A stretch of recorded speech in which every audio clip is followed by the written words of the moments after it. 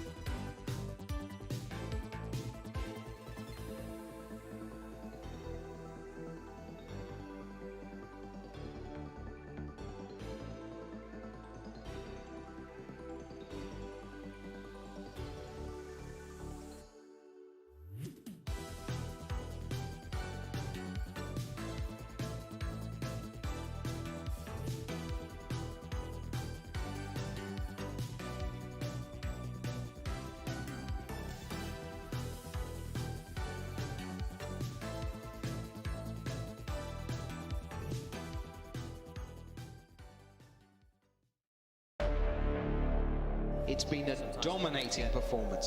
He's had to go through a murderous row. An incredible run for him. There's no room to give. You have to keep winning or else you're just done. Look at that. He made it look so easy. This is unlike anything we've ever seen. If you keep working away, you can edge your way to the next rung of the ladder. That's the real prize, making it to Worlds. He has played more matches than anybody else in the field. All of a sudden, I was in the final of the Pro Tour. Finding the card that he needed to get himself into Worlds. An incredible performance across the entire week. Up on top of the library in spectacular fashion. That's the way we like to see it happen.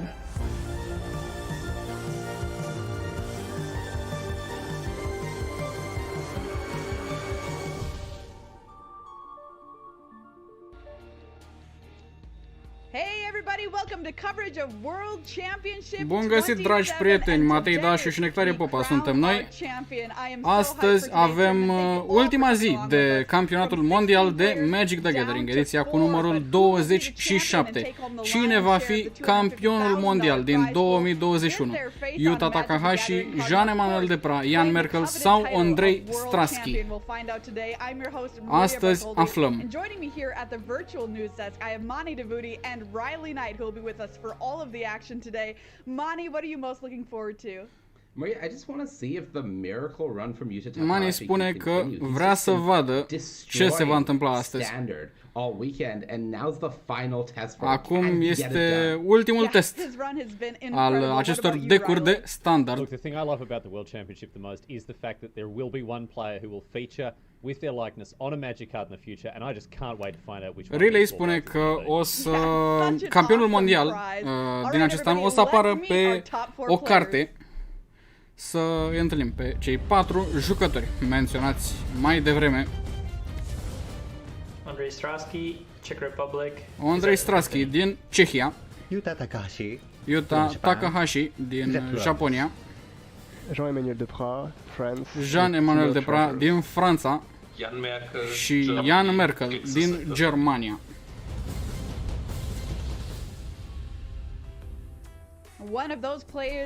Acesta este tabloul competițional. Ondrej Straski va intra în duel cu Jan Merkel, după care urmează Jean-Emmanuel Depra și Yuta Takahashi. Toate meciurile le vom vedea.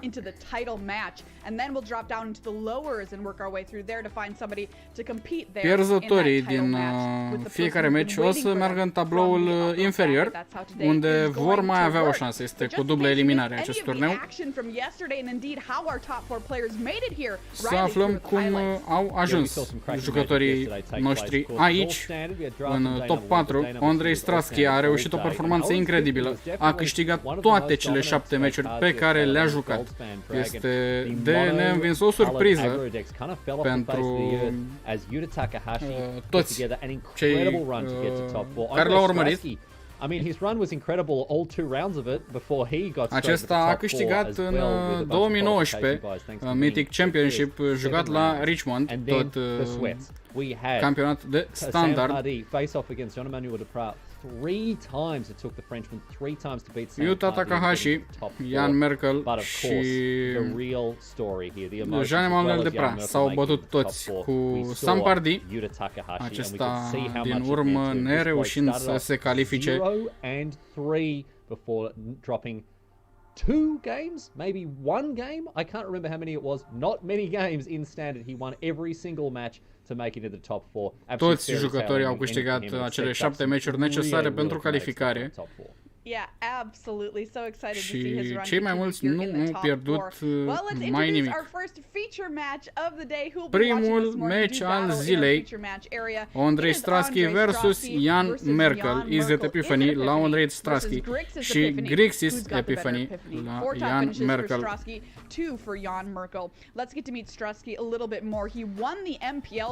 Ondrej Straski a câștigat sezonul MPL. Are o rată de câștig de 63,6 și este de neînvins în acest moment, în acest turneu.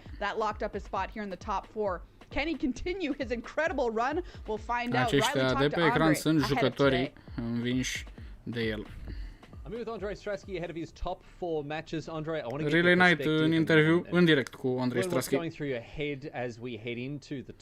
Ce îți trece prin cap acum cum intrăm în turneul final?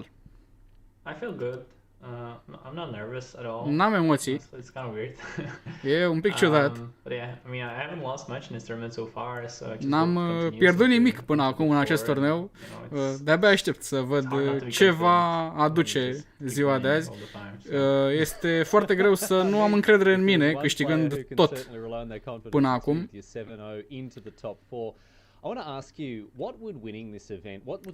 Ce ar însemna pentru tine să câștigi acest eveniment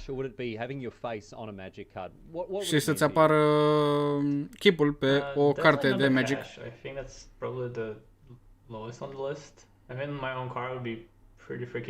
Ar fi super tare să primesc o carte a mea.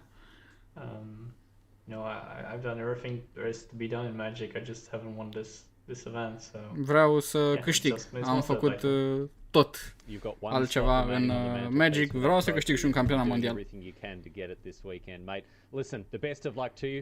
Mult succes!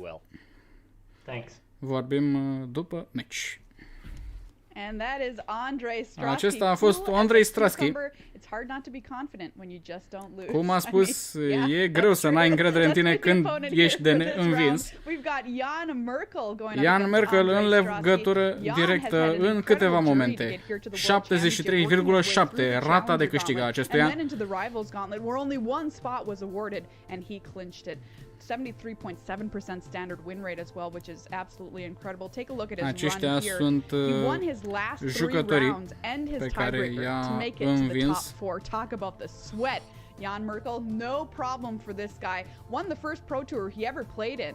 Wow, and that was 15 years ago. So he's having an impressive second act here. Let's hear from Jan Merkel ahead of today. Să-l auzim. Ce are de spus acesta? Jan, felicitări pentru calificare. Care sunt așteptările tale astăzi? Ai încredere în tine sau ai un pic de emoții? Thanks a lot. You know, not the most confident. I feel like nu am cea mai multă încredere. Am câteva dubii. Slightly positive against Jean Emmanuel, so not the best situation, but to be honest, just sunt în cea mai fericită situație, dar sunt foarte fericit că mă aflu în finală, în top 4. Joci de foarte mult timp Magic. Ce înseamnă pentru tine să fii acum în top 4 la Campionatul Mondial din 2021? Și aproape de câștig.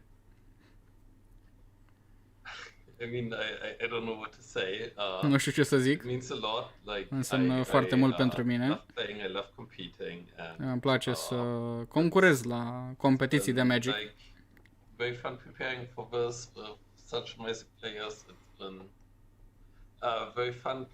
Este foarte distractiv să mă joc Magic. E pasiunea mea. Sper să primești și mai mult decât distracție astăzi. Mult succes! Somebody's got to call Jan on that phone if he wins so we can watch him answer it in his winner interview. That's Jan Merkel. Jan Merkel a fost acesta. Let's talk about this matchup. We've got two different epiphany lists. How do these lists that are kind of similar do their thing in such different ways? Yeah, Maria, Grixis Epiphany, Is It Epiphany, these were the Grixis top of our Epiphany metagame. și Is It Epiphany sunt cele două deckuri. Is It Epiphany list that the Czech team brought. Now this is very much a control deck. There's 0 creatures here. Este un deck de control. Ce ne poți spune, Matei, despre acesta? Acestea sunt niște deckuri de control și nu conțin creaturi. Se bazează pe Alrun's Epiphany, de unde le vine și numele pentru a avea mai multe ture fără a lăsa oponentul să răspundă. big ones that this team innovated with was the 4 copies of Unexpected Windfall. Not only does it help you find Ian Merkel în istoria sa de jucător are doar o victorie în 2006 la circuitul pro. Este chiar și primul său turneu din carieră. Avem acum pe ecran Grixis Epiphany. Aici putem observa cartea Lear, Disciple of the Drowned, care îi dă acces jucătorului instantelor și sorselor din graveyard. Practic îți mărește mâna foarte mult, o carte extrem de puternică într-un deck de asemenea. This is doing a bit of the same role as Unexpected Windfall in this deck, which is boosting you in mana, putting you ahead, and giving you some card selection. Now, the Black Splash does offer this team a bit more removal, and most importantly, faptul că a pus negru acest deck îi aduce mai multă posibilitate de a omorî alte creaturi și de control mai mare asupra jocului. Copies of Go Blank in the sideboard that they will really want to draw every game if possible. Well, we've done something really interesting here. We've asked both of the players what they think about this specific matchup. I-am întrebat pe ambii jucători ce părere au de acest match. Să-i auzim. Game 1 against Grixis is basically unlosable. Post board, it changes up a little bit. You both bring in some creatures, and you got on the removal that's useless. So it's going to be more interesting to play, and there's definitely. O să fie interesant. Cărțile sunt alese bine una împotriva celelalte. Copy spell list, I do not think I have a chance in game 1. Nu cred că am șanse prea mari. Spune Ian Merkel. Have to win the second and third game. Mă bazez pe meciurile 2 și 3 din serie. Oh, Merkel not feeling too confident in this matchup, but it is time for our predictions. That's what the players think. More importantly, what do we think? All right, Riley, who's going to win? Nu are prea multă încredere. Să vedem și un pronostic. Andrei Strasky pare mult mai încrezător în aptitudinile sale și în deck-ul ales de el. Ce părere ai, Matei? Aceste deck-uri sunt destul de asemănătoare, dar aparent cel roșu-albastru pare să fie mult mai eficient împotriva unui deck aproape identic. Cel negru mai degrabă fiind bun împotriva altor tipuri de deck-uri datorită removal-ului în plus. Andrei Strasky este câștigătorul în pronosticul oferit de comentatorii de limbă engleză. Să aflăm cine va fi câștigătorul primului match de astăzi.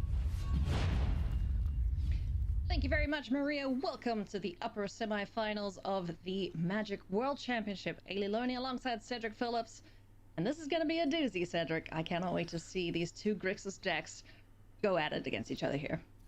Extra turns aplenty, ideally, but this is one I'm very, very, în mod ideal, jucătorii se vor baza pe formatul cu dublă eliminare.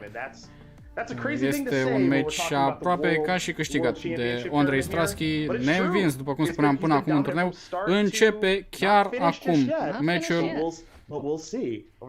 Ian Merkel decide cine joacă primul. Ian Merkel începe cu un land din D&D care poate deveni o creatură. Este una din puținele creaturi pe care le poate folosi ca să omoare pe Andrei Strasky cu acest tip de deck. And we got some shenanigans going, but Demon Bolt not exactly what you want to be rocking in this Andrei Strasky dă fortelul lui Demon pentru a putea da mai târziu pentru un cost redus. Iar Merkel dă Celestus pentru a putea avea mai multă mana și totuși niște viață și niște cărți în plus. Heavy amount of removal that the Grixis build does have, and you see that being very much shown here with Power Word Kill, Burn Down the House, Prismari Command, yes, it's got some flexibility and some modality, absolutely, and then Smoldering Egg, not spuneam că Andrei Strasky are mai multe realizări în cariera sa. Acesta a câștigat și Grand Prix-ul din 2018, cel jucat la Stockholm, l-a câștigat și, cum spuneam și mai devreme, a câștigat și Mythic Championship în 2019. If Jan Merkel is able to pick up the win in game number one. That's going to be și primele creaturi ale meciului apar, sunt 3 Devil. So how about a couple hasty devils, get some damage in that way? Maybe Andrei's Dacă Andrei nu poate face nimic, acest damage se poate aduna și îl poate face să piardă partida. Yeah, and we've also seen over the course of the weekend just how much work little 1/1 tokens can get done, whether it be Alrund's Epiphanies, birds, or whether it's these devils, just chipping away at that life total, getting them down within striking distance for those multiple turns, and picking up the victory with a whole of the Storm Giants, that sort of thing. Într-un match-up de acest tip. Looks like we're going to play a main phase Memory Deluge around any thought of a counterspell or just anything in general. He's just working with perfect information here, so Unexpected Windfall and Field of Ruin are going to go for Field of Ruin's going to be a clean answer to the creature land and Hall of Storm Giants. Unexpected Windfall maybe a little bit later over the course of the game. So Strosky not underneath that much pressure, just feeling like, okay, I'll just do this right now and'll be fine. Dar nu e o problemă neapărat, e încă destul de liniștit. Iar Merkel joacă Smoldering Egg, o creatură, un 0-4, dar care transformă într-un 4-4 dragon, care poate deveni foarte periculos în late game dacă nu îi se întâmplă nimic. Dar Andrei pare să aibă destul de mult removal la îndemână, deci nu pare foarte speriat de aceste cărți. Strosky already has the copies of Galvanic Iteration, just missing the namesake card of the deck right now in Alrund's Epiphany. Ian atacă iarăși, mai dă încă 3 damage lui Andrei. So let's see what he can find. And again, not underneath that much pressure with just those 3 devils now. Epiphany can transform Smoldering Egg, and then some things do change, that's for sure. Yeah, it does have that Demon Bolt tucked away just to deal with that little critter. I say little, but that Ashmouth Dragon has put in a lot of work and a ton of damage this weekend for Andrei this deck. se gândește că are cel mai bun lucru de făcut. Din păcate nu are creaturi și nu este sigur dacă merită să omoare ceva.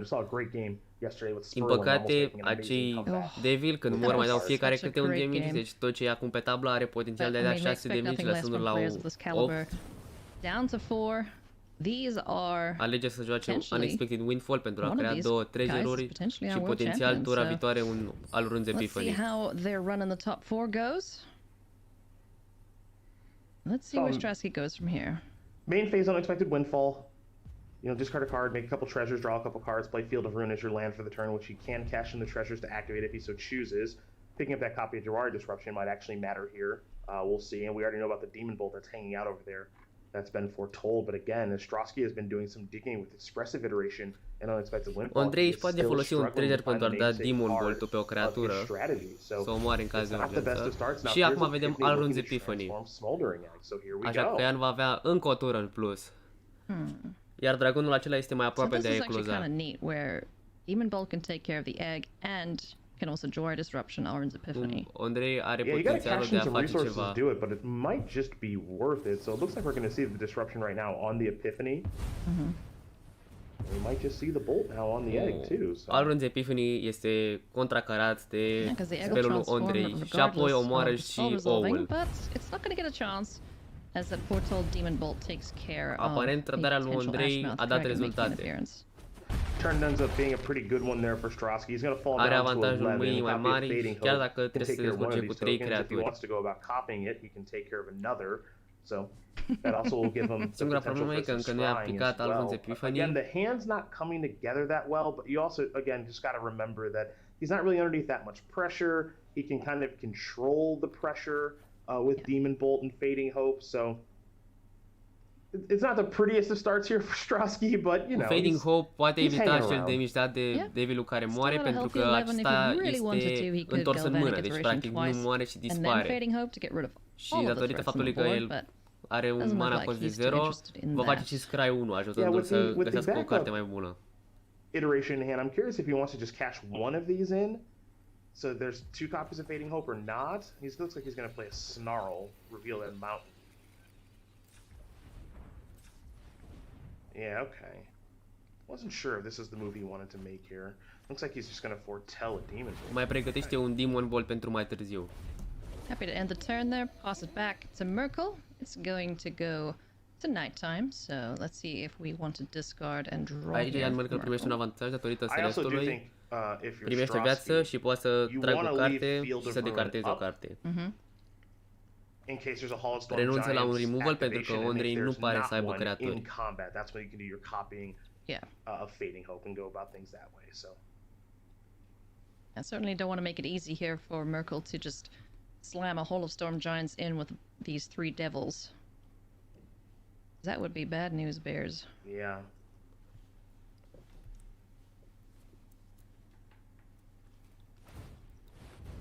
Oh, we're gonna go for it. Transformă landul într-un gigant 7-7 cu Ward 3.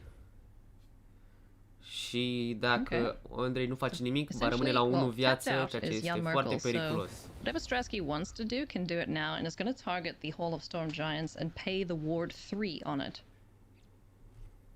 Perhaps. Let's see, is he gonna? Andrei întoarce landul în mână pentru că are destul mana să plătească costul de Ward. Ceea ce îl va face să se ducă și un pic înapoi cu mana pe Ian. Primește burn down, poate să păstreze sus burn down the house, care poate distruge toate creaturile lui Ian. Sau poate să facă el însuși 3 devil, echilibrând puțin situația. O păstrează deasupra librăriei. One of the options this turn potentially is iteration. Burn down the house, make 6 devils. That's maybe a thing that he wants to do. Cu Galvanic Iteration poate copia Burn Down the House și altfel făcând 6 devil. That's what makes these Epiphany decks so difficult to play, of course, is that you just have a ton of options because a lot of your cards have a lot of flexibility. How and when do you want to use Galvanic Iteration? Foretelling Alrund's Epiphany as opposed to just casting it. How to work this Memory Deluge, especially the flashback into the equation. A lot of options in this deck. Are multe opțiuni în deckul acesta. Here for Strasky. So I don't think we're going to see a Memory Deluge. Demon Bolt isn't really effective against the incoming attackers. Și a jucat iarăși Memory Deluge și se va uita la primele 7 cărți, va păstra 2.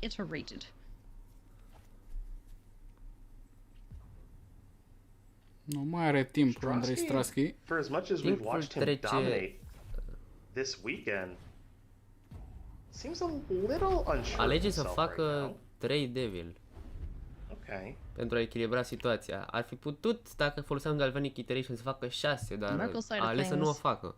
He's got Prismari Command, Galvanic Iteration, and Expressive Iteration alongside Lear, Disciple of the Drowned. So plenty of things for him to do here. Ian pare să fie egalat avantajul mâinii și acum nu mai are cărți în minus. Didn't think Merkel would win.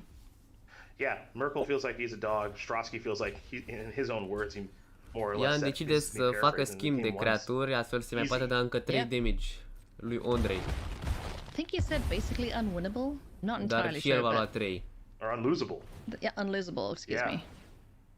That was the gist of it. Unfortunately, the draws haven't lined up for him here, as Merkel is just laying the beat down Andrei with nu a these avut noroc devils. la cărți și pare să se apropie din ce în ce mai mult de pierderea meciului. Strasky down to 5. Don't really have to worry about direct damage or anything. I guess Prismari Command. Și decide să nu facă nimic cu mana deschisă pentru speluri. Is there enough to Galvanic Iteration, A ajuns la 5 viață jucătorul ceh. For the Hall of Storm Giants, but then you have to pay Ward twice. So you need 6 just for that. It's not enough. Orice carte jucată a lui Ondrei poate fi ultima în această partidă. Yeah. Whichever one gets activated, that can be dealt with. Nu are niciun counter spell în mână și Ian Merkel are un Prismari Command și un Galvanic Iteration care îi pot da 4 damage. Totodată poate transforma și landul într-o creatură și da 7 damage. Deci trebuie să fie pregătit pentru asta. Iteration. Command. Flashback Iteration. Strasky acum într-o situație Prismari Command. Precară. Yeah, because that would be e o situație în care nu vrea să fie nimeni. It's 3 copies. Yeah. Cum and it's, you know, 2 damage și comentatorii englezi. Nu e de necâștigat pentru Strasky, dar no, absolutely. e mai mult de nepierdut pentru Jan this might Merkel, be what Jan was trying to set up, which is a lot of the time in this actuală. matchup, and for good reason, you're like, well, I mean, I'm not going to get burned out. You know, that's not a Acum, thing. Ondrej se gândea că să îi dea înapoi. Yeah, there is a Prismari command Alege here. să nu facă nimic. Okay, so you iteration again. Face un alt galvanic iteration, deci acum următorul spell va fi copiat de 2 ori. Okay, he's going for it. I like it. 6 damage coming in hot. Strasky is gonna have to Și poate să dea 6 damage cu Prismari command, pentru că îl copiază de 2 ori. And now what this also might set up too is this might set up Jan's ability to peel out here, and also there is a Leer in hand. Okay, so this is actually really creative, right? Because 1, 2, 3, 4, 5. So we do this for 6, right? This forces Strasky to have some number of answers, and then Jan also has the ability to just on his turn as he untaps, because this is taking place on Andrei's end step. Acum Andrei are posibilitatea de a anula această posibilitate cu Galvanic Iteration și Divide by Zero. Burn damage? That's quite. Dar doar amână inevitabilul. And even if Strasky is able to leave up the Field of Ruin, what you've just described, Cedric, would be lethal without needing to activate Hall of the Storm Giants. Yeah, okay, so there's the Galvanic. Goodness me. Now does he... Oh, if he does it 3 times, he will be dead. Yeah. To a hole. Okay, so you let this one resolve. Here's a copy. Prima a lăsat-o să se rezolve. Și ia 2 damage și Jan face un treasure. Okay, so divide by 0. This and this. Și oh, dă înapoi o copie și un Celestus. Interesantă decizie. So Strasky's at 1. Okay. Și datorită abilității de Learn își pune 2 alte cărți în mână. A rămas la 1 viață. And is this... Oh, that was a good draw. I wasn't going to bring up that if he drew Epiphany, he might be able to just go about doing things that way. Yeah. You know, just like another turn, the birds matter when the opponent's at 1, and now, oh my, is this just... Well, this is Leer... Jan Merkel, stresat mai devreme, acum în poziția de conducător a jocului. Andrei devine stresat. Nu prea se mai vede încrederea de mai devreme. Leer's text. Leer's text spell can't be countered. Apare și Leer, care dă acces la toate spellurile din graveyard. The graveyard, grab that Prismari command and get the victory in unexpected fashion, that's for sure. A little burnout? Și dacă mai dăm o dată Prismari command, va câștiga. Oh my goodness. I guess you gotta think about divide by 0. Yeah, because that's the only thing that can interact. Yeah, because it's not your traditional counterspell, it's bouncing the card back. But do you just if you're Jan, do you just say to yourself, look, the matchup's so bad, game 1, I'm just gonna let it rip and see how it goes. Oh, he's gonna pass the turn back. What if he draws Divide by 0? He could also, there's also the ability to say, I'm going to pick my spot, and when I'm going to try to do this. And so he's going to do it on Strasky's upkeep before he draws. Alege la 2 damage să facă un treasure. And there's nothing Strasky can do. Andrei nu pare să poată face nimic. My goodness me. Wow, this is a creative way to win a game in this matchup. Wow, that was so cool. Strasky's looking over game 1. Andrei câștigează meciul. Wow. Look at that, raise the Surprinzător, eyebrows. Jan Merkel câștigă meciul și îl învinge pentru prima oară pe Andrei Strasky, campionul neînvins al acestui campionat. Așa este. Jocul de încredere, uite că a ieșit complet pe dos după primul meci. Andrei Strasky foarte încrezător în performanța lui de 7 victorii fără o înfrângere. Uite că aceasta este prima aici la începutul etapei finale la Campionatul Mondial de Magic, ediția 27-a.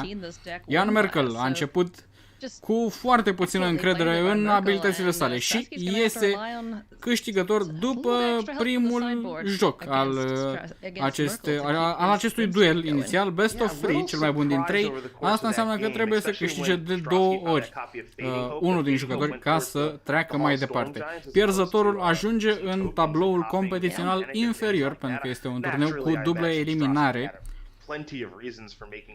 Acum, ambii jucători au la dispoziție 2 minute pentru a-și modifica deck-ul folosind cărțile din sideboard pentru a încerca să se adapteze la deck-ul celuilalt. Andrei pare să fie hotărât destul de repede ce vrea să facă, pe lângă Ian, care gândește destul de mult ce merită schimbat și ce nu.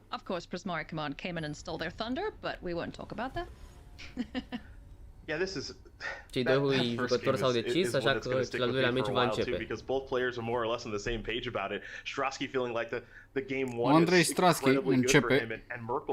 Ian Merkel a început jocul anterior. After sideboard, I love the cards that Merkel gets access to with Duress, with Go Blank, with Malignant Hermit. Like, he gets some real juice after sideboard. Oh no. Ian Merkel, tura 1 Duress, care îi dă potențialul să îl facă pe Andrei să decarteze o carte. Și, din păcate, asta îi poate perturba turele viitoare. Go Blank îl face să decarteze 2 cărți și îl poate face să rămână în urmă destul de mult. Acum Ian Merkel i-a văzut cărțile lui Andrei Strasky. Asta poate fi un dezavantaj pentru ceh.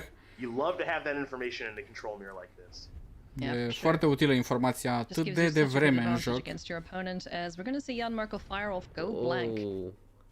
Counterspell de cartării îl face să rămână în joc pe Andrei, deși Ian Merkel are un Alrund's Epiphany pregătit și încă unul în mână.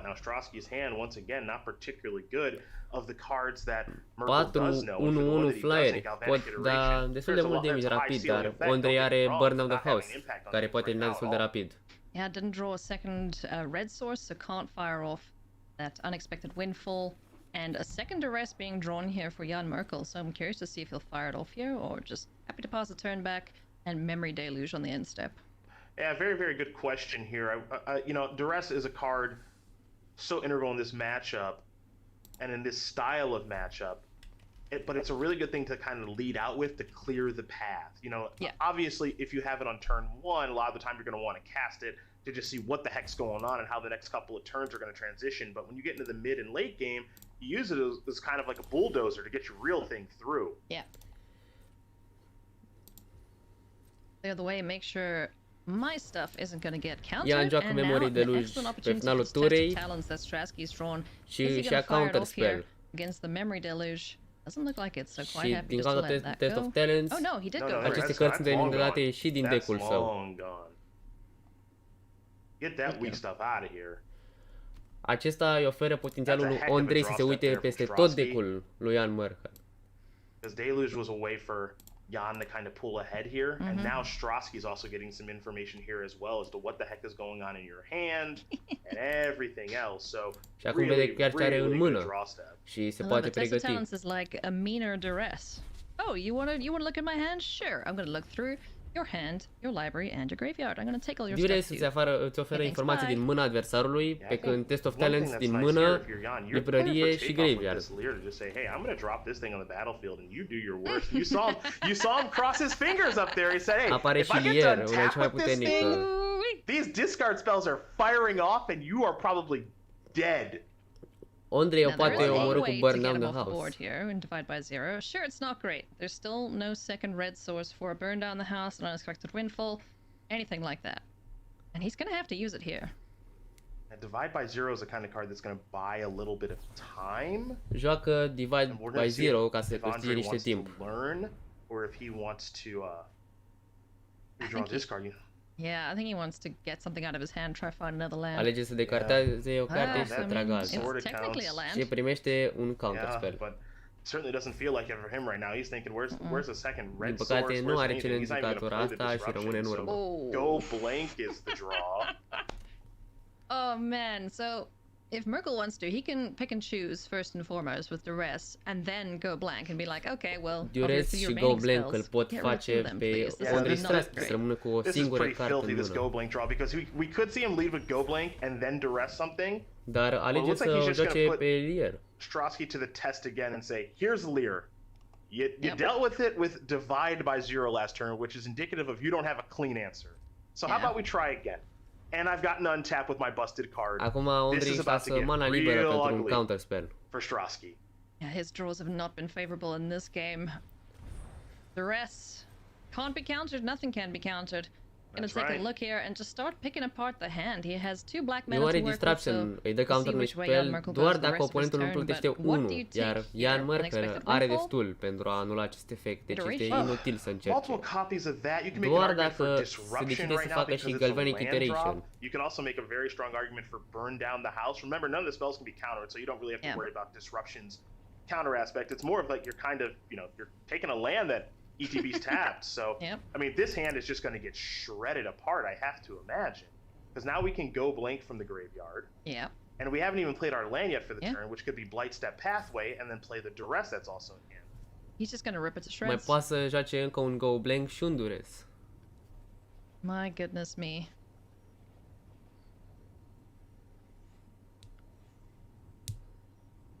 Blightstep Pathway, the land. That can be played here still for Merkel, so duress Încă un 2. duress din partea lui Merkel. Take some more goodies out of hand. Îl face să renunțe la Galvanic Iteration. Now we're gonna go blank. Și acum go blank. So rough. Și nu poate să-i dea counter. Îl va lăsa cu o singură carte în mână. I mean, yeah, Kostrowski, you gotta hang on to that windfall. Și flashback-ul de la Galvanic Iteration. You find doar another land că to cast, acum i-a even exilat then it's graveyard-ul, impossible 'cause you have deci to o pierde discard și acela. as a cost. Yep. Yeah, so he's just stuck with that card. They're smashing, so there's the next red source. That's just going to ETB tap past the turn back. Strosky's probably going to lose this windfall to the duress, or we could just start going the bird route now. And now it's just it's just going to be a runaway. Yeah. Oh. Yeah, you untap with Lear, you are in the driver's seat very firmly. Strasky knows it, Merkel knows it. Now it is just time to get smacking with these creatures. It's one of the scariest aspects of this Grixis deck. As powerful as this deck is with the Celestis and all the Epiphany shenanigans that you can do, one of the difference makers and one of the reasons these 4 players are playing this deck is they really liked Lear.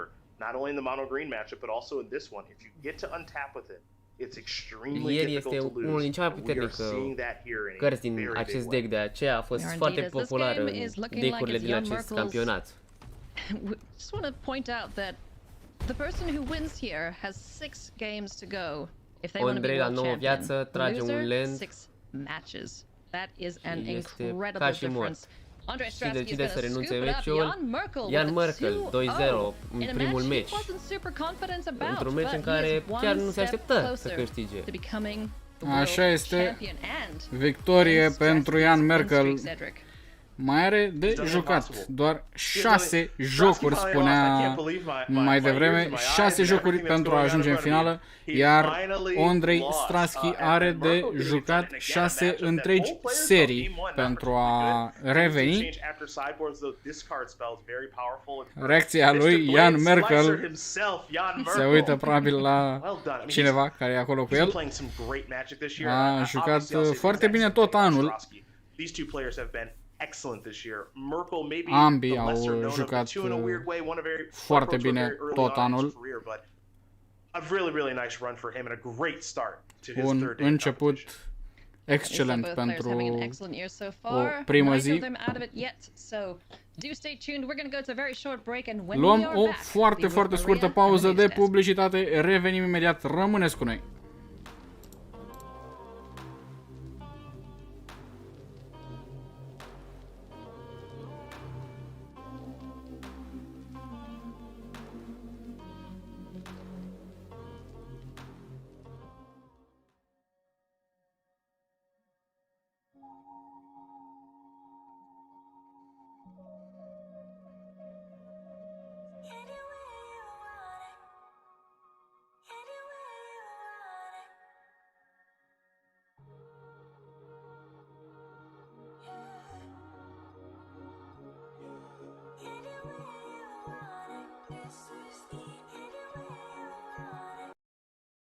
Îl aștepți an de an.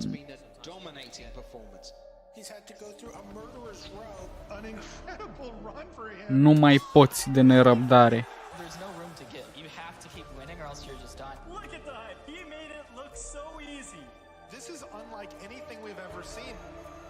Keep working away, you can edge your way to the next rung of the ladder. That's the real prize, making it to Worlds.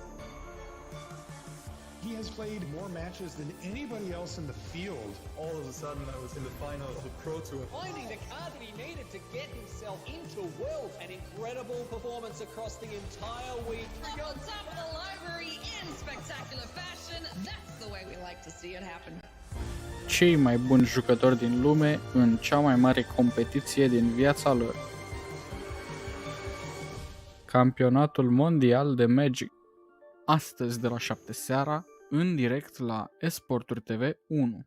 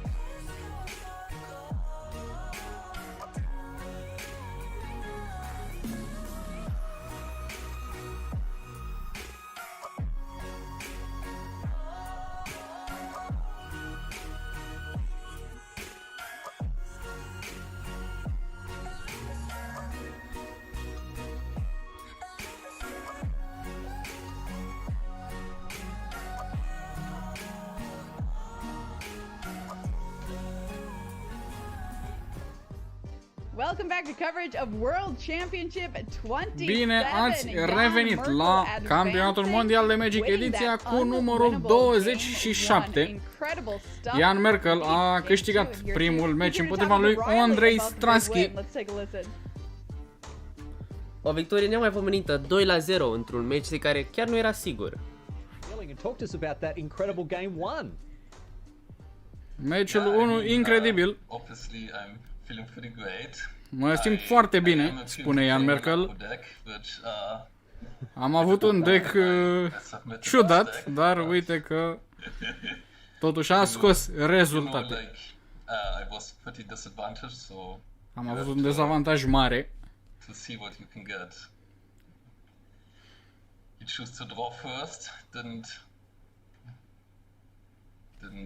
Didn't pan out in that instance. No, it certainly didn't work out too well there for poor old Andre, but I tell you what, you got to risk Andrei, săracul, nu a avut și el la fel de mult noroc ca tine. Considering you thought you had a bad matchup against Andre, particularly in game 1 here. Ce părere ai de faptul că ai început foarte trist așa acest match și uite că acum ai câștigat primul meci? Cum te simți pentru următoarele meciuri? O să-i urmăresc pe ceilalți doi, cum vor juca. Vorba de Jean, Emanuel Depra și Yuta Takahashi.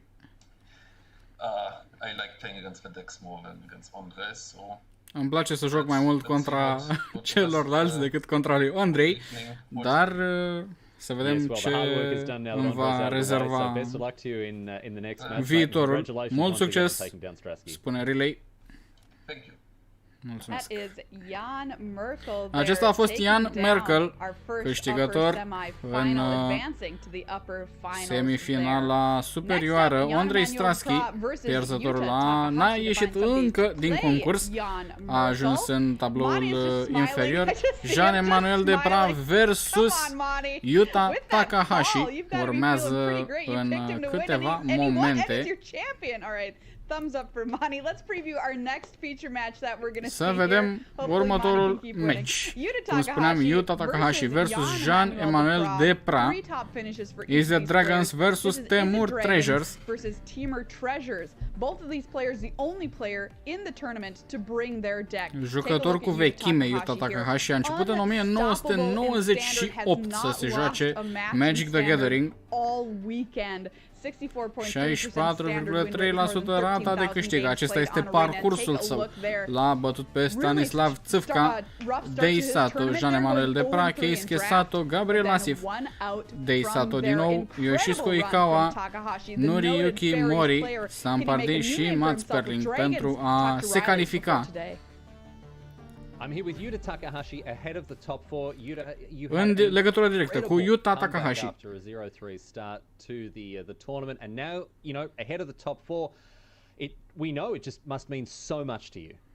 Ai început cu 3 înfrângeri după care ai câștigat la rând ca să te califici. Then I choose Red Dragons, and smaller darling egg is huge 2 drops. Smoldering e o carte foarte bună în Is the Dragon, spune Yuta Takahashi. Tell us about how you feel about this top 4 and the 3 Spune-ne despre ce părere ai despre cei 3 oponenți pe care i-ai. I'm feeling my bad matchup is against Ondrej Strasky. Sper să nu ajung contra lui Ondrej Strasky. Maybe his deck is better than me. Probabil crede că e mai bun decât mine. Another deck I have a chance for. Totuși o să am o șansă dacă ajung contra lui. Then half and half. I have a chance. Aici că e cam 50-50. Well, 50-50 is not bad in the top 50-50 într-adevăr nu este rău. Listen, mate, congratulations on making it so far and the very best of luck to you in the matches. Mult succes. Thank you. Acesta a fost Yuta Takahashi. Tocmai a primit Black Lotus-ul, cea mai scumpă carte din istoria Magic the Gathering. Jean-Emmanuel Depra, 66,8% rata de câștig. Un jucător incredibil.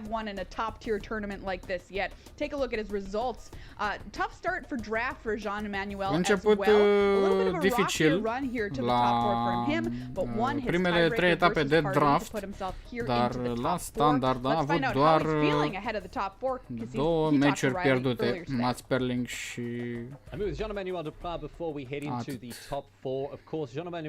Jean-Emmanuel Depra în legătură directă. Ai fost singurul jucător care a adus un deck cu treasure. Ce părere ai? I think I'm the underdog in this top 4, unfortunately. Sunt mezinul între acești 4 jucători. Am o șansă, dar nu prea. But yeah, especially being on the draw, I don't think I'm a favorite to win. Nu sunt garantat în jucătorii favoriți pentru acest turneu. Joci de destul de mult timp. Ar fi o realizare impresionantă să câștige acum campionatul mondial.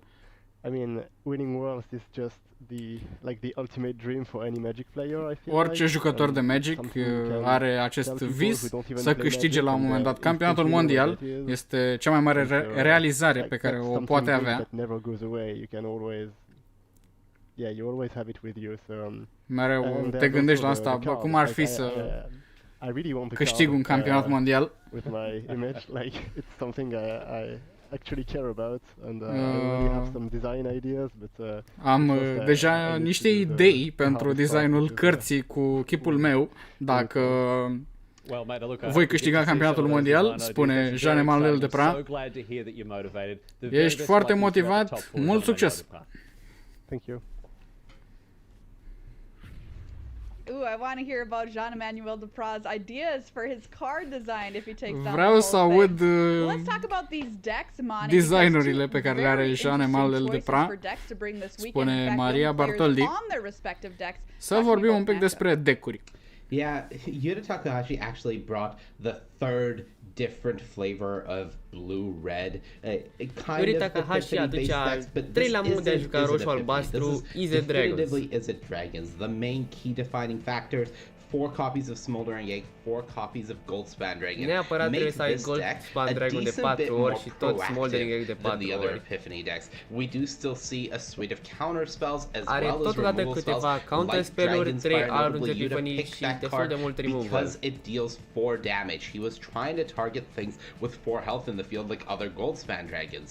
Now, we do still see copies of Hours Epiphany in the deck, but this deck is very much proactive and allows Yuta to be a bit more aggressive, which was the strategy we just saw Jan Merkel have success with against Andre Strasky. On the other side, John Emmanuel Depra, he's the only player to bring Teamer treasures to Pe this de altă field. Now, this parte, is very Jean Emmanuel Depra, reminiscent singurul of the jucător old care a rule adus aggro Temur decks from the treasures. last format. Yes, the adventures are gone, but Jespera Sentinel and Magda are still here to give you those explosive starts, and you have 4 copies of Asika's Chariot, 4 Goldspan Dragons, Are and 4 3 Goldspan Moonveil Dragon, Regents 4 as sort of the Asika's payoff Chariot to și that 4 Magna explosion, Brazen allowing Outlaw, you to really ramp out these care potent, te ajută să faci cheaper, foarte multe aggressively treasure-uri. costed threats to put pressure on your opponent. Now, this deck actually does a good job of keeping up some card advantage as well, even though it's an aggressive deck, thanks to Ranger class and Moonveil Regents sort of combining together to give you this draw engine. So I like Jean Emmanuel's deck, but he said it himself. There's all Epiphany decks in the top 8 and top 4, and he just mostly faced creature decks getting here. This is a bit of a challenge. All right, well, let's find out from the players themselves what they think about this specific matchup. We asked them yesterday. I-am întrebat ieri pe jucători ce părere au despre acest duel. 50-50 spune Takahashi. I don't have chance, but if he not, I have bunch of removal spells. And it depends on Takahashi are multe removal spell-uri, iar Jean Emmanuel Depra a jucat în general împotriva deck-urilor de creaturi. I think Utah's Is It Dragon's deck is my worst matchup of the 3. Spune că acesta este cea mai grea partidă, deși este singurul pe care l-a bătut. The dragons are pretty hard to deal with. Dragon's Fire, I think it's my most important card to be able to deal with a Smoldering Egg. All right, that's what the players think, but what do we think? It's time for some predictions. Pronostic este vremea acestuia. Well, I'm flying in the face of it here. I think even though Jean Emmanuel Depra says this is worst matchup, I think he's got the tools that's needed to win. Jean Emmanuel Depra are tot ce are nevoie să câștige. With the Dragon's Fires coming at the right time, I think he can take it out. So I'm back in the Frenchman here, Jean Emmanuel Depra.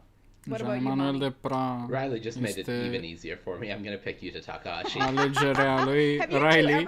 Yuta Takahashi de la Mani. Matei, tu cine crezi că va câștiga? Este destul de interesant, 50-50, dar tind să înclin pentru Yuta Takahashi. Și Maria Bartoldi este de aceeași părere. Yuta Takahashi va câștiga. O să aflăm ce se întâmplă după o foarte scurtă pauză de publicitate. Revenim imediat cu următorul meci.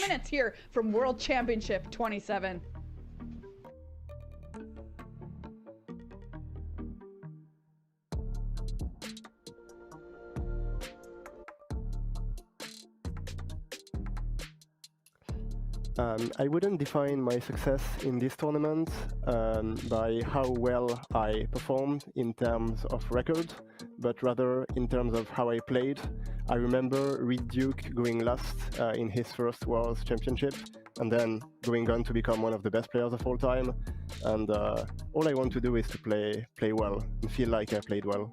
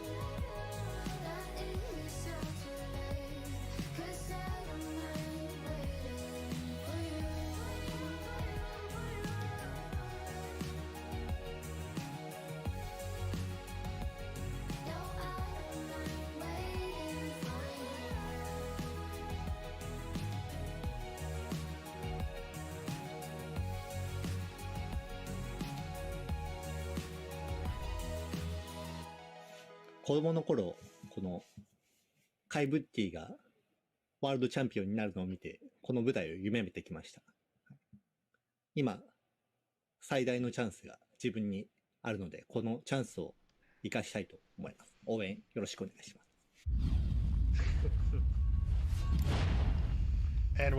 Ne-am întors aici la ESPORTURI TV. 1 urmează meciul dintre Jean-Emmanuel Depra și Yuta Takahashi, Franța versus Japonia.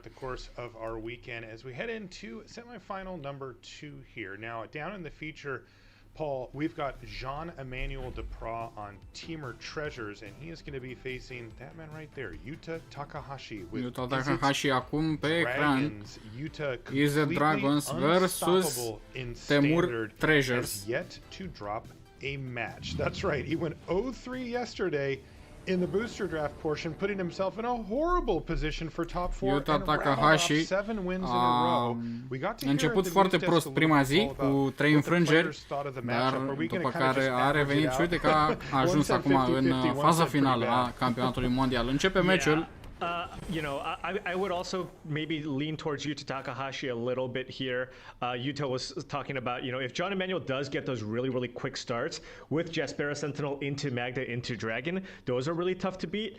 But outside of that, he feels pretty decent in the matchup. But now look at John Emmanuel's hand. He's got that start. Mod de a juca, este Sentinel, apoi Magda și apoi Goldspan Dragon. În rest, este destul de încrezător. John Emmanuel has, he can't beat it. And he's going to say, Magda, okay, well, I'm going to nab something here, though. Jwari Disruption is going to hit this Magda. That's huge there for Yuta.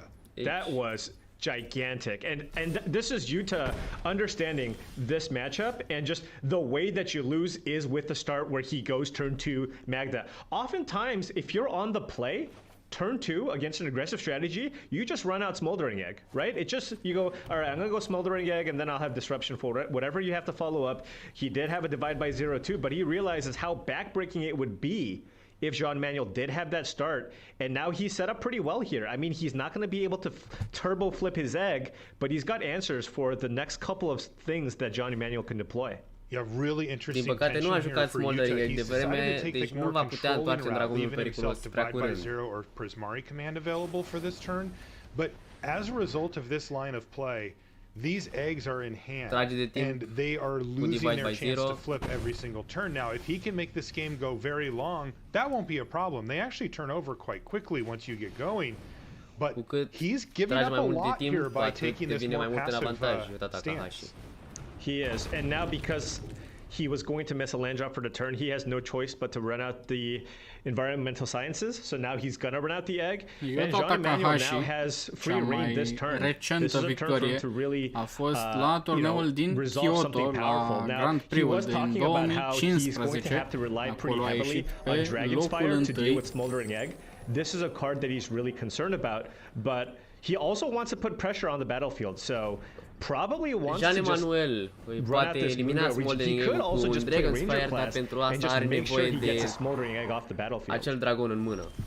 Pentru că altfel dă doar 3 damage și cu Goldspan Dragon dă 5 sau 4. Goldspan Dragon into hand here for Takahashi. He is a mana short, however.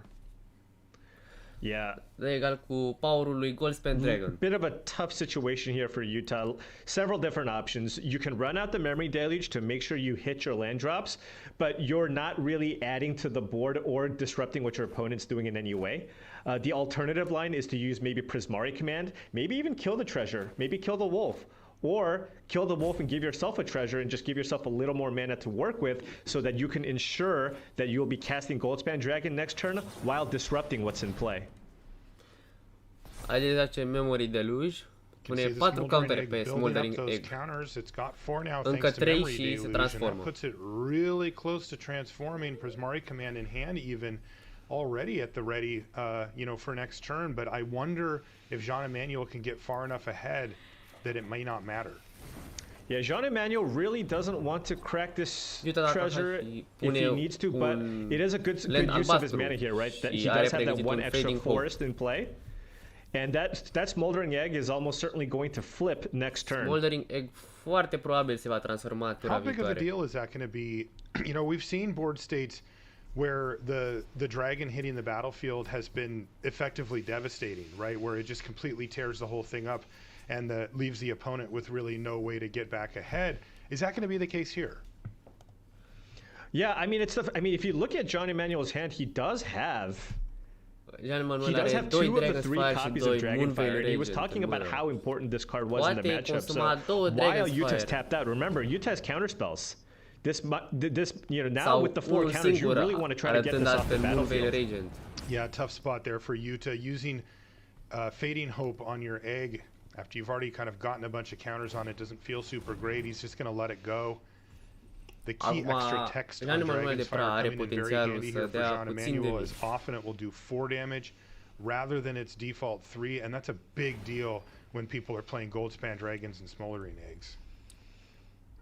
And Jean Emmanuel taking the opportunity to get in for 5. He could have potentially played out the Moonveil Regent, but that would have basically made him use that treasure and do less damage this turn. Right. Nice little attack here. Yuta was sitting pretty at 20. Now he's down to 15. He still has Fading Hope. And he's going to draw a land for the turn, and it looks like that's what he wanted to see. Oh yeah, he was excited about that draw. And now, I mean, keep in mind, he's got 1 copy of Fading Hope in his deck. And he has it. So now he can actually protect his Goldspan Dragon if he wants to the Dragon's Fire that John Emanuel Depra has in hand. And if he wants to use Campionatul Mondial de Magic n-a mai fost câștigat de un japonez din 2012, atunci Yuya Watanabe câștiga în Seattle Campionatul Mondial, iar cât despre francez din 2010 n-a mai fost câștigat un campionat mondial de un jucător francez, Guillaume Matignon. A câștigat atunci la campionatul mondial ținut în Japonia, la Chiba. There's no Goldspans in sight right now for Jean Emmanuel. He does have a pair of Moonveil Regent, but let's not kid ourselves. Goldspan Dragon is significantly better than that, and yeah, Yuta may look to ride this dragon to victory. Yeah, and Yuta just deciding whether or not he wants to crack that treasure. For the Smoldering Egg. He'll still have Fading Hope up, so he's reasonably safe here, and it's also just a decent blocker with this board, right? There's a pair of 2/2s in play with the Ranger class that's been upgraded, so that 0/4 body just does a really good job of just kind of getting in the way of kind of the offense that Jean Emmanuel has here. Jean Emmanuel nods in approval as he sees the Smoldering Egg hit the battlefield as well. It's interesting because even as a one-of with the Fading Hope, Jean Emmanuel's really forced to face down the possibility that it's there, as it's just the 1 blue mana left over. It's kind of the only card. Yeah. John right now has access to 6 mana, so he can play Moonveil Regent, and he can cast Dragon's Fire for 4 damage. So he can get either the Goldspan Dragon or Smoldering Egg off the battlefield, but he doesn't have an answer for both. And when Yuta untaps, he's going to have a ton of mana available to him. It's not going to be very difficult for him to flip that Smoldering Egg into an Ashmouth Dragon, which will also be really, really problematic on this board just full of 2 toughness creatures. Yuta, it's kind of his game at this point. Let's see if Jean Emmanuel can come up with a line of play that can get him further ahead. But as you said, even the Smoldering Egg soaking up damage here is doing work. This is all before it transforms. Acum joacă Moonveil Regent și primește un treasure de la Prosperous Innkeeper. Jean Emmanuel back up to 18. Players' life totals have remained relatively high thus far, but we're starting to get critical mass on both sides of the battlefield where one player is going to take over pretty soon, and those life totals are going to start plummeting. Yeah, and Jean Emmanuel here just, I mean, this is big, right? This Dragon's Fire, he has to choose the right target for the Dragon's Fire and also the right timing. When does he want to use this? Does he want to use it now? Or does he want to use it on Yuta Takahashi's turn to maybe tax his mana just a little bit more? Because keep in mind, if he uses Dragon's Fire to try and target and kill Goldspan Dragon, that would give Yuta Takahashi 3 mana, right? With the treasure and the island that's up. With that 3 mana, all the counter spells that he has is live. So he would be able to counter that Dragon's Fire if John Emanuel chose to cast it on his turn. Yuta's going to draw his card for the turn. It's a mountain. So far, Jean Emmanuel has declined to use his Dragon's Fire. He does have it at the ready. But here we go. Prismari command going on the stack now. That looks to take down the Esper's Sentinel. And by the way, that'll force the issue here. Jean Emmanuel will have to decide right now if he's going to fire off this Dragon's Fire or if he's going to leave it in his hand. And he doesn't have a choice anymore. Și acum poate să joace Dragon's Fire și să omoare fie Goldspan Dragon-ul, fie Smoldering Egg-ul.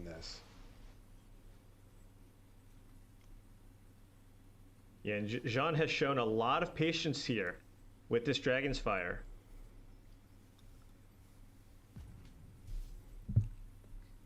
And this is just a really rough spot, because if Jean Emmanuel uses that Dragon's Fire on the Goldspan Dragon, I mean, Yuta Takahashi can simply just replay it with all the treasure that he's going to get, right? If he saves it with the Fading Hope and with the Dragon's Fire, that's just 4 mana. Dacă alege să dea Dragon's Fire pe Smoldering Egg și apoi el întoarce apoi în mână cu Fading Hope, o să primească 2 treasure-uri care cu Goldspan Dragon valorează 4 mana. It looks like Jean Emmanuel's going to let it go though. And Jean this Emmanuel is huge decide să because nu now we're facă going to see nimic. Memory Deluge here. And you know what that means? That Smoldering Egg-ul se transformă în Ashmouth Dragon. Ashmouth Dragon, Paul. Și acum de fiecare dată când Yuta Takahashi face un Lisa sau Sorcery, Jean Emmanuel de prea va lua 2 damage. To bounce the Moonveil Regent and kill the Prosperous Innkeeper if you want. But because he found Thundering Rebuke, why not just kill it? Wow, even better, he says, and there it goes. Omoară trei creaturi într-o singură tură și practic devine cel care conducea and he'll get to keep that Fading Hope at the ready. This one really looks like it's fallen apart here for Jean Emmanuel Depras. Boy, you know, Paul, I keep going back to turn 2, right? There was a critical turn where Jean Emmanuel actually had the opener that Yuta didn't want him to have, but Yuta recognized the importance of that, kept up Jwari Disruption, was able to counter Magda, and he hasn't looked back. A reușit să Yeah, no, I mean, let's just say, given that Yuta Takahashi knew his matchup, may have practiced a few games of this matchup, because he truly understands what's important here. Even on the play, turn 2 egg it's almost an automatic. That's just what you do. Deschidere but pe he care understands, like, okay, you know what, if this game goes a little bit longer, and I can just take a little bit of control, foarte bună, coșmarul and use my hand disruption. My lane game is going to be better. I have Memory Deluge on my deck. You don't. Acel counterspell de la începutul meciului a schimbat total balanța. Acum Yuta Takahashi, japonezul din acest turneu, conduce acest meci. Insist that you play it out on turn 2, but Jean Emmanuel Depras a tras Goldspan Dragon și îl joacă acum. That Esper's Sentinel into Magda opener, and boy, is his adjustments paid off here. Big play here from Jean Emmanuel. He did find Goldspan Dragon. He had just enough mana to get it on the battlefield, but it doesn't look like it's going to stay there for very long, Paul. Yeah. This would be game, right? So the nice thing here is no matter what, Jean will be able to kill one of the dragons, right? Right. Because if you use a Fading Hope to target the Goldspan Dragon, you get the treasure before the bounce resolves. You sack the treasure, cast Dragon's Fire, and you can get that, at this point, probably Ashmouth Dragon off the battlefield, given that you're at 8 life. And then just hope that you find some way to kind of get in the way of this Goldspan Dragon that Yuta Takahashi has. Cu treasure-ul obținut, omoară Ashmouth Dragon-ul. Takahashi was threatening lethal here. Jean Emmanuel needed this to happen just to be able to survive. And you can't say he's in a very good position here as well. I mean, he's still going to be taking 4 from Goldspan. There we go. Goldspan Dragon off the top of the library. Let's just keep it simple, says Yuta Takahashi. Și apoi îl elimină la limită pe Jean Emmanuel. Bang, bang. That's game number 1 going to Yuta. Jocul 1 merge la Yuta Takahashi. Cartea aceea, Goldspan Dragon-ul acela a venit. Acum a primit practic mâna de care a avut nevoie Yuta Takahashi.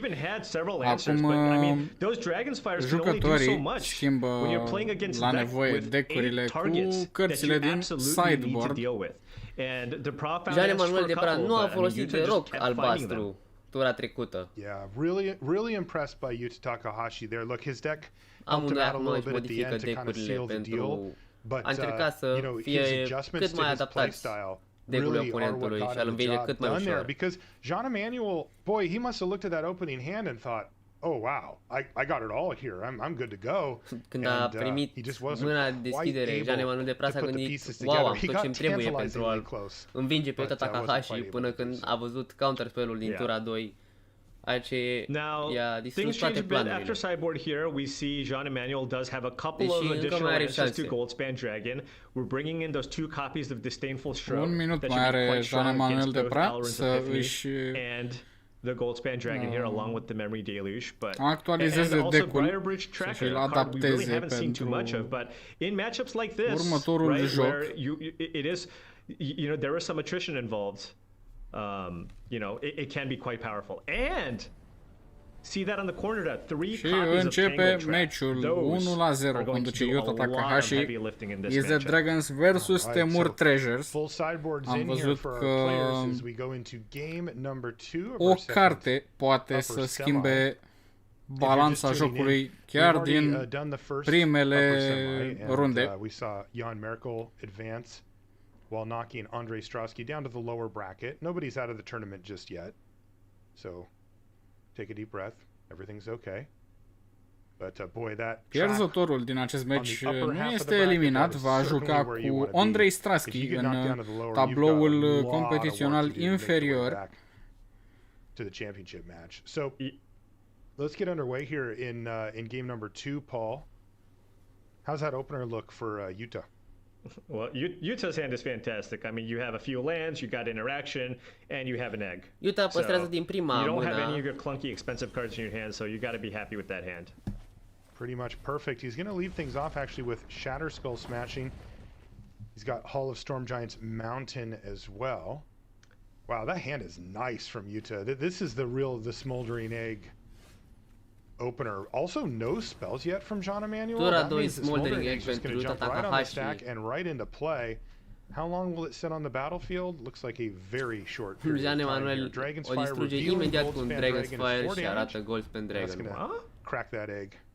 Yeah, and you know, Jean Emmanuel didn't have a turn 2 play, but then got one because he got a target. În teorie, Jean Emmanuel nu avea ce face în tura 2, dar pentru că a avut pe ce să folosească Dragon's Fire, a reușit să facă ceva cu mana. Which is a really powerful combination if Yuta doesn't have an answer. That's fantastic. Reckless Stormseeker. You see the burning hands. Oh, and heated debate off the top of the library. Oh boy, is this just Yuta Takahashi's day? This is looking good. He takes down the Stormseeker there with heated debate. Rezolva problema.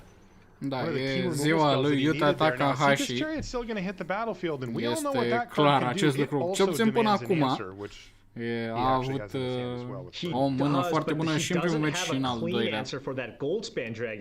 That Jean Emmanuel de Pras has. He can choose to divide by 0 and return it to Jean's hand, but that means that we're going to see Nisika's Chariot attack unimpeded because Yuta Takahashi doesn't have blue for both Fading Hope and divide by 0. Awkward. Wow, that would be so good here too. Yeah, and if you noticed, Yuta Takahashi chose to cast that heated debate on his main phase, choosing to keep it day instead of night, as the Reckless Stormseeker becomes far more potent when you turn it into night. Okay. It looks like Yuta's actually toying with the idea of just casting Expressive Iteration. If he can only cast one of these spells this turn anyway, you know, maybe he just needs to dig for that second blue mana source while he can. He actually finds it here as well. Ooh, and Thundering Rebuke too. Boy, he really does transform into a very controlling deck here post-board. He's got tons of removal. Now, he would be really happy if he still had that egg on the battlefield, but hey, what are you going to do? Yeah, and Jean Emmanuel's play, I mean, there's really no other lines for him. He's just going to jam everything everything that he can. And, I mean, at least for the time being, Yuta Takahashi, because he found that Thundering Rebuke, he's going to be able to Burning Hands the Chariot. He'll take 4 this turn. Then he can Thundering Rebuke the Goldspan Dragon. And with what Jean Emmanuel has left, I mean, it's just the 2 cats, right? He's going to be able to deal with the 2 big threats on the battlefield. Poate să distrugă Goldspan Dragon și Efficace Chariot, altfel lăsându-l pe Jean Emmanuel numai cu 2 pisici și 2-2. So as things line up, this is going to be a good close game between our two competitors here. I love it. Jean-Emmanuel choosing not to crew the Seeker's Chariot here, playing around Burning Alege să nu transforme Seeker's Chariot în creatură pentru a nu putea fi eliminat. I'm gonna get in for more damage this turn. Wow, Goldspan Dragon din partea lui Yuta Takahashi. Îl poate juca și apoi să elimine și Goldspan Dragonul lui Jean-Emmanuel. That was impressive. Now he knocks him down to 11. Yuta Takahashi draws his card for the turn, and it is a nice one. He finds a Goldspan Dragon of his own, but he wants to clean up the mess here, it looks like. So he's going to go for Thundering Rebuke on the opposing Goldspan Dragon. Get that thing off the battlefield while the getting's good. Yeah, it's still similar to the situation that you described, right, Paul, where it's basically what's left over. Well, currently it's a cat. Yeah, it's just a cat. So John does need to draw something big here because Utah has a lot more action, right? He's got the Burning Hands. Ooh. Briarbridge Tracker's a nice draw. That was a nice one. Wow, because Jean-Emmanuel has a treasure to replay this if this gets divide by zeroed. Wow, really nice there for Jean-Emmanuel. It also gives him enough power to crew up the Seeker's Chariot. Just a perfect draw. It's also gets him further into his library. Thanks to the clue token, he's gonna crew up the chariot. Apoi and this is gonna force the issue here with Burning Hands to take it down. That's the good news for Yuta Takahashi. The bad news is, well, he still is facing down some power here. He's gonna drop down to 9. Rămâne cu încă două creaturi. From Jean-Emmanuel. That was a I had the read. I got you. I knew you had the Burning Hands. You were good for it. All right, there's the clue token getting sacrificed. And remember, it looks like it's just a land. And remember, the text on Briarbridge Tracker does state that it gets +2/+0 if you have any kind of token in play. So even if you sacrifice the clue, if you have a treasure or 2/2 cat, it will get that +2/+0 bonus. This is really huge here for Yuta Takahashi. He's going to hit Goldspan. He's going to get in, knock Jean-Emmanuel down to 16, and have enough for divide by 0 available. But he's kind of hanging on. He's at 9 life. He is facing down 6 power. Yeah. He may be forced to use divide by 0 on the tracker itself. Yeah, I mean, we're also probably going to see Jean-Emmanuel go for Shadow Skull smashing on the Goldspan Dragon after this attack, right? So you will probably see Yuta Takahashi use this divide by 0 in some capacity, but he does have the mana to go get a mascot exhibition, which should do a good job of keeping those creatures at bay for the next turn. So that's the plan. Jean-Emmanuel has a removal spell. There it is on the Goldspan Dragon. Divide by 0. Learning some lessons here. Mascot exhibition. Plenty of mana to cast it. Use that to shore up the ground game. And once again, ride Goldspan Dragon to victory. That's what Yuta Takahashi is thinking here. And that looks like a good plan because Jean-Emmanuel found another land for the turn.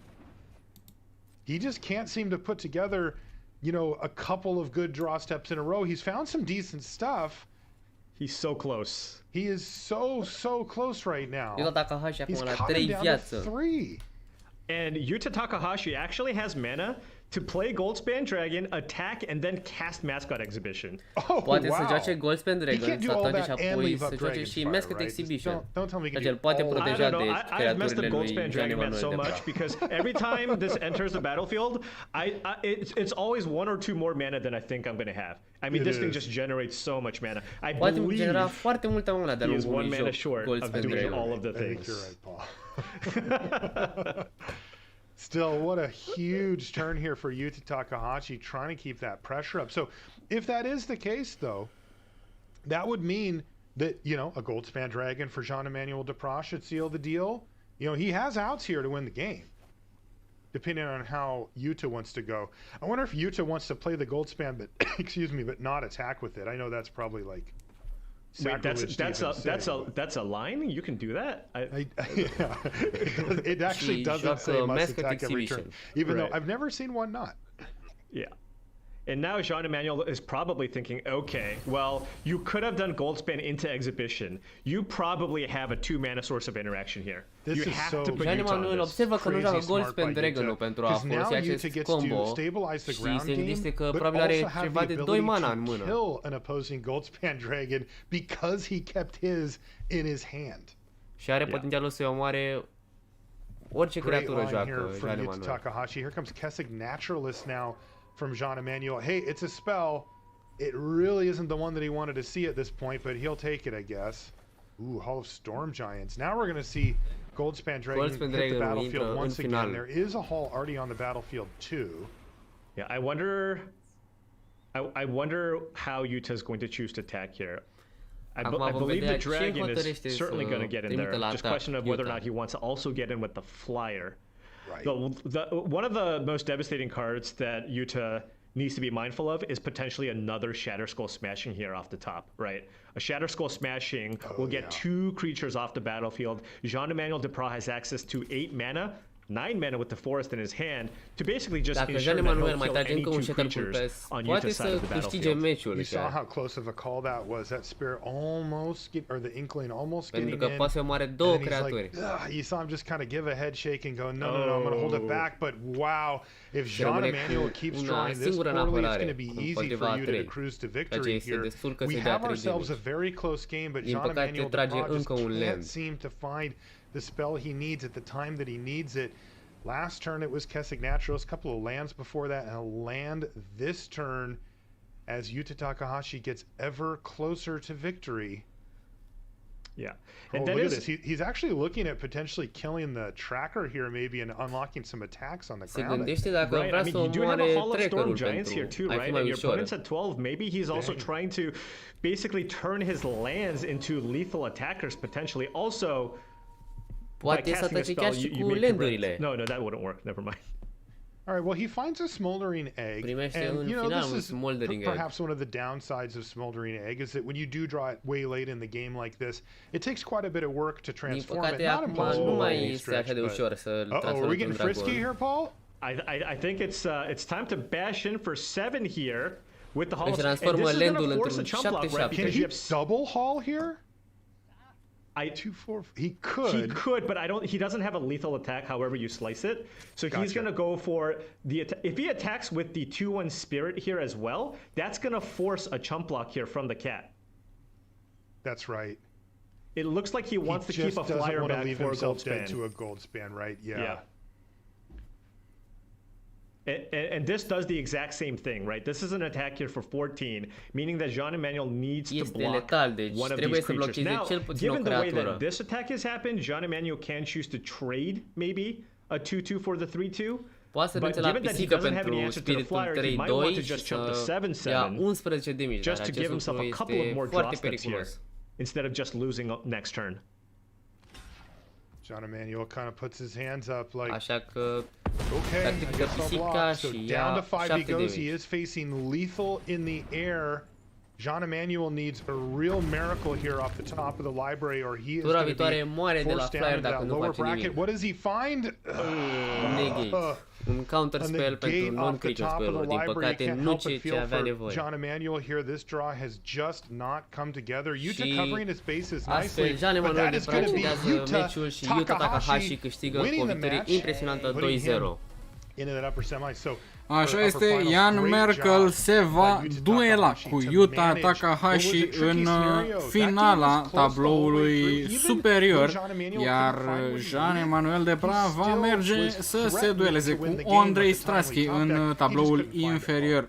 Yeah, I mean, it just felt like almost every single turn of that game, Jean-Emmanuel just needed a little bit more, right? I mean, he got him down all the way to 3. La fiecare carte, parcă Jean-Emmanuel Depras avea nevoie de ceva un pic mai bun. Norocul nu a fost de partea lui, s-ar putea spune. Just wasn't going to be enough for him to turn that around.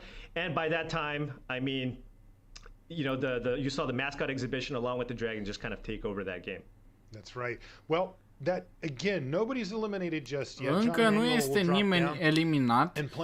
Jean-Emmanuel se luptă acum cu Andrei Straski.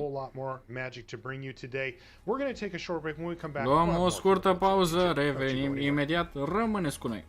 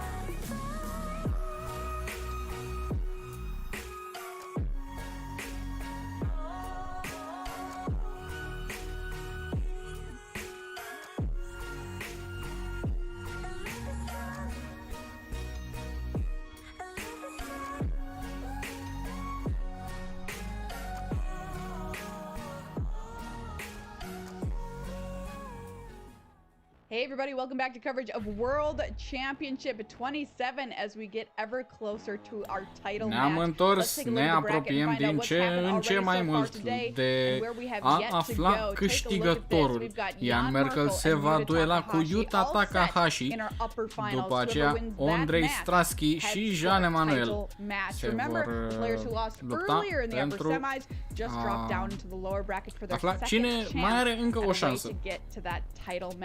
Next, Jan Merkel versus Yuta Takahashi. Jan Merkel și Yuta Takahashi urmează upper semifinal was really something, Mani. He didn't think he had a good chance, and you're going to Jan Merkel nu credea că are nicio șansă împotriva lui Andrei Strasky mai devreme și uite că totuși a avut o șansă și a și câștigat fără să clipească.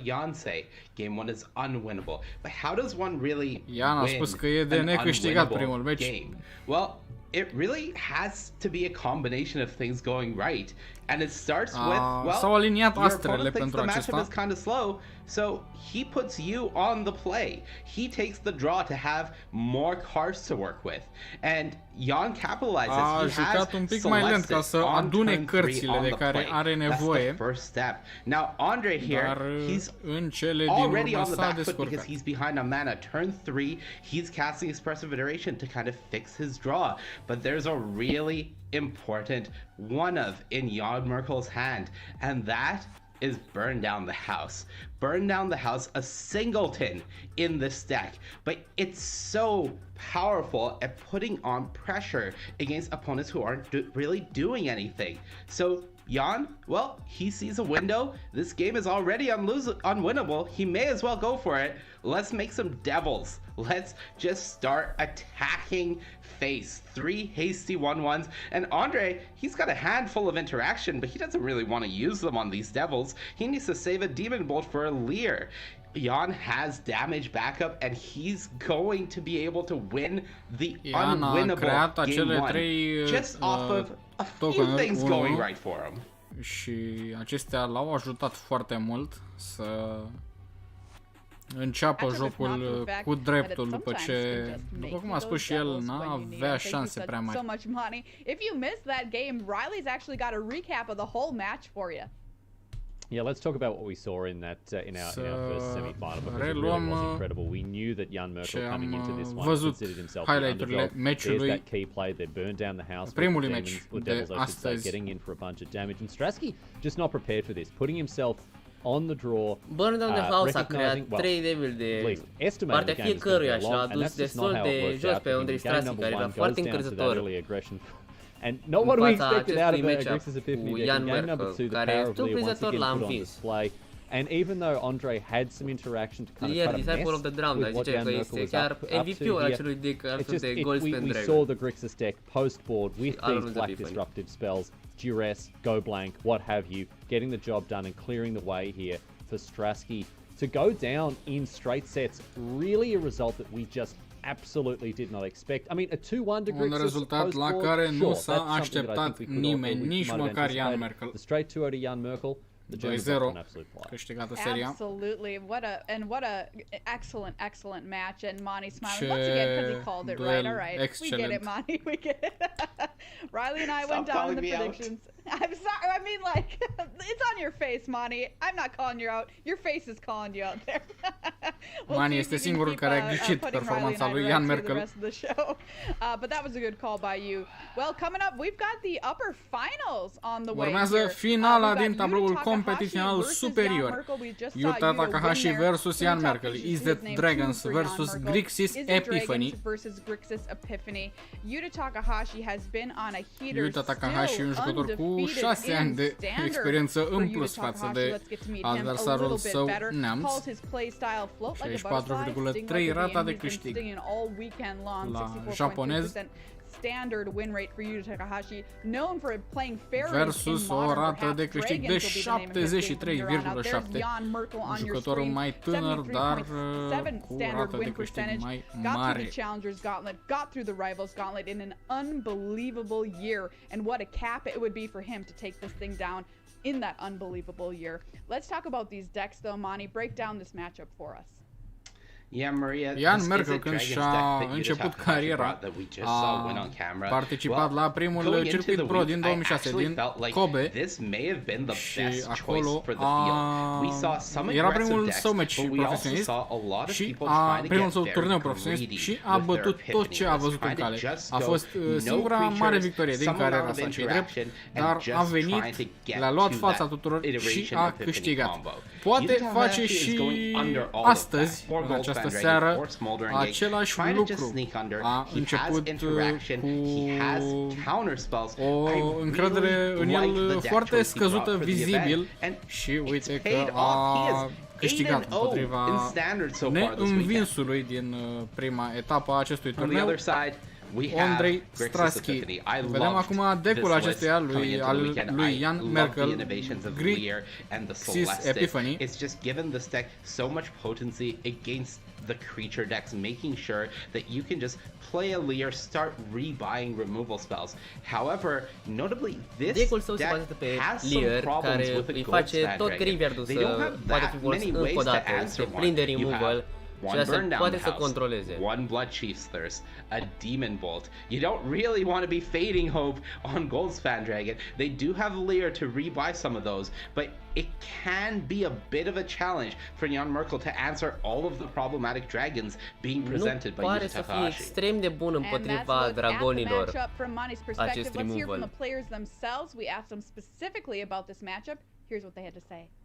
Să vedem ce au avut de zis jucătorii. Against Jan Merkel, on the Swiss round, I beat 2 players who play Grixis.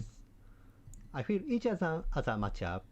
Takahashi a bătut 2 jucători cu Grixis Epiphany în faza grupelor. I will not let my guard down. Nu o să las garda jos, spune japonezul. To navigate between respecting the creatures, but also going for card advantage, discard spells, etc. So I'll have to have to tread carefully and strike a balance. Merkel va juca cu foarte mare prudență, spune acesta. Asta au spus jucătorii. Să vedem ce au de spus și comentatorii și ce avem și noi, comentatorii de pe streamul în limba română de zi. Matei.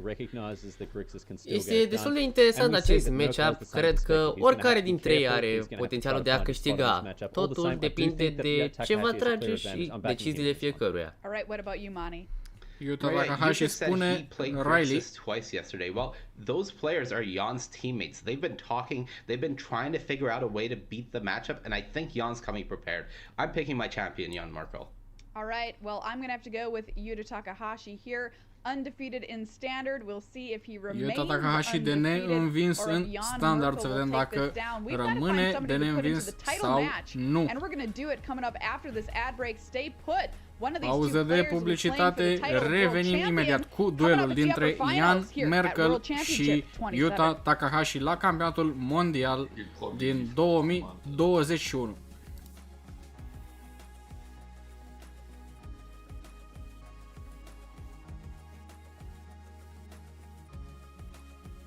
The day I won the Pro Tour in 2006, I came to the draft. I had no expectations of anything. Like when the seedings were drawn, the person across from me actually high-fived his friends, but like he got drawn against me. Yeah, I was just happy to have made day 2 basically. Like crafted a great curve, a great deck, and then like my cards were just flowing better than my opponents.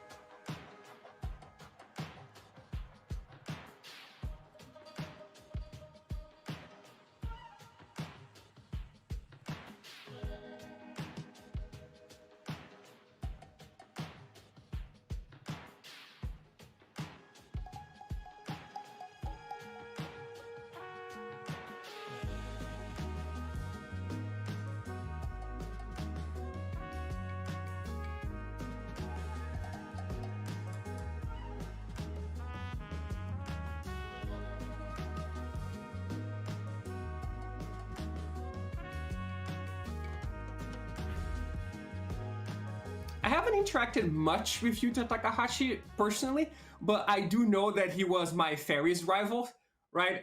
People would be like, oh, Paul is the best Fairies player. And then someone would be like, no, Yuta Takahashi is. And it'd be like, no, he's not. It's me. You know, and that's most of my interactions with him have been through other people comparing us as Fairies players.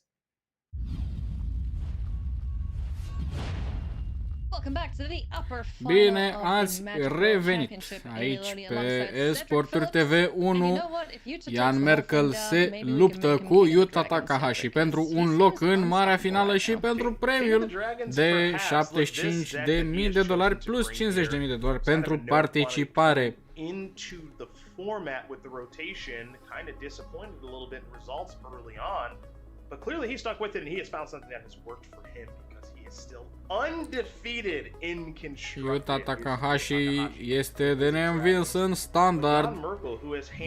Până acum în acest turneu a pierdut toate meciurile de draft, dar de când s-a terminat draftul nu a mai fost înfrânt niciodată.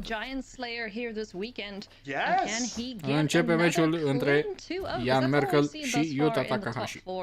Just 2 O's aplenty, so let's take a look here at the opening hands and get the action underway. Indeed we shall. It looks like Takahashi has taken a mulligan, but has found a hand that he is happier. Yeah, I guess looks like it is a mulligan to 5. Takahashi face mulligan până la 5 cărți, dar pare să găsească o mână care îi convine. Tura 2 Smoldering Egg și tura 3 Divide by Zero. Ian Merkel, în schimb, este mulțumit de mâna pe care primește și rămâne cu toate cele 7 cărți. Hey Arena, we have a world championship to play. Let's go. There you go. Se pare că Ian Merkel a experimentat niște laguri ale platformei. You talk to him. Sometimes you just have to will things into existence, like a land off the top of the library, or not, as the case may be. Durez pentru o mână de 5 este foarte nașpa pentru Yuta Takahashi. După ce că avea un dezavantaj masiv din numărul de cărți, acum mai renunță și la una. In this matchup as well against Is It Dragon's Duress, it's going to be beautiful taking a card, especially when your opponent's on mulligan at 5, but also getting the information of, okay, you're working with Divide by Zero and a land. Pretty good draw step though there for Takahashi. Yeah, that's a great draw there. Usually the first thing to go in a hand like that would be an Expressive Iteration-esque card. That's why we see the Memory Deluge getting taken there. So leaving up the Divide by Zero, the known quantity, Jan Merkel will have to tread carefully. Not that he has much going for him this turn anyway. Yeah, but Jan's got the easy thing going for him right now. Alorânță Epiphany pentru mai târziu și joacă un land. Because I was able to just find a good enough opening hand. It looks like there's Goldspan Dragon now. Din păcate, Yuta Takahashi nu are destule landuri pentru a ajunge cât mai repede la Goldspan Dragon. Smoldering Egg will get its counters going. We do see that fading hope from Jan Merkel, so he'll be able to deal with that eventually. Memory Deluge in hand alongside the Riverglide Pathway Face rost de exile. land datorită Expressive Iteration. And the turn will get passed back. That's actually a pretty nice Dacă primește un land și tura viitoare, va putea juca Goldspan Dragon, ceea ce l-ar putea aduce înapoi în joc. This turn, you've at least found something to do with Memory Deluge in order to probably chain you to the next land. So, will we see din păcate nu primește, dar poate obține dacă joacă Memory Deluge. Merkel, because they are playing Lear, counter magic not a thing that really anybody needs to concern themselves with here. There are those sneaky copies of Jawar Disruption which have caught quite a few players unawares. Just the 2 copies. So, Yuta Takahashi is just going to pass the turn back and tempt Merkel to do something here. We see the all-star from game number 1 against alege să dea 5 de mici fiecărui creatură și planeswalker-ul doar pentru a distruge Smoldering Egg. Imagine if there were 3 dragons, devils. Not quite. Now he's actually going with the deal 5 damage mode here to kill the Smoldering Egg, which was a little surprising to me too, because I was assuming that we'd see devils kind of join the fray here. Mai degrabă aș fi să pună 3 devil. And now if you find a land, alege să lasă oul să moare și Memory Deluge. And even though Takahashi on a mulligan to 5 here, this hand is coming together quite nicely. The mountain is the easy part. Intră înapoi în joc ușor, încă un land și un Goldspan Dragon. So now it's between, do I want a second Goldspan Dragon or do I want a Fading Hope? Because you can make the argument here of Da, după un mulligan dat de 2 ori, început cu 5 cărți, începe să prindă o formă mâna lui Yuta Takahashi. Tura viitoare însă Ian Merkel poate să joace Alrun's Epiphany și apoi dacă trage un land încă unul. Dacă joacă Lier și rămâne pe tablă, are potențialul să câștige meciul. Thundering Rebuke's going to look pretty good now. Looks like we're going to see a duress. So Lear plus duress. Dacă îl face să renunțe la Thundering Rebuke, maybe biting the dust here in just a moment. Sau But if you're Merkel, it's a little scary to know that okay, another dragon is coming. I don't love that. Yeah, it's a little bit scary. Now, typically you untap with Lear, you're in a good position to win. But if you untap with Goldspan Dragon and friends, yeah, you're looking pretty darn good as well. So, big decision here for Merkel. What is the most annoying card here in Takahashi's hand? I mean, Merkel's taken a long time, and so am I, with what you're supposed to take with this duress when you know that there are two dragons that you're facing down and one already on the battlefield as well. Looks like he's thinking Rebuke. I guess Rebuke is a clean answer to Lear, you know. He's just dead, can't recast it. Dacă joacă Thundering Rebuke, poate omorâ direct pe Lear, pe când Divide by Zero doar câștigă timp. Yeah, so divide by Zero is actually really scary, right? Because if you let Takahashi keep Divide by Zero, what he can do is he can go Divide by Zero, bounce your thing, and then alege să-l fac stricat de Divide by Zero, dar acum poate să face 2 golds pe dragoni. Să aibă încă 3 treasure-uri, adică 6 mana și încă un golds pe dragon. We'll call this for you NES fans. Double Dragon. Bang. Thundering Rebuke, kill that into best of luck. Și tura viitoare, dacă Ian Merkel nu face nimic, este meciul lui Yuta Takahashi. We tried a clean answer to the dragons in the burn down the house in the graveyard, but now we're just going to see Alrun's Epiphany try and find Merkel something. Does have 2 extra turns coming courtesy of that Alrun's Epiphany, well, a third even with Galvanic Iteration, and that land is big news. He needed to find that land to be able to Epiphany for additional turns, and now we are doing the Epiphany chaining. Ajunge să aibă practic 6 cori și 2 ture. This could get bad. This could get really bad for Takahashi. Will he get another turn? This is one way to beat dragons. Takahashi's tapped out. Birds that can get in here for a bunch of damage, but what else can we find off the top? That's a great draw here.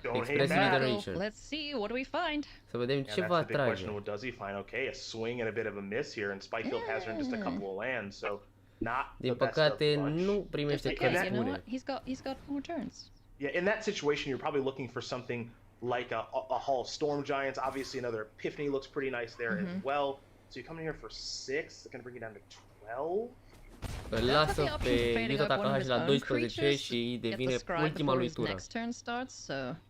Yeah, if you do, you definitely can do that, and that's not crazy. Acum, because you know you're facing down 2 dragons and a third one coming. That you might just say, yeah, I got to try to get maybe a little bit lucky here. See what the draw step is. Okay. Încă un Expressive Iteration. Okay. Now. Poate încerca să facă Galvanic Iteration chiar, pentru a încerca de 2 ori, dar nu face asta. 3, 4, 5, 6, 7, you're good. Oh, Prismari Command, huh? I remember you. Yeah. Can we copy that 3 times? Oh, we saw him do that in the last match. That's going to require 8 mana, 3 for the command, 2 for the iteration's first instance, 3 for the iteration's second instance. We know he has access to 7 mana for a Hardcast Epiphany, so I think coming up 1 mana short on that play at this exact moment. Demon Bolt, though, can also be copied to kill the dragons, so that's Demon Bolt ar putea fi o alegere foarte bună, pentru că poate să omoare Goldspan Dragon-ul. For sure. The way that Takahashi has put up some fight in this game on a mulligan to 5, taking the double dragon approach. Unbelievable. Yeah, gotta love it, gotta respect it. Yeah, so we're gonna see the Demon Bolt play here, it looks like. Copy that, kill some dragons. Poate omorâ ambii dragoni dacă folosește flashback-ul de la Galvanic Iteration și Demon Bolt. Memory Deluge this turn, I believe, if both of these dragons get targeted. Dar după când se întoarce la el, poate ataca cu cele 6 păsări 1-1. Oh, imagine he finds a fading hope. Și apoi încă o dată și e mort. Takahashi does have a copy of Hall of Storm Giants down there amongst his lands, so let's not forget about that. Totodată, Yuta Takahashi, dacă rămâne fără creator, poate transforma Hall of Storm Giants într-un 7-7 cu War 3. Merkel's probably just thinking about all the possible consequences of this action, but it does look like a copied Demon Bolt to take care of these dragons is on the cards here for Merkel. Okay.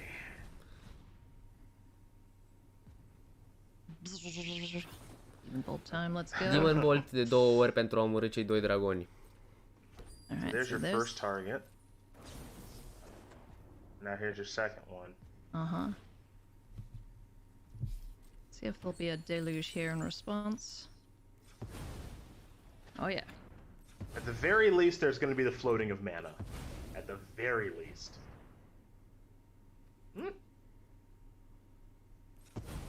Okay. All the blue. I like it. All right, Fading Hope. Let's go. You mentioned that. Memory that is a thing that could happen. Or get to look at the top 7 pick too. Very dig. Se uită la primele 7 și poate să aleagă 2 din ele. Din păcate, nicio carte extraordinară. Yeah, that's not great. Very quickly deciding on River Glide Pathway. Alege destul de repede un land. Shadow Skull could kill some birds. Expressive Iteration is another way to look deeper into the library, as is Deluge. Yeah. Dragon's Fire does not look like it's on the menu. Another Deluge doesn't appear to be interesting. Jawari Disruption, I think, probably the worst of the bunch of these 7 cards. So you're just kind of whittling away at options. Și un Expressive Iteration pentru a căuta alte cărți în librărie.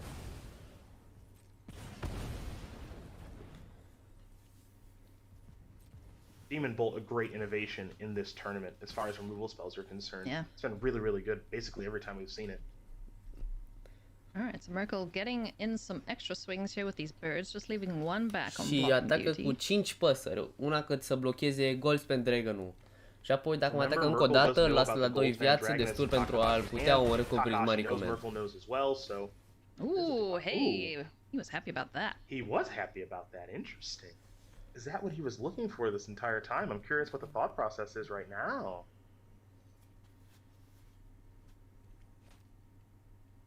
Takahashi is somewhat expressive. I love it. But not that expressive. I don't think. So clearly he was pumped by that draw step. That didn't seem like a disappointment, that reaction.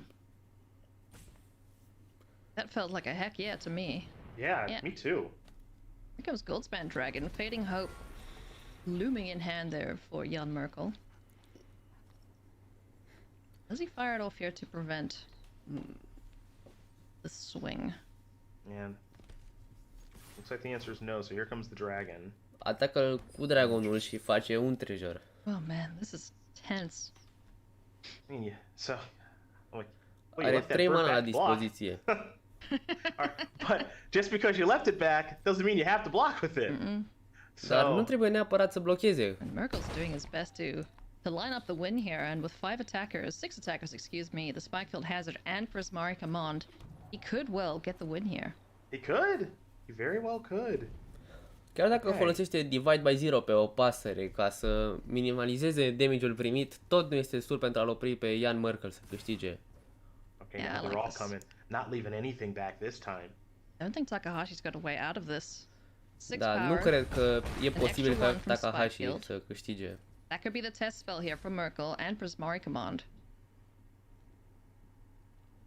You know, one or the other is going to get the job done here for Merkel in game number 1 of our upper finals, and you can see Yuta. He's loving it. He's like, yeah, okay, fine. I guess I have to counter this or I die. Și trebuie să dea counter acestei spell sau moare, dar Jan Merkel mai are încă o carte care face aproape exact același lucru și îl poate termina. Îmi trimite un mesaj cu ups și pierde. Ian Merkel câștigă primul joc între cei doi cu Grixis Epiphany, deckul acestuia. Acum se schimbă cărțile în fiecare dintre cele două deckuri pentru a se adapta la oponentul pe care îl au. 2 minute durează acest proces. Noi luăm o foarte, foarte scurtă pauză și revenim. Îl aștepți an de an.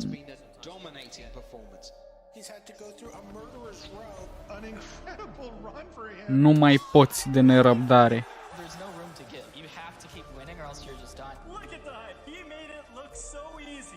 This is unlike anything we've ever seen. If you keep working away, you can edge your way to the next rung of the ladder. That's the real prize, making it to Worlds. He has played more matches than anybody else in the field.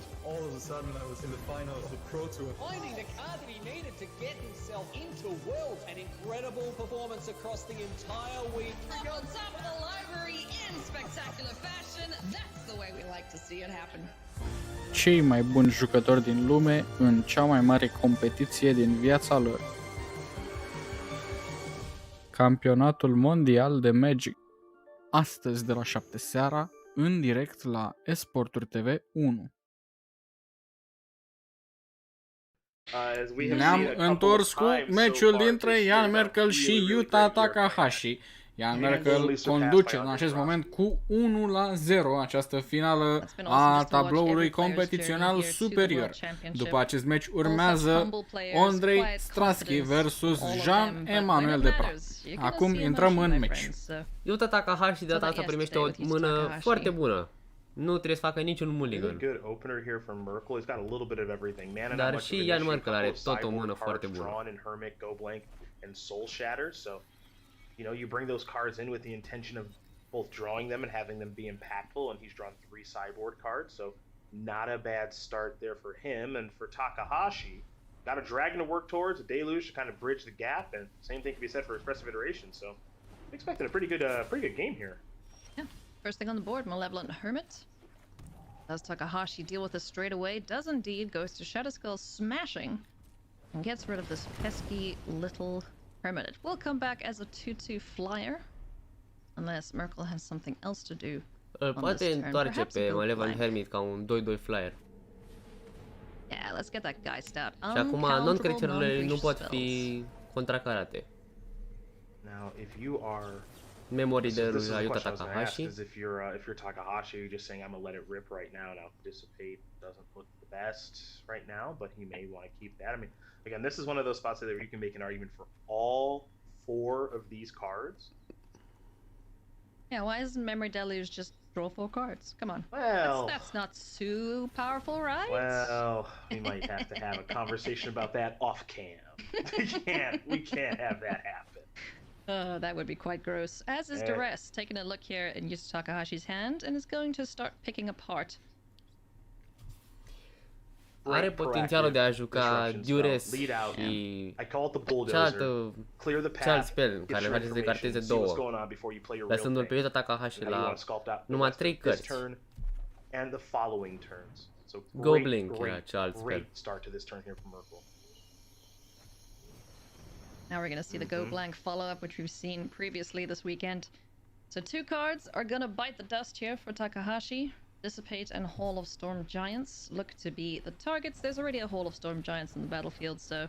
Și apoi exilează tot graveyard-ul lui Yuta Takahashi, anulând orice efecte de flashback. Speak of the Devil's Chief Engineer. It is back. He seems quite happy with that. Goldspan Dragon, tura 5. Dragon, nothing to do about that right now, but Soul Shatter is a great answer to this threat because it doesn't target, no extra treasures, and unless there's a counter spell in hand, it's not going to matter anyway because stuff's uncountable right now. This dragon will be dead. Indeedy.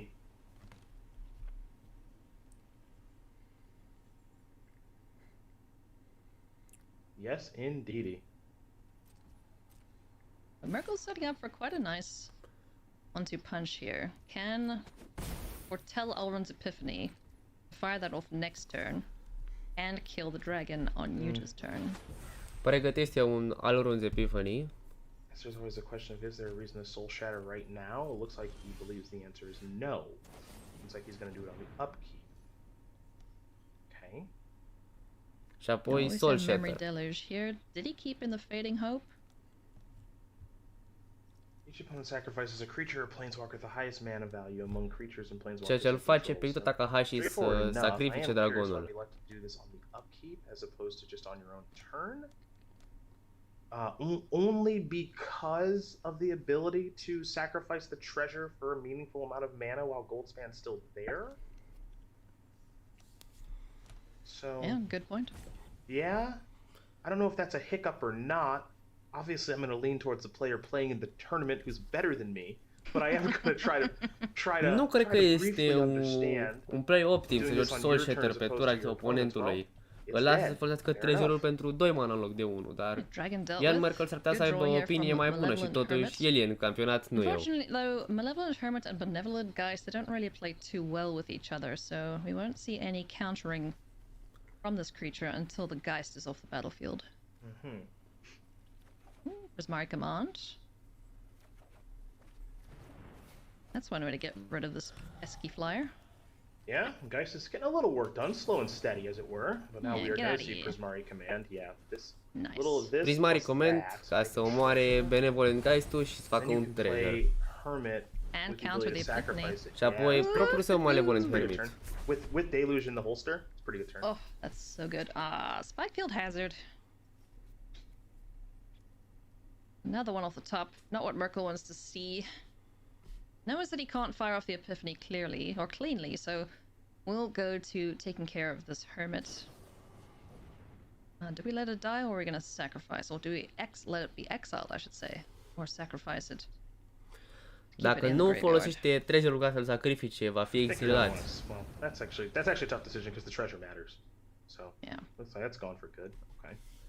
Yuta Takahashi decide să-l lase să rămână exilat, pentru că are nevoie de treasure. Out of resources, really? Spikefield Hazard, sure, but doesn't do all that much. Oh, nice. Un combo destul de bun din partea lui Yuta Takahashi, potențial în tura aceasta, Smoldering Egg și Memory Deluge. Dar alege să joci mai întâi Memory Deluge. We can find an iteration, perhaps. Jawar Disruption. That could be relevant. Yeah? You normally expect a Force Spike style effect. Și păstrează un Jawar Disruption și un Mountain. Very well could be. Și apoi joacă Smoldering Egg. There's not much happening on either player's side of the battlefield now, but Takahashi with a slight advantage with a Smoldering Egg down. There is the Orange Epiphany with a 1 mana up to protect it. Yeah, but if you're Takahashi, right, you're sitting at 16, your opponent has 1 card in hand, they're not really doing very much. Now, Expressive Iteration is a pretty good draw step. Merkel needed something to gas back up. Yeah. Let's see what he's taking a look at here. Yeah, it'd be great if we have the opportunity to. Land goes back, Mind Flayer. Mind Flayer de partea lui Ian Merkel. Acum poate lua orice creatură din partea lui Yuta Takahashi și o folosi împotriva lui. Still with a 1 mana up. Yeah, we've watched over the course of this weekend, we've watched Sperling bring in Mind Flayer in matchups like this. Sperling and Merkel testing together, playing playing the same deck, as it were, same archetype. So Mind Flayer coming in here, less of a surprise now than it was earlier in the tournament, I guess I would say. Expressive Iteration, o carte foarte folosită în acest campionat și mai ales în această finală, având în vedere că toată lumea a folosit roșu-albastru.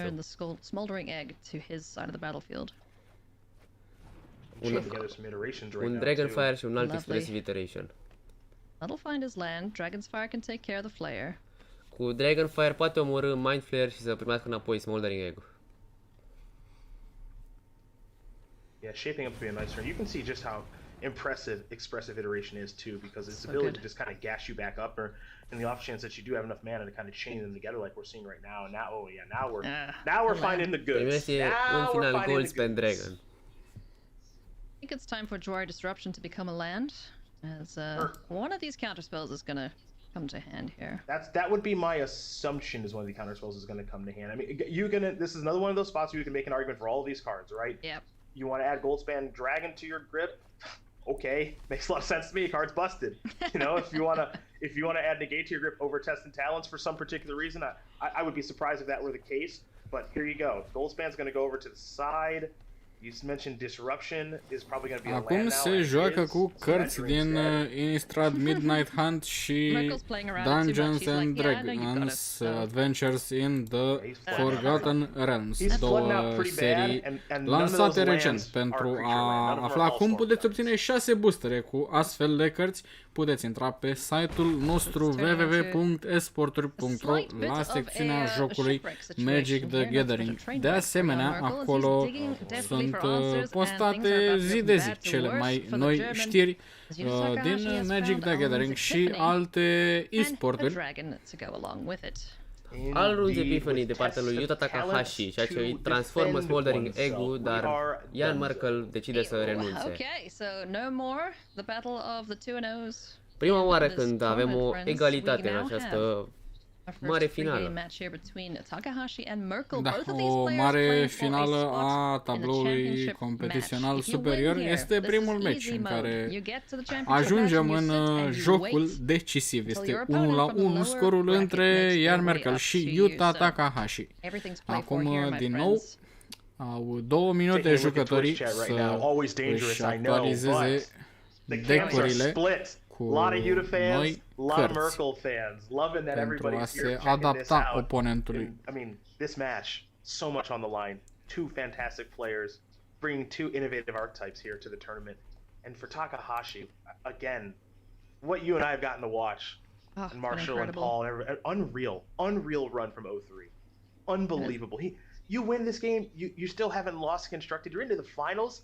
You interview Yuta Takahashi after the draft to say, what do you... Începe jocul cu numărul 3, jocul decisiv între Ian Merkel și Yuta Takahashi. And let's not take anything away from Jan Merkel either. Not even a little. He had to fight his way into this top 4. He's played so much Magic over the last 2 days. Oh, I'm a Jan Merkel stan. Is that what the kids say? I'm a stan for Jan Merkel. Ever since I got to watch his Magic Online Championship Series win, where he took Blade Splicer over Channel, I'm a stan, baby. He's the man. Here we go, friends. This is the decider in the upper final. Jan Merkel, Yuta Takahashi. Who is going to win? Spam for your favorites in chat, my friends. Show them your love and support. Send them your energy through the internet. And let's see who is going to be our first championship finalist. Do we want to go out with the Hermit? Or do we want to foretell Saw It Coming? Or do we want to do nothing at all? Yeah, a bit of an interesting spot with that mountain left up. Yeah? It's a little suspicious. You play that Hermit, you can get that thing picked off by a Spyfield Hazard. Is there some reason you want to leave that up? Din nou, de la începutul jocului, mâna lui Yuta este dezvăluită de Ian Merkel. Îl forțează să își arate mâna, iar asta îi obține un avantaj substanțial. Încă un durere. Încă un durez. Încă o dată. Acum să vedem ce decide să te carteze. Some areas to go to here, and what I mean by that is, you know, there's no dragons, there's no epiphany yet, at least that we know of. I think we all know that Saw It Coming's hiding out over there, of course, being foretold, but this does give Jan an idea of, okay, here's what he has right now. If I'm Jan, I'm also noting that he doesn't have a consistent second red source of mana. Prismari Command can, of course, make a treasure, but he doesn't have a solid second red source, so just minor things to keep track of. Alright, there's that Spikefield Hazard we mentioned, but now that Malevolent Hermit is on the battlefield with one blue mana backup, can prevent him from getting exiled. So the turn will be passed back, Alrund's Epiphany into the Foretell zone, and Hermit's gonna get to smacking. Yes, it is second red source of mana achieved there in Shatter Skull. Looks like it's gonna just ETB tapped. There's a Soul Shatter, so you see right now from Merkel, Haley, very reactive hand, nothing too proactive going on just yet. Ian Merkel are o mână care mai mult răspunde altor pronume decât să cauzeze el ceva. Takahashi has something big to work towards. Tura viitoare poate juca Alorun's Epiphany. Just in case of any more disruption from Jan Merkel. Looks like the answer to that question, don't know. I mean, negate and sword coming to protect your stuff. Yeah. And the Malevolent Hermit. He could actually do all three things. Alright, looks like it. Okay, he's Un gonna do Sword it coming și un Alorun's Epiphany. Alright, there you go. Now, will we see anything from Merkel here? Spikefield Hazard is an easy little answer to the Jan Merkel Hermit. nu știe ce e acolo, dar poate bănui. I don't think Takahashi will be too concerned about it, considering the other spells that he has back up, but he wants to prevent whatever's in the Foretell Zone. And if there's a land from Merkel, that is Alorun's Epiphany mana online. Alright, finally gonna do this. Okay, now we'll make Sacrifică pentru a nu putea fi exilat. I sacrifice in response. Obviously, Și mai are un negate care poate da counter Alorun's Epiphany-ului Jan Merkel. But it doesn't matter because it's gone. One small thing I'm gonna look at here. Always good to keep track of the creature lands in this matchup because they hit so hard. As Merkel is flooding badly. But that's okay when you have 7 mana to dump into a 7/7, right? Yeah, and we're gonna see negate take care of this Epiphany right away. You know, Takahashi's hand right now doesn't do a great job against the Hall. Un land care va intra tap, deci nu poate să joace tura asta Alorun's Epiphany Yuta Takahashi. That is true. That is true. So, surely Merkel is not in love with the idea of just, you know, fire up, hit you, pass, shields entirely down, but his hand doesn't really allow for much else. So, you know, you can sit here and try to feign strength. I have 3 really good cards in my hand. You're not going to want to cast anything. Yeah, that's what he's going to have to do until he draws something meaningful. He needs either an iteration or deluge or something just to dig deeper into his library here, because currently his hand is a bit of a stinker. Yeah, Lear or something like that. Or, you know, I guess I'd say I'd be surprised if the plan is just, you know, fire up the Hall, două landuri și un removal nu sunt ce are nevoie în momentul acesta. Un Lier sau un Nautic Deluge sau un Express Iteration ar fi cărțile de care ar avea nevoie. When all else fails, swing, maybe. Because I don't know if this Geist is worth going after with Soul Shadow. Would just get countered. So turn's gonna get passed back. Here's a smoldering egg. He can do so. The ceiling is so much higher on Soul Shatter. Yeah. Take that lick. Also, too, smoldering the other thing, egg, of course, is that Takahashi doesn't know Merkel's hand. So Takahashi doesn't know that his Epiphany's good right now. Yeah, he's gonna play around it as if there's interaction in hand, and here's the Soul Shatter. Now, you have a choice. Which one do you sacrifice? I guess it's gonna be the egg, right? Just make scrambled egg out of that? No. Sacrifică spiritul. Yeah, I mean, egg has a higher ceiling, especially when you have Epiphany over there. Merkel not drawing well. It's time to go to the Transformă Hall of the landul Storm într-un Giants. Let's get swinging. Din păcate nu are ceva foarte important de jucat. Is the game plan here? Down to 13 goes Takahashi. Now, of course, we have seen this before. It's entirely possible that may be Merkel's last turn of this match. Very much so. Aceste landuri din D&D afere care se transformă în creaturi sunt foarte bune în formatul standard. May be able to cast Alorun's Epiphany. Yeah, he's done. And have sword coming back up. I guess, okay, I don't want to get too far ahead of myself. The thing he has to be a little bit fearful of is exactly, he needs to be fearful of, actually, I'm pretty sure the answer is nothing. I was going to say he needs to be fearful of Fading Hope. Well, there's Fading Hope that he's almost assuredly sideboarded out, but when next turn, Takahashi figured it out, which was basically, I get to play Goldspan with Saw coming up, because I have a treasure on the battlefield. Yep. So I play this, you play Fading Hope, I sack the treasure for 2 blue. That's it. That's gonna do it. Yuta Takahashi swinging in here for the win. Acesta a fost meciul Yuta Takahashi. Este primul finalist la Campionatul Mondial de Magic, ediția 27. Felicitări lui Yuta Takahashi. Acum urmează tabloul inferior. Why lose when Da, you don't have to? Andrei Straschi se duelează cu Jean-Emmanuel Depra pentru a rămâne în cursa pentru premiul cel mare de $75.000. Unreal. This is. I can't believe that. Like Strasky's start was easily the story of the tournament, and then Takahashi said, "Hold my beverage." Yeah, hold my beverage. Hold my adult beverage. Yes. Yeah, because I've got a plan. Which is how about a 0-3 start. Straschi a fost favoritul venind în acest turneu și acum Yuta Takahashi 9 victorii neînfrânt până acum. In the online tournaments in any meaningful way, Is It Dragons wasn't a thing that people were really talking about. Ailey, you take a look at our player notes. Everyone's like, yeah, Mono Green prepared for that, Piffy prepared for that, but not really, the Is It Dragons deck. And here we are. He is so close. Este atât de aproape Yuta Takahashi de victorie.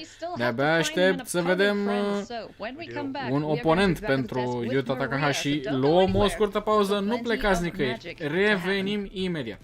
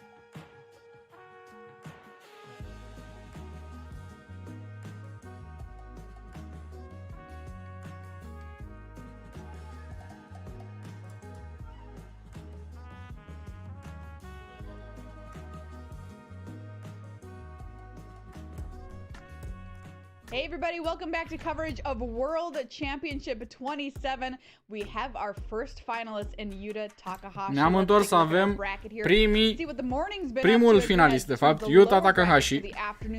Jan Merkel a mers în tabloul competițional inferior. Urmează acum Andrei Straschi versus Jean-Emmanuel Depra.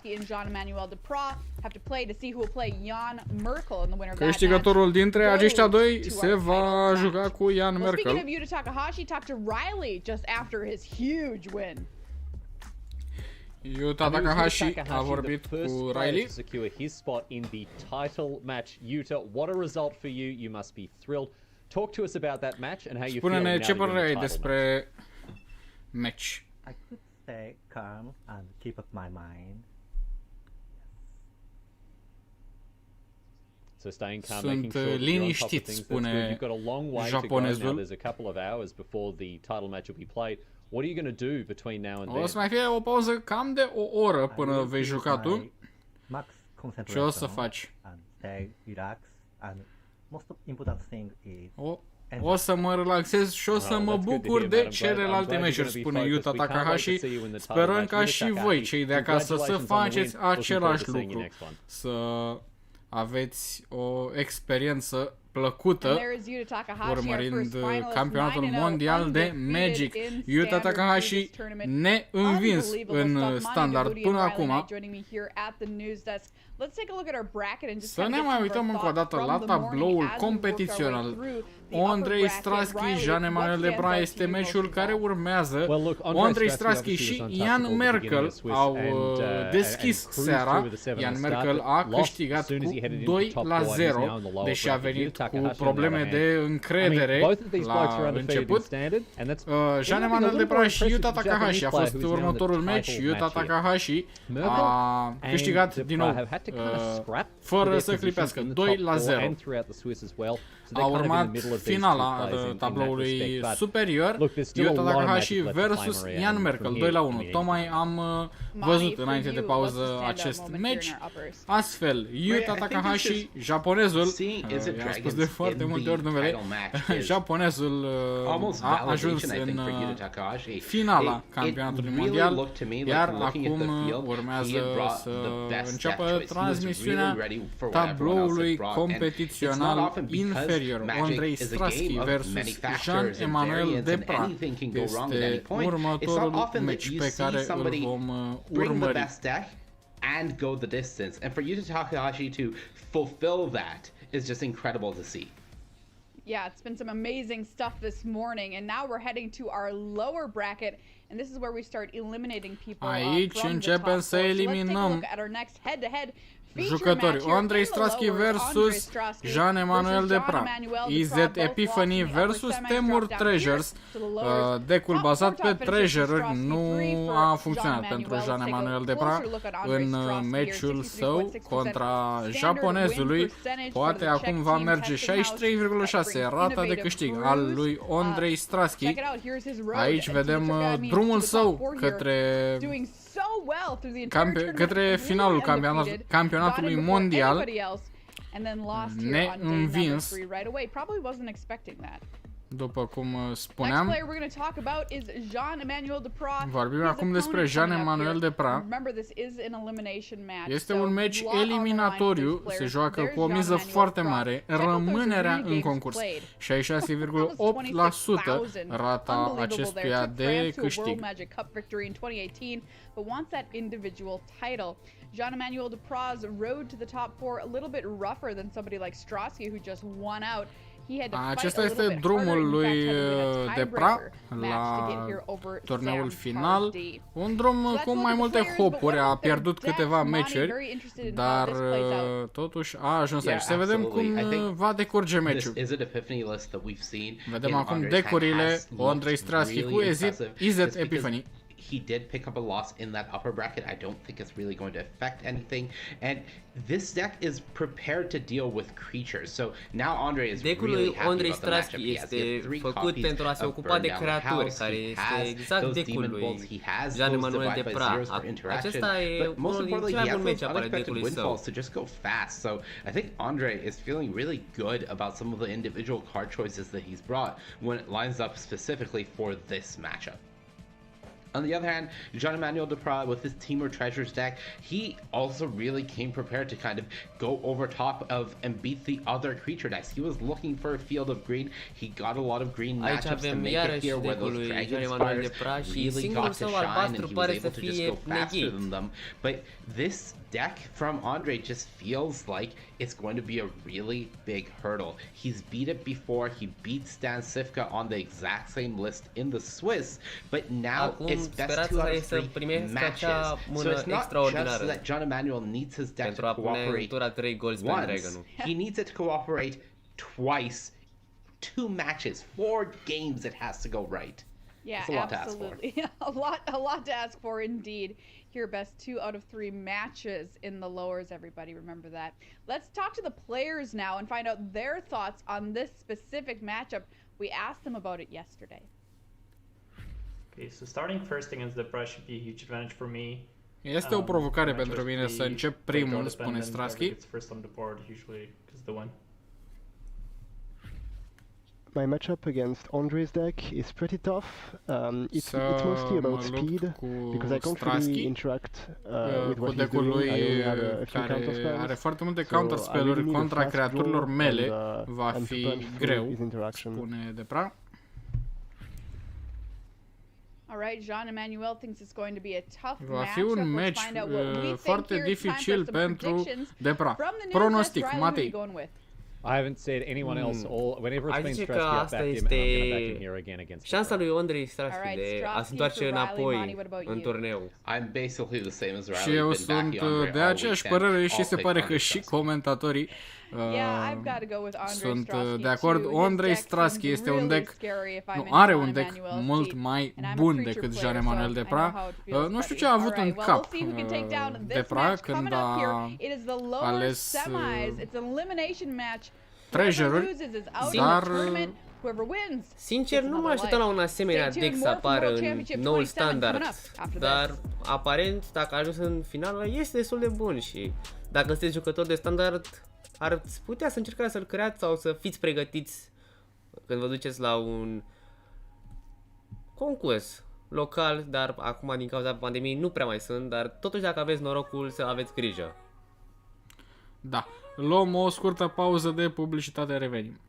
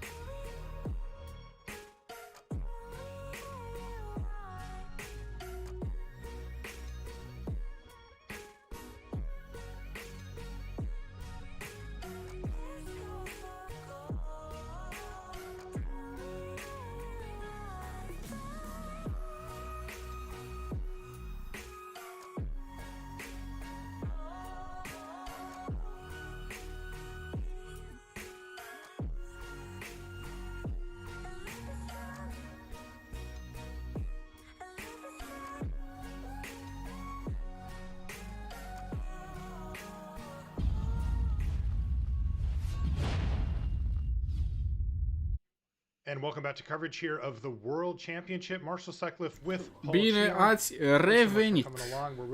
Happy that you're here with us here on a Sunday. We're playing for, well, the high stakes Începe meciul dintre Andrei Strasky și Jean-Emmanuel Deprat. Este primul meci eliminatoriu. Pierzătorul de acum este scos din competiție, iar câștigătorul se mai luptă cu Jan Merkel, tot pentru un loc în finală. Începe acum meciul. Presiunea asupra jucătorilor este mult mai mare, iar acum îl vedem pe Andrei Strasky nu mai fi la fel de sigur ca la începutul finalei. Matchups-wise, Strasky's on Is It Epiphany, Jean-Emmanuel's on Teamer Treasures. Da, este în pericol de eliminare. A pornit cu o încredere de invidiat la începutul transmisiunii, dar acum este în pericol de eliminare. Yeah, and you know, if you kind of look at the list, he was exactly right. He has those two copies of Negate in the main, so if he does if he does manage to get them and in a timely fashion, they will swing the matchup. But the most important thing for Jean-Emmanuel is to just get on the board quickly and try to pressure, because he just doesn't have a lot of interaction. Two of his standard losses in the Swiss portion were against Epiphany decks. He went undefeated against 5 aggressive decks, but his deck does struggle a little bit with these Is It Epiphany decks. Pare să fie un match destul de prost pentru Jean-Emmanuel, aceste decuri de tip Epiphany, dar pare să de-a lungul acestui campionat a contracarat destul de bine decurile agresive. In 2 matches in order to stay alive in the tournament here. So he does have Magda Brazen Outlaw on the battlefield here on 2. He didn't have that perfect draw with the Espera Sentinel, but still he's got Magda going, and he even gets to attack with it here. Yeah, and this is going to let him go turn 3 Asika's Chariot. So this is the type of start that you need. I mean, he's got to be thrilled that his Magda did not get killed here. Seriously. And now this is a lot of pressure here for Andrei Strasky. There's so many ways to interact with the Magda if you are Andrei Strasky. He just hasn't seen any of them. Now he's got a Demon Bolt. Is it a little too late at this point? Or even, perhaps more importantly, does he need to fire it at the Chariot? Yeah, so Strasky really wants to cast that unexpected windfall, but I think it's more important right now to deal with that Asika's Chariot. The thing is, Asika's Chariot is really, really great against a burn down the house, right? Because you use the sweeper to get rid of the board, but then your opponent can follow that up. I guess he's going to need to deal with a lot of chariots. Chariots for days. He's got all 4 of them now, one on the battlefield. Wow, Jean-Emmanuel Deprat obține toate cele 4 cărți. So the thing that Andre really wants to prioritize is to try to get that chariot off the battlefield and then follow that up with a burn down the house. So we're probably going to look at a Demon Bolt here on the chariot into a burn down the house to completely wipe the board. Tura asta, Andrei va încerca să dea Demon Bolt pe Asika's Chariot, doar ce devine creatură, și pe tura sa Burn Down the House, pentru a omorî restul creaturilor. He doesn't have another land to play in hand, but he does have Magda, so if that thing gets turned sideways, that can unlock yet another chariot. Looks like he's debating on casting Ranger class first. Yeah, this is a bit of a tricky situation here for Deprat. You know, he does know that Divide by Zero is a card. He does know that there are interactive spells that Andre can have against the Chariot, and actually choosing not to, once again, attack with the Chariot. It's so tempting, right? To crew the Chariot, attack, and try to put more creature tokens or treasures onto the battlefield. But again, choosing to play around that and keeping the Chariot in play and just attacking with the creatures. It's a particularly next level play from Jean-Emmanuel, given that he has triple Asika's Chariot in hand. You know, the normal line of thinking would be, well, I can afford to throw one into a removal spell. Who cares, right? I can just play another one. But that does forego a significant amount of damage if you do that. And Jean-Emmanuel is right now prioritizing time. And look at this awkward play. He's forced Andre into using Demon Bolt on an end step on Magda after Magda already got in for 2 and made another treasure. Yeah, there's a couple of options there. You did have the option of using the Demon Bolt on the Magda. The other option was to potentially bounce the Chariot, right? Because then if you do, and then you sweep the board this turn, you won't get hit with the Chariot on the following turn, right? Because the thing with this this is an Epiphany deck is you don't necessarily ce putea să facă era să omoare mai devreme Magda pentru a nu oferi treasure-ul sau poate chiar să întoarcă înapoi Seeker's Chariot pentru ca apoi să dea Burn Down the House. Dar nu a dat crew la Chariot și a avut un play destul de ciudat Andrei Strasky de făcut pentru a rămâne în joc. We've seen people use Galvanic Iteration to copy all types of spells to amazing effect. Unexpected Windfall with Galvanic Iteration is incredible. He already has Memory Deluge. Sometimes they even use it for removal spells or interactive stuff like Divide by Zero if they have to. Yeah, and that's exactly what Strasky might be trying to set up for here. Just iteration into Divide by Zero.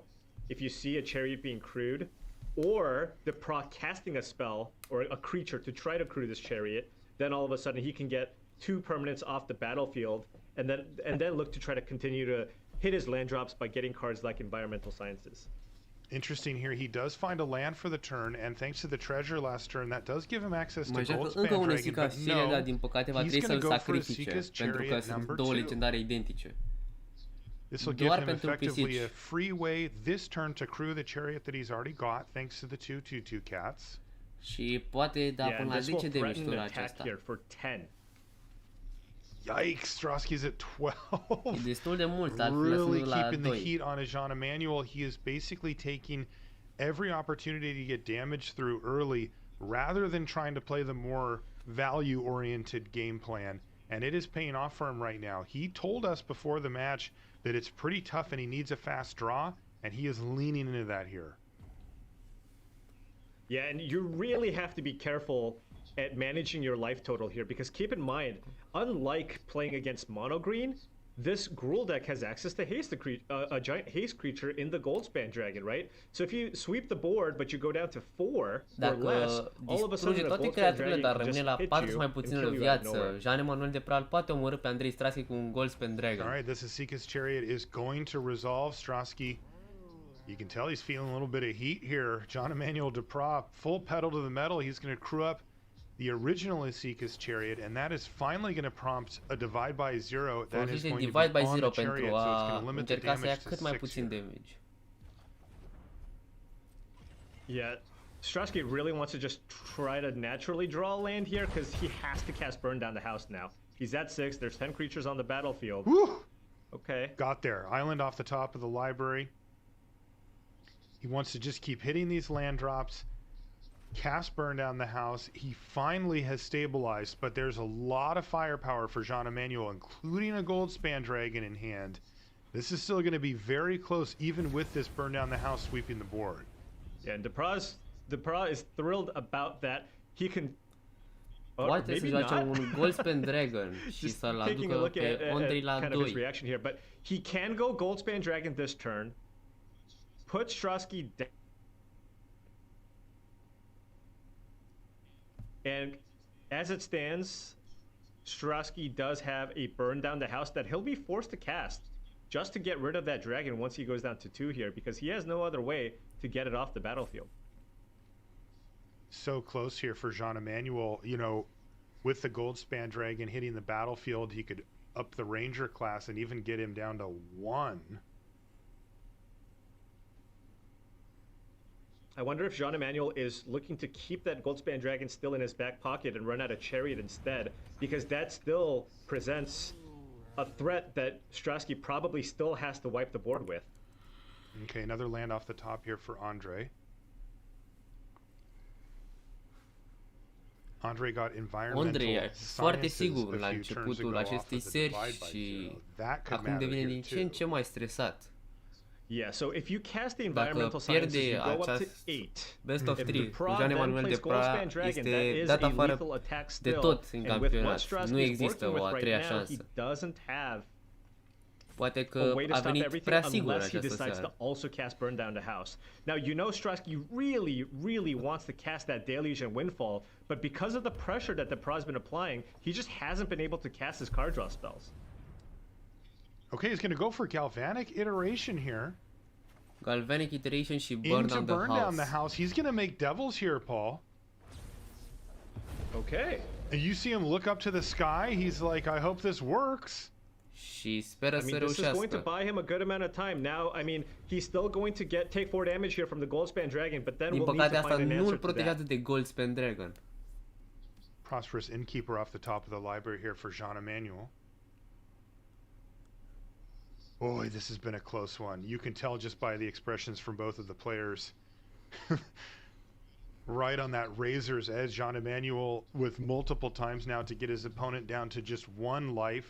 Andre Strosky hanging on for dear life. 6-1-1 Devils is not bad though. That certainly shores up the ground game. 6 Devil, 1-1. Really tough here Îl vor ajuta un pic pe Andrei Strasky să rămână în joc.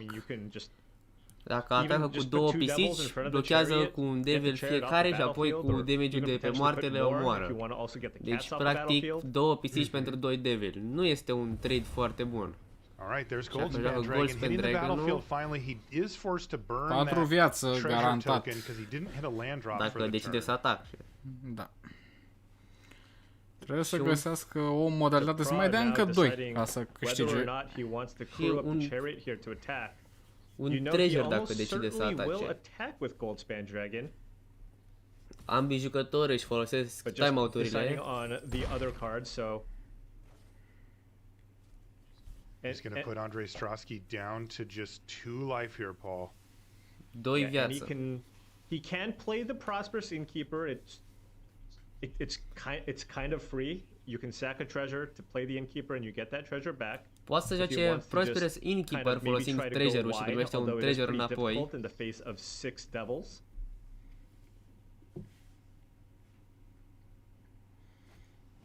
Și decide să facă acest lucru. There's that treasure coming back. Se vede pe fața lui Andrei Strasky că e o situație la limită, e în momentul ăsta pe muchea cuțitului. Andrei Strasky este într-o situație precară. Dar meciul nu este încă gata. Are mult potențial de a trage un răspuns față de Goldspan Dragon. That is true, and that's something that he can consider doing. Maybe he leads out now with the expressive iteration, right, to see if he finds something here. But he does need, one of his 3 fading hopes. Or he could also potentially find a smaller removal spell and then copy that with the galvanic iteration to kill the dragon. They do play 2 copies of Demon Bolt. That's right. He doesn't see any of those here, though. It's Test of Talents, Field of Ruin, Jwari Disruption off of the iteration. And those look pretty awful here, all Din păcate, niciun removal pentru Dragon. Basically a blank here. Just got Strasky a land, so he really does need to find something here. So we're gonna see. I'm actually very interested to see if he goes with what you suggested, Marshall, which is the iteration into environmental sciences to go up to 6 life here because he has the ground covered. Are 4 mana disponibil. Unexpected No, he's going to go for unexpected windfall here. He's trying to hit some type of interaction for this dragon. Test of Talents only has 2 targets? Oh no, there's Dragon's Fire as well. Alright. He's all in though. He's going to discard...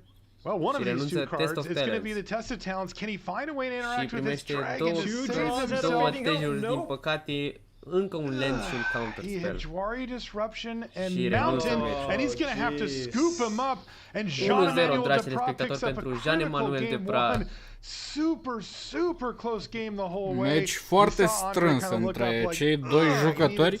Totuși să nu uităm că este un cel mai bun dintre ei la serie. Deci acum, dacă Jean Emmanuel Depra mai câștigă încă o dată, Andrei Strasky nu este încă eliminat. Trebuie să mai facă încă o serie pe care să o câștige. Being able to resolve one of his card draw spells, and he just never got that opportunity. And Depra just continued just putting pressure and just sequencing things beautifully, just so that it just put Andre in a really awkward situation where he had to cast a Burn Down the House and copy it just to keep the ground forces stable. And this is the advantage of playing red, right? This is the advantage of playing Gruul as opposed to something like mono green. You have access to those evasive creatures. Boy. John Emanuel bringing the classics, right? He's got the gold span.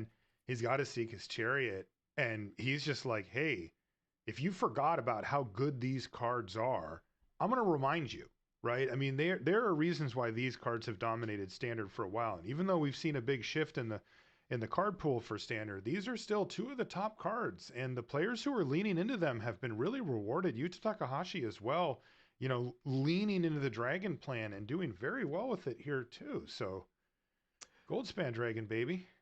Yeah, and if you're Andre Strasky here, I mean, really got to just try to rebound as well as you can here, because I mean, kind of coming into this, going into the top 4. 30 de secunde rămase pentru a-și adapta decurile fiecare dintre jucători. Andrei Strasky a terminat deja să-și facă modificările la EZ Epiphany. Temur Treasures, un deck pe care nu l-a înțeles nimeni. Este un deck foarte ciudat la un astfel de campionat, dar uite că, cel puțin în acest prim joc din serie, a scos rezultate. Intrăm în al doilea joc. Okay, game number 2 incoming. Also, you have to wonder about the mental state for Strasky. Strasky este în acest moment într-o situație foarte proastă din punct de vedere mental. A venit neînvins în turneul final și acum practic i s-au dat 3 croșee până acum în față. Este deja într-un strict de 3 înfrângeri. Încă 3 mai trebuie ca să fie eliminat. Pregătește un alt rund de Epiphany. So even if Andre loses this match, he will still have the opportunity Jean Emanuel Depra, o mână de început cu 5 landuri, destul de mult pentru un deck agresiv. Little awkward here for Jean Emanuel. The Yespera Sentinel still in hand for him. He's going to have to kick things off with a turn 2 Prosperous Innkeeper. At least he's got that going for him. How does his hand look? Pretty land heavy here, right, Paul? 4 lands still? Dar și Andrei Strasky. Yeah, he's got the expressive iteration here, but maybe are considering 4 landuri în mână. Just trying to see if there's going to be a good target for the Demon Bolt next turn. Of course, because of the turn 2 Prosperous Innkeeper, the card that you're going to be most afraid of is Isika's Chariot. That's right. But Demon Bolt doesn't really do a great job against answering that specific threat. Now, if Jean Emmanuel Depra went for Moonveil Regent, sure, that Demon Bolt would be great. But yeah, I mean, typically you expect on that turn 3, if you don't have anything, for people to go for the iteration. But it looks like Strasky valuing kind of investing the mana into the Demon Bolt better, because even if he doesn't use it, even if he doesn't use the Dragon sau pentru Chariot, he still now has access to a 1 mana 4 damage spell at a later point in the game. That's right. He's got the Epiphany and the Demon Bolt in Fortell now, so he's kind of got those at the ready.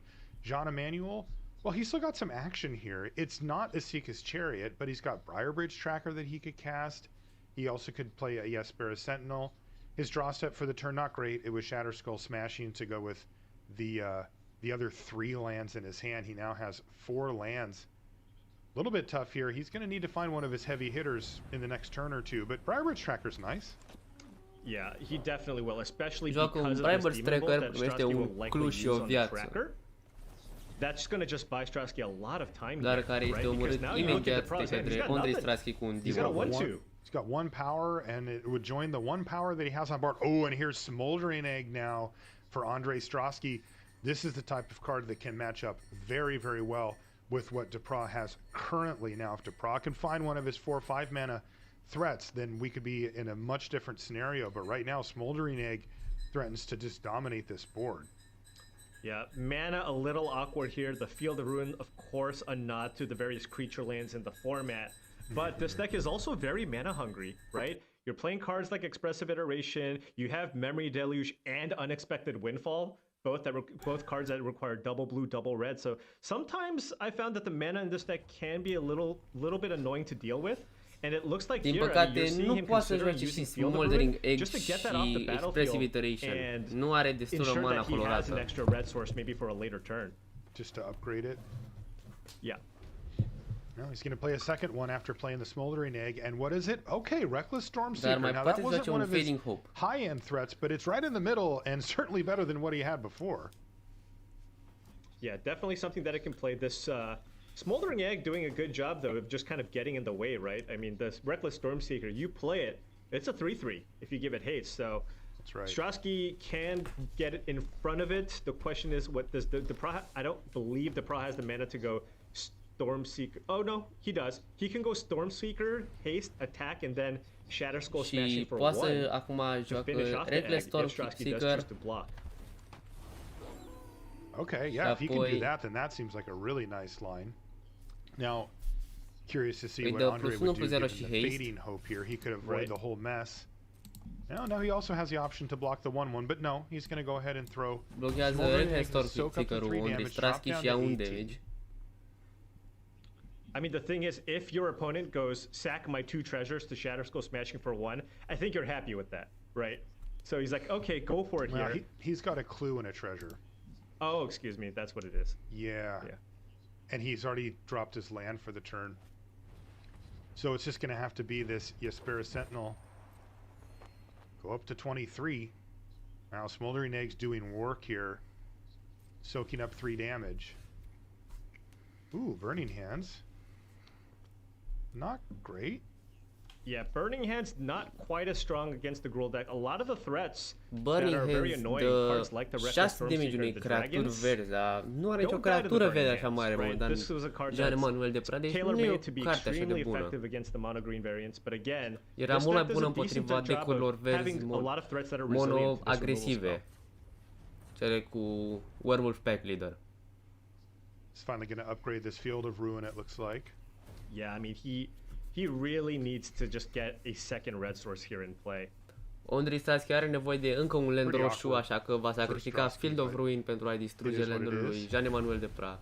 Și apoi amândoi se vor căuta de câte un basic land. He's going to take out the blue source there for Jean-Emmanuel. Yeah, and Strasky definitely wants to cast this. Și apoi un Burning Hands pe Yespera Sentinel. He did not have an island again, it looks like. Yeah, so it looks like no islands in the deck. Still has that treasure, but now, oh well, there's a blue source. Cancel that order. River Glide Pathway on top of the order, top of the library, excuse me, will solve any problems related to that anyway. 2 counters on the Smoldering Egg. He still has Fading Hope available for the turn, as well as Alrund's Smoldering Egg are 2 countere. Dacă joacă Alrund's Epiphany, se va transforma în dragonul acela periculos. Fire that off and turn Smoldering Egg into Ashmouth Dragon. Depra's going to crack the clue and find, okay, Magda. Este pe Magda. Și Reckless Stormseeker îi poate da haste și ataca pentru a crea încă un treasure, având 2 treasure-uri pregătite pentru counterspell. Given now that there's a Magda in hand. Yeah, Andre just trying to keep Depra off of blue mana here so he can maybe resolve that Alrund's Epiphany.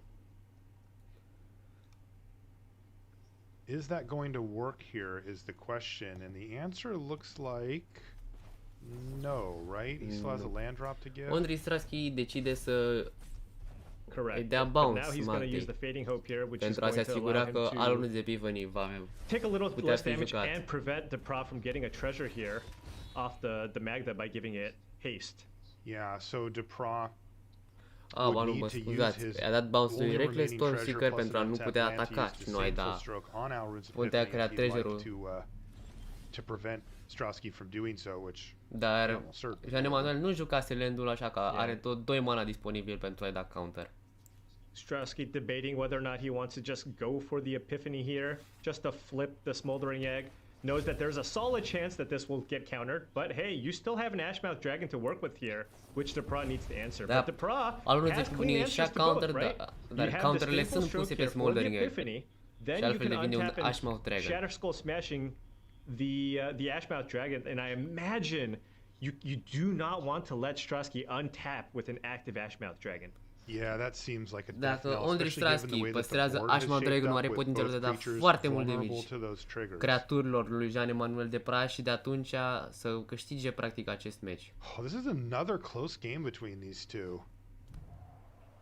So I think we're just going to see Shatter Skull Smashing here, as you described, Paul. Send that dragon packing, and then there's a lot of pressure on this expressive iteration from Strosky, because the damage is going to start flowing pretty good here for Jean-Emmanuel. Ooh, memory deluge off the top. It's going to be iteration here, though. Unde See if Strosky he can find some way to interact. Another egg, a galvanic iteration, and a divide by zero. Can't quite do it all, can he? He cannot, unfortunately. So now, unless he plays out the Smoldering Egg, he will not be able to fully maximize here on the iteration. But you know that Strosky also really wanted to cast Memory Deluge. You know, ideally, it's you get an interactive spell, get a land off the iteration into Memory Deluge. So now things are a little bit more awkward here for Strosky. He's got some life Dar total Galvanic Iteration și cu Memory Deluge îți pot aduce foarte multe cărți. Bit cărți. unfortunate for the expressive iteration. I mean, Păstrează sometimes it divide is by just zero. look at the top three and put one in your hand. That does happen. Looks like he's going to take a longer game plan here. He's going to put Smoldering Egg in the exile. That means he can cast it now, keep divide by zero, but now he's out. He can't cast anything this turn. Double Ranger class and then the known Reckless Stormseeker in hand here for Jean-Emmanuel. But, you know, from Strosky's standpoint, the Smoldering Egg does a good job of blocking the Ranger Stormseeker. class ambele și un Reckless Stormseeker dacă folosește treasure-ul. Acesta îi oferă foarte multă presiune, doar că rămâne fără cărți în mână. Și Andrei Strosky, dacă reușește să distrugă toate aceste creaturi, pentru cum ar fi cum Burn Down the House, ar deveni în avantaj. And he does need to put some pressure here. That Smoldering Egg is a ticking time bomb. Yeah, Strosky had just resolved expressive iteration, so Dacă Andrei Strosky trage un în tura viitoare și decide să joace cele două spelluri, Smoldering Egg se va transforma iarăși. And Strosky's just one land away from being able to Memory Deluge and divide by zero, and that would transform the egg straight away. So here we go. Strosky's going to go for it. Ranger class hits the battlefield, and it gets up to level number 2 thanks to the treasure token. Sacrifică treasure pentru a aduce Ranger class la level 2. And then it'll pick up a +1/+1 counter. Astfel poate să pună counter pe regle Stormseeker sau pe Magda și cu cealaltă abilitate să-i ducă la 4. Altfel nu poate fi blocat de Smoldering Egg. Fair enough. Yeah. Similar effect here, just maybe spreading out the threats a little better. Yeah, maybe more of just hey, if you have a Fading Hope, I just kind of want you to cast it now on my wolf instead of bouncing my Stormseeker and making me cast it again. Because now with the Ranger class, he does have plenty of things to do with his mana. Another Memory Deluge. Din păcate, nu primește landul mult așteptat. Fixing slash Dar poate primi un land looking through my library here da, for îl primește acum, să vedem dacă he îl did vrea. find a land in this pile, which was pretty important, Paul. Yeah, and the Epiphany also looks like it could be pretty decent here. So if you took something like Land Epiphany, you can then cast Divide by Zero, flip the Ashmouth Dragon, buy yourself some time, and then cast the Epiphany, untap, and then play more spells, potentially with Ashmouth. Dar alege să ia un Expressive Iteration. Wow, he went for the Expressive Iteration instead. Interesting. So really going to be leaning heavily on this Smoldering Egg as just kind of a way to just și alege să folosească Smoldering Egg ca fiind singurul bloc. Use the Divide by Zero, maybe bounce the Reckless Stormseeker, untap, and now you have Expressive Iteration to find reactive spells, and casting the iteration by itself also deals 2 damage to something. So just really trying to play the control strategy here instead of focusing on trying to take some extra turns. Yeah, it's interesting because if you take the turns, you get spotted the birds and you get 1 card back. But if you take the iteration, then you could potentially cast 2 more spells that turn and get all those triggers on the Smoldering Egg. And that is what Andrei's valuing higher here rather than the bird tokens. Yeah, also taking the iteration gives you the chance of potentially just finding a burn down the house, which would be pretty devastating here for the Pra, right? It would just kind of leave it. I mean, it's unfortunate because you would lose your egg. Yeah. But at the same time, it's like, hey, if Andrei are potențialul de a căuta destul de adânc în deck-ul lui cu cele două Memory Deluge și Expressive Iteration, astfel obținând un Burn Down the House, care l-ar ajuta să intre înapoi în joc. În momentul actual, Jean-Emmanuel de Pra are destul de multă presiune asupra lui. Not much to be done about it from Strosky's perspective. So it's going to hit the battlefield. Jean-Emmanuel up to 27. That Innkeeper's really buffered his life total. It hasn't been relevant yet, but we'll see. All right, Ranger class number 2 Joacă al doilea Ranger Class și îl duce la level 2. And Andre's just trying to decide what to hit with this divide by zero. Și and it looks like alege he's found his target. Ducă înapoi în mână Reckless Stormseeker. Now the Ashmouth Dragon wakes up. Acum o să transformat în Ashmouth Dragon. Acum este un 4-4 flyer. Yeah, Strasky really prioritizing all of the cheap spells here, so that he can just clear the board here with this Ashmouth Dragon. Jeez, this thing is tura viitoare, dacă joacă multe spelluri, practic fiecare Install Sorcery dă 2 damage la orice target. Asta înseamnă Prosperous Innkeeper, Magda Brazen Outlaw și lupul 2-2. And Andre will take a hit here, but it's not going to be lethal. Și pentru asta va trebui să lase lupul să treacă mai departe. Perfect information now. The Pra has no cards in hand. You don't have to worry about some kind of removal spell on your dragon, or a counter spell, or a Goldspan dragon post anything, right? So he just needs to make sure that he can keep himself healthy enough so that he can untap and stabilize the board here. Also curious, Paul, to see if Ranger class, you know, the third level of it ends up being a relevant factor here, because let's say Andre can untap and do the thing that we've been describing, where he gets to kind of ping down a bunch să ajungă înapoi la tura lui cu destul de multă viață și să distrugă destul de multe creaturi, are potențialul să câștige, pentru că Jean Emmanuel de Pran nu mai are cărți în mână. Yeah, absolutely. I mean, even next turn, he can spend the 4 mana and he'll still have 4 mana available to start casting creatures off the top of his deck. Probably he could even have. Dar Ranger Class-ul îi dă potențialul să joace creaturi din librărie, primele. Let's see what happens. Prima carte mai exact, I imagine dacă o duce la level 3. The 3 power creatures and put a counter on each, right? And that just and Andre with the line that he's taking, I mean, he can't really afford to block here. He's kind of all in on the Ashmouth Dragon here.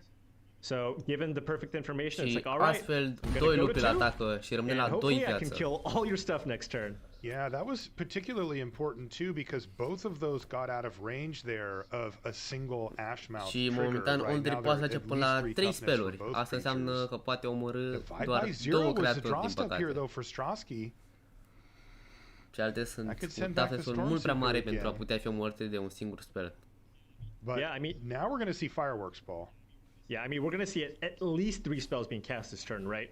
We have the iteration, we have the sciences, and we have the divide by zero. So that's a lot of creatures that are going to go down here. Not great. There are some interesting things you can do. Sometimes you need to cast spells that don't do anything just to get the trigger from Ashmouth Dragon. That happens somewhat often. And he does see a Shatterskull Smashing as the only spell here. Couple of lands otherwise.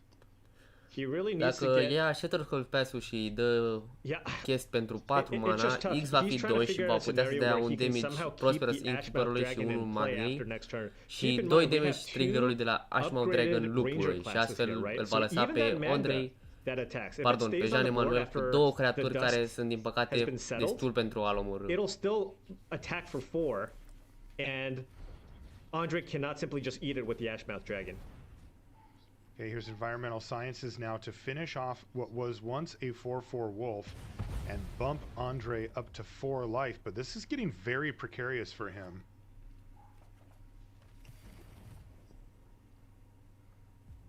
He's got Divide by Zero and Shatterskull Smashing.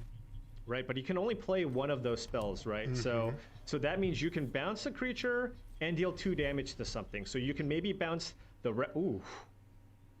Wow, another Reckless Stormseeker? That has to be good here, right? There is no way that Andre can deal with all of this at just 4 life. Totuși, aici nu este finalul de drum pentru Andrei.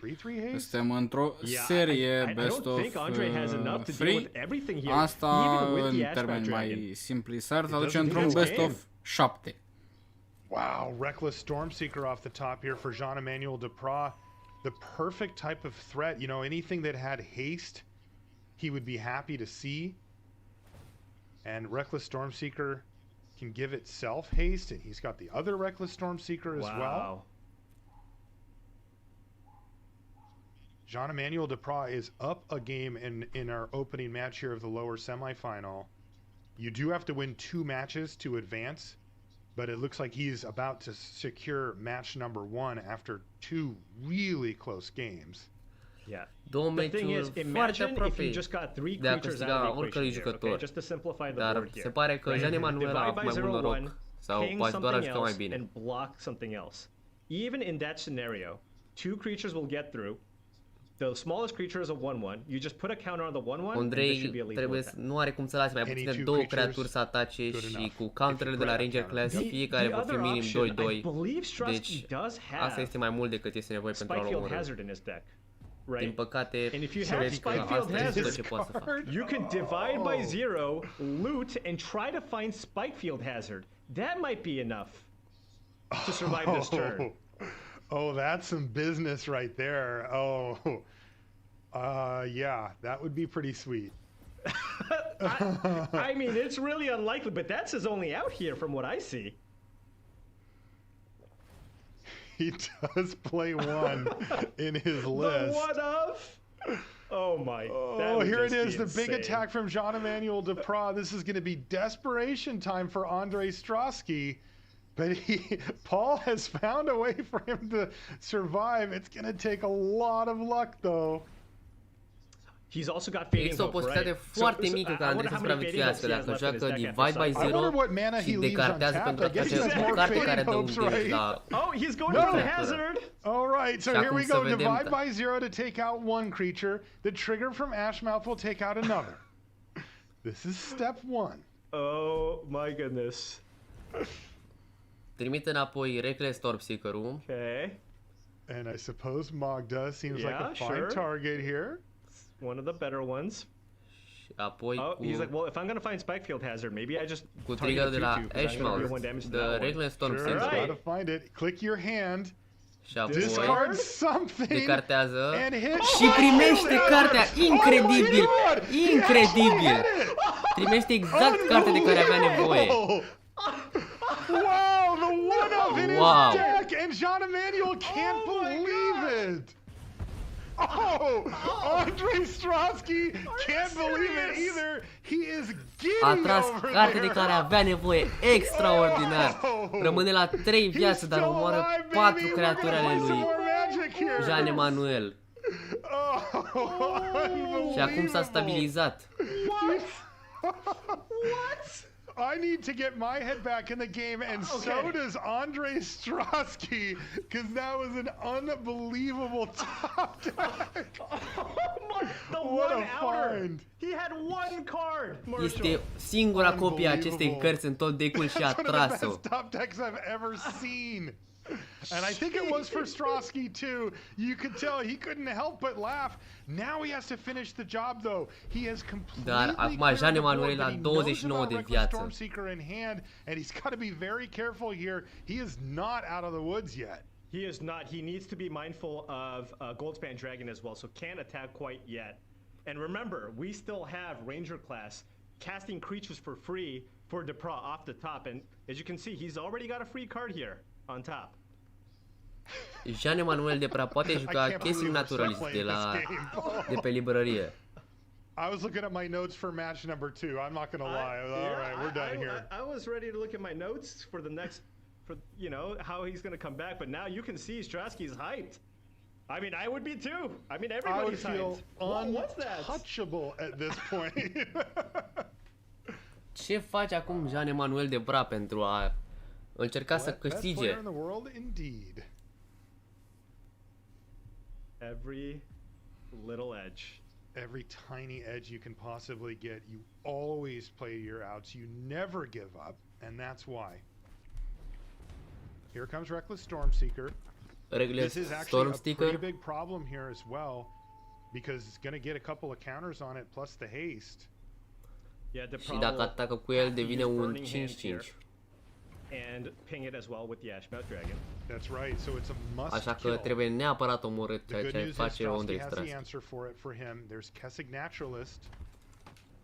Apoi Casing Naturalist și un Forest. And I mean that literally, like not his draw step, but that actually came from Ranger class there. Here, though, is Expressive Iteration. That has to be one of his absolute best draw steps. Wow! Double Alrund's Epiphany. Alrund's Epiphany de 2 ori. That's gotta be game. That's got to be absolute perfection for Andre Strosky to even things up here in our opening match. Unreal, as that has to be the win here. Incredibil. I mean, you're getting in, and then you're catching another pip. I mean, Andre can't believe what just happened here. Yeah, it's just like, wow. Ce recuperare incredibilă face Andre Strasky. Aparent avea două copii acelei cărți. He's got another turn coming, and he's going to throw a good old lightning bolt here. Lightning bolt. Just bolt you down to 12. He Și o folosește pentru 3 damage. That's right. Hall of Storm Giants gets woken up. I-au dat și lacrimile lui Andrei Strasky. A revenit în joc după ce era pe muchea cuțitului. Era cât pe ce să piardă. A revenit în joc. Este 1-1 în acest prim duel din seria pe eliminatorie în care se află cei doi jucători. Incredibil, incredibil, nu aș fi crezut. Mi-aș fi pariat toți banii pe Jean Emanuel Depra.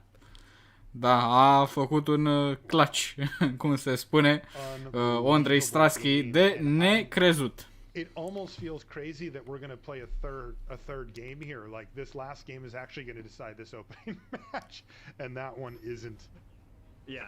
Începe meciul decisiv. Primul este ultimul din primul. Ultimul meci din prima serie. Se joacă best of 3 la serii.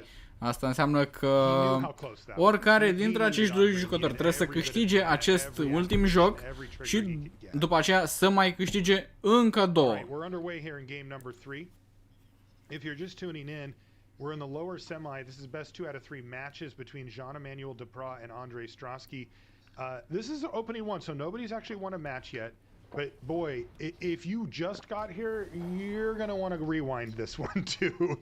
Watch it for now and then go back because some incredible stuff happened over the course of this extremely close match. Oh no, 2 blue sources here for Strosky. Yeah, he kept 2 blue sources with Strasky, Fading Hope on the nu are draw, niciun used land Fading roșu. Hope on the Wolf token and scryed to the bottom, but now this next turn is going to be really, really big here.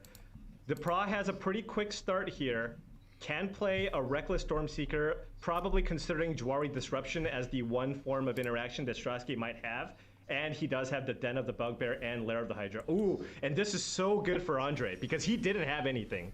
Oh, he finds a red source here. It's his new favorite card, Spikefield Hazard. This one's going to come down as Spikefield Cartea care l-a luat data trecută, acum este jucată ca un land și ajunge la timp perfect. Target itself with the ability. Get in the red zone. That's going to trigger Ranger class, and the damage comes very quickly from Jean Emmanuel's deck. It is very powerful. Shatter Skull smashing in another red source here for Strosky. Yeah, and I'm already looking at burn down the house here. Yeah, I mean, and these wolves are so brutal, so strong against these Izzet decks, because these Izzet decks like to play reactive. They like to pass the turn. And din păcate pentru decurile acestea Epiphany care nu vor să facă multe pe tura lor, That's right. Now, if Werewolfii se transformă și devin mult mai periculoși, și este un dezavantaj. Then that plays pretty well into Andre Strosky's hands here. Are we just going to see the dragon? Yeah, we are. Goldspan Dragon's going to go on the stack, immediately get divide by 0. Goldspan Dragon este întors înapoi în mână imediat. And Environmental Sciences will go into hand here for Strosky, but boy, he's still taking 7 damage here, și Paul. This is a 7 damage. lot of damage. Dar mai are încă 2 divide by 0 în mână. He's got that dragon that he knows about, and then also needs to deal with this 5/6 that's in play. Can't even burn down the house. Can't even kill this creature that's on board. So, din păcate nici Burn Down the House nu poate omorâ această creatură pentru că are toughness mai mare ca 5. Yeah, this is where the tempo, this is where leaning on cards like Divide by 0 and Fading Hope, they're not removal, right? They buy you time, but there's still a Goldspan in hand. And și unde este că știi că mai e un Goldspan Dragon în mână. Jean Emmanuel, who hasn't really had a great draw, right? Look at the rest of his hand. 2 lands and a negate. He can just keep slamming these threats over and over and putting massive pressure on you. Yeah, I mean, that pivotal moment was basically just the moment when Strasky drew the red source, but it was tapped. Right? This game would look so much more different if it was untapped. Dacă Andrei Strasky ar fi tras în tura a treia un land roșu care nu ar fi intrat tapped, poate că ar fi arătat altfel acest meci, dar pare să fie în avantajul lui Jean-Emmanuel Depra. He could consider casting another spell to transform the werewolf back, but yeah, he actually just needs to get it off the battlefield, so he's going to go for divide by 0 here. That will make it daytime, and when Jean Emmanuel casts the Stormseeker, it will not be transformed automatically, so at least he gets that.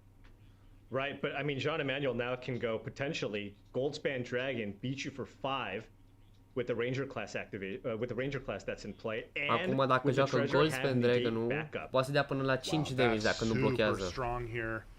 Yeah, because Strasky perhaps trying to set up burn down the house, only one counter on the dragon, but he has just been behind this entire game. That minor stumble at the beginning of not having the red mana when he needed it on back-to-back turns, really punishing him here, and it looks like Jean Emmanuel may be able to just run him over. Acesta e posibil să fie meciul lui Jean-Emmanuel Depra. The only thing he can do here is just try to bounce the Goldspan Dragon, but on the following turn here, once Andre passes, Depra can go Stormseeker, right? Stormseeker, and then just like, okay, deal with my Goldspan Dragon, and with just the negate, I mean, he's just not gonna have. He might have to chump block here with the Ashmouth Dragon if he casts an Environmental Sciences or an Iteration into divide by 0. Yeah, this is very, very difficult here for Strasky. The day-night thing also relevant. This is very tough. He's going to go for Expressive Iteration. What can he find here? Galvanic, another Expressive, and another Smoldering Egg. Not quite enough. Not quite it. Just a few negates in the deck here for Jean-Emmanuel Depra. He actually runs a couple of them in the main deck, but boy, one Expressive Iteration și un Galvanic Iteration. Okay, Galvanic Iteration will transform the Smoldering. Și-l transformă pe Dragon. So double Environmental Sciences. Și apoi Environmental Science. 8. But he just doesn't have enough to take care of this Goldspan Dragon, so Jean Emmanuel's like, sure. Oh, he's actually considering if he wants to negate one of the sciences if the damage matters. It does. In a way, It does, because Goldspan Dragon will attack for 6, which will force a chump block here with the Ashmouth Dragon.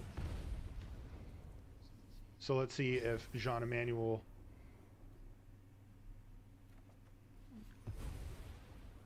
wants to do this. He does have the option to cast the Stormseeker and pump the dragon to make that chump inevitable, or yeah, I know you're right, not inevitable, but make it really, really scary here for Strasky. Dacă joacă Reckless Stormseeker, îl poate avea ca un 4-4 la atac și altfel având un 4-4 și un 5-5 ca atacant și un negate ca potențial. And then also activate one of his creature lands for potentially a lethal attack here, depending.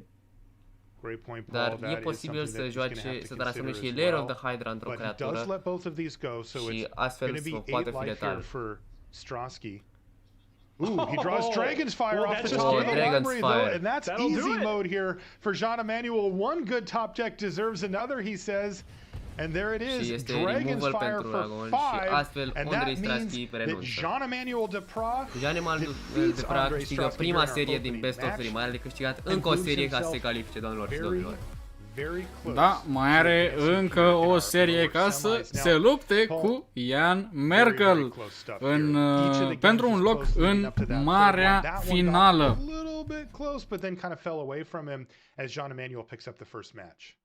Yeah, I mean, you can just see just how hard everything in that Gruul deck hits, right? Even if Jean Emmanuel doesn't do a lot of things early, out of nowhere, you just start playing Dragons and Reckless Stormseekers. And if Strasky can't match him card for card, he just falls too far behind and he is in a lot of trouble. După ce Andrei Strasky a făcut un clutch incredibil, totuși pierde seria cu 2-1 cei drept.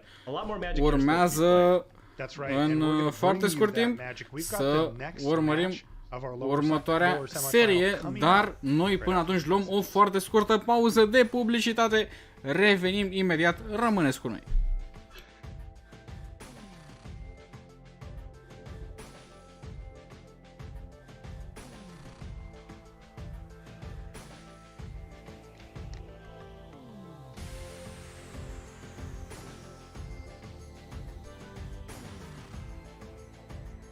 Yeah, I think biggest achievement is probably winning the MPL. I think it's definitely hardest because you get to play against the best players in the world and you play a lot of rounds against the best players in the world. Like you can win a PT and play against not the best players in the world. You know, you can get lucky with your pairings, but here you just can't hide. You're just gonna play Paulo 5 times a year. You're gonna play Seth. You're gonna play Nassif, Yuri, Reed. You know, everyone, all the good players. So I think winning the MPL is at the top for me.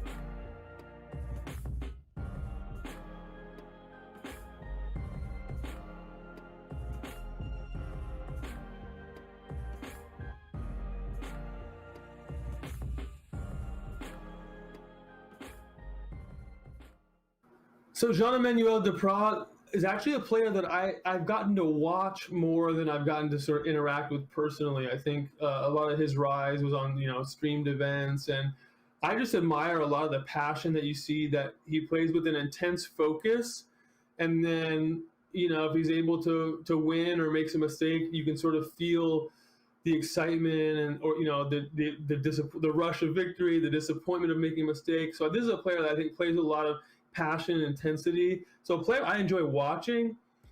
Sitting across the table, maybe slightly less enjoyable because he's a really strong player, but certainly a player to watch.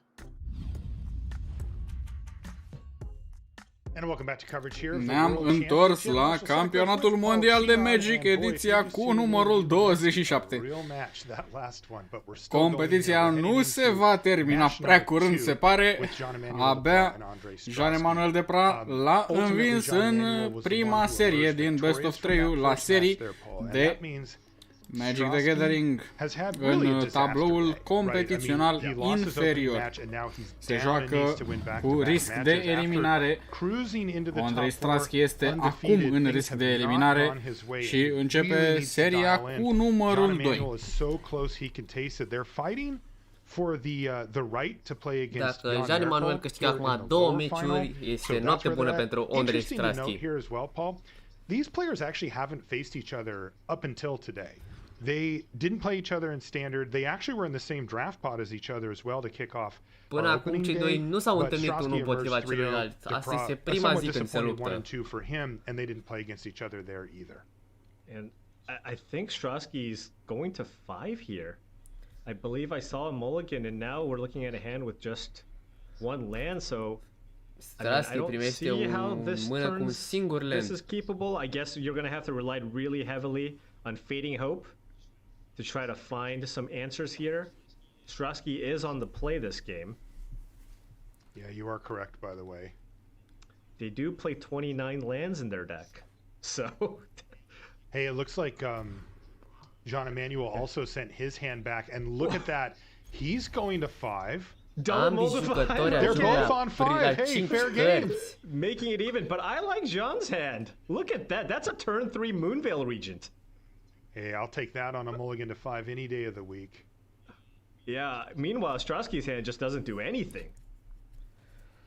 Yeah, you know, mâna lui Jean Emanuel pare destul de bună, dar cea lui Ondrej Strasky nu are prea mult potențial. To find other cards, maybe generate you some advantage, but you know, there's a lot of non-board affecting cards in the list, and I think these mulligans might accentuate that. Yeah, I mean, the Izzet deck is obviously extremely powerful, but a lot of the times the deck loses to itself, where you just kind of draw the wrong mix of spells, right? You're trying to play some counters to help against the mirror. You're playing a little bit of removal to help against the creature decks. And you're playing 7-mana sorceries, right? Every time an Epiphany is in your opening hand, you're not especially happy about it. Right, you actually prefer to draw that later in the game. Alorânț Epiphany este un sorcery de 7 mana, ceea ce nu este prea avantajos să fie în prima mână. Este de preferat să-ți pice mai târziu. This is a huge window here for Jean Emmanuel Depras to jump through. Jean Emmanuel Depras are foarte mult potențial în acest meci. Are o mână destul de bună, dar Ondrej Strasky nu a avut același noroc. Jwari Disruption would be pretty annoying, but come on, he's on 5. He's on 5, and you know he's kind of. That is the thing that he's playing for, right? It looks like, oh, the automatic play is to just run out the Magda, but he's going a little more conservative here, going for the Prosperous Innkeeper, which has slightly less upside, but does guarantee you that treasure if it resolves. And maybe he can save that Magda for a following turn if Strasky did have the disruption for this turn. Yeah, he's still on track for that turn 3 Moonveil Regent. În tura 3 tot poate juca Moonveil Regent. Chiar dacă nu a jucat Magda. Finds a Goldspan, he could do that too. He could still play a Magda here. It's kind of awkward because you don't get to use the Sentinel combo, but you do put a 2-power creature onto the battlefield. Good point. He's gonna go for it. Look at this. I thought Jean Emmanuel was taking the slightly lower road. He's going for all of it. He ends up with a Magda, a Jespera Sentinel, and a Prosperous Innkeeper. And what can Strasky find? Nothing. Din păcate, and I totally understand that line of sequencing. Basically, his thought process was, well, if you have Jwari Disruption, you're basically countering anything I play, right?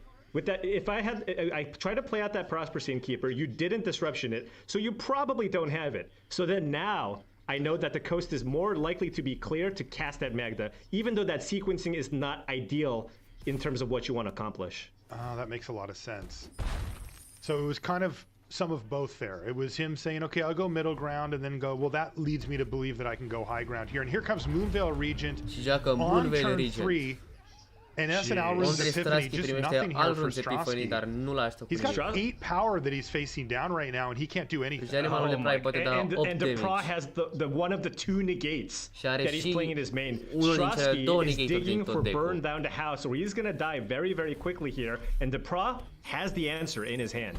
So does Depras just let Memory Deluge go and save the negate for the thing that actually matters here? Absolutely, because he doesn't know. Strasky could already have the burn down the house in his hand. That's the card you lose to. You let the Deluge resolve. Makes a lot of sense. Jean Emmanuel's gonna just go ahead and keep this negate in hand. Thank you very much. Okay, there's Memory Deluge on the stack. Immediately resolves, and it's more air. This is what we've been talking about. He finds Unexpected Windfall and Jwari Disruption off of it. And this is a disastrous opening game here in our second match for Ondrej Strasky. Mulligan to 5 and just doesn't have much to do. Dezastruos pentru a doua serie de best of 3 al lui Ondrej Strasky. He does get one more turn. He'll go down to 1 Jean Emmanuel Depras poate da 9 din mistura viitoare dacă nu face again, I mean, he's got to fight through that negate that Depras has.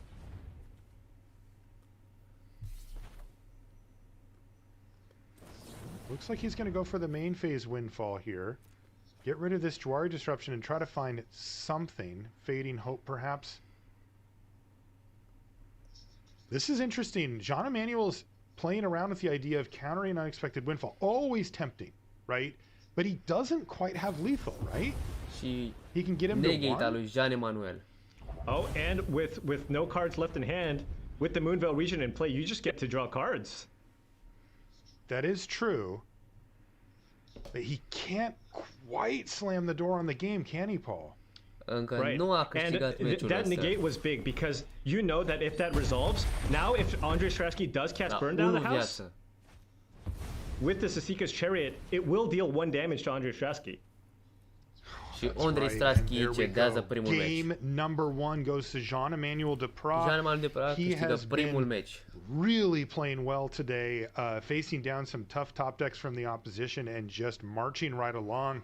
And he picks up game Toți se întrebau mai devreme cum a ajuns Jean-Emmanuel Deprat cu un astfel de deck Temur Treasures în această etapă finală a concursului. Uite că ni s-a răspuns la întrebare. L-a învins pe Andrei Strasky.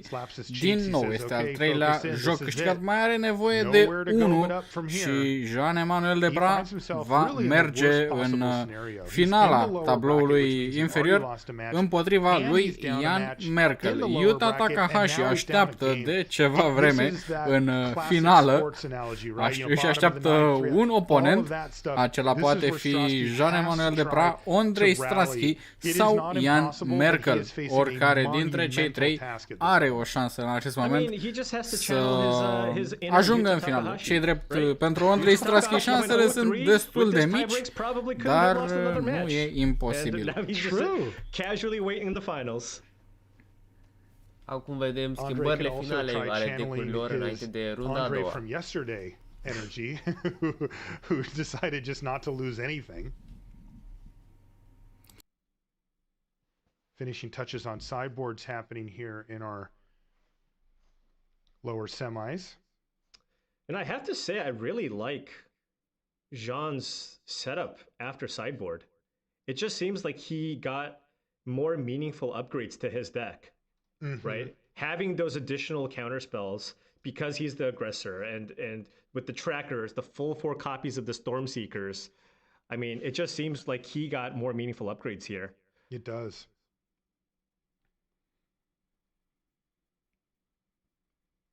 You know, the fact that he's 3 colors allows him to have access to more sideboard cards as well. You see the disdainful strokes coming into. Intrăm în ce ar putea fi ultimul joc dintre Jean-Emmanuel Deprat și Andrei Strasky. Cehul Andrei Strasky este în pericol de eliminare.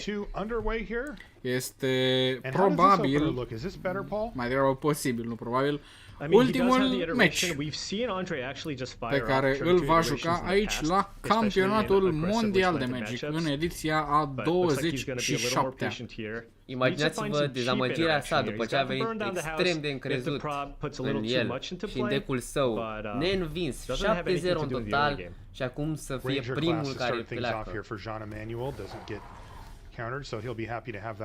Da, din punctul ăsta de vedere, sigur, este un pic, hai să nu zicem neapărat distrus, dar trist din punct de vedere mental. A venit foarte încrezător că își va continua seria de victorii și uite că este în pericol de eliminare. The Czech team submitted here. They are a little bit lighter on interactive spells, a little bit lighter on removal. It looked like they were really just trying to focus more on trying to be well set up for the mirror. And so you see, you know, you've seen versions of this in the past where you see more copies of you know, Cathartic Pyre and various other removal spells, but I feel like they're a little bit lighter there. No shortage of threats from Jean-Emmanuel Deprat, I'll tell you that. This deck hits hard. He went turn 2 Ranger class, turn 3 Reckless Stormseeker, and boom, Andrei's already down to 15. Yeah, and Andre, you see the Burning Hands does not kill the Stormseeker. Now you can copy it, but then you're down 2 cards. Poate să omoare ambele creaturi cu Galvanic Iteration și Burning Hands. That Deprat does have access to counter magic, also just debating whether or not he just wants to main phase the Deluge here.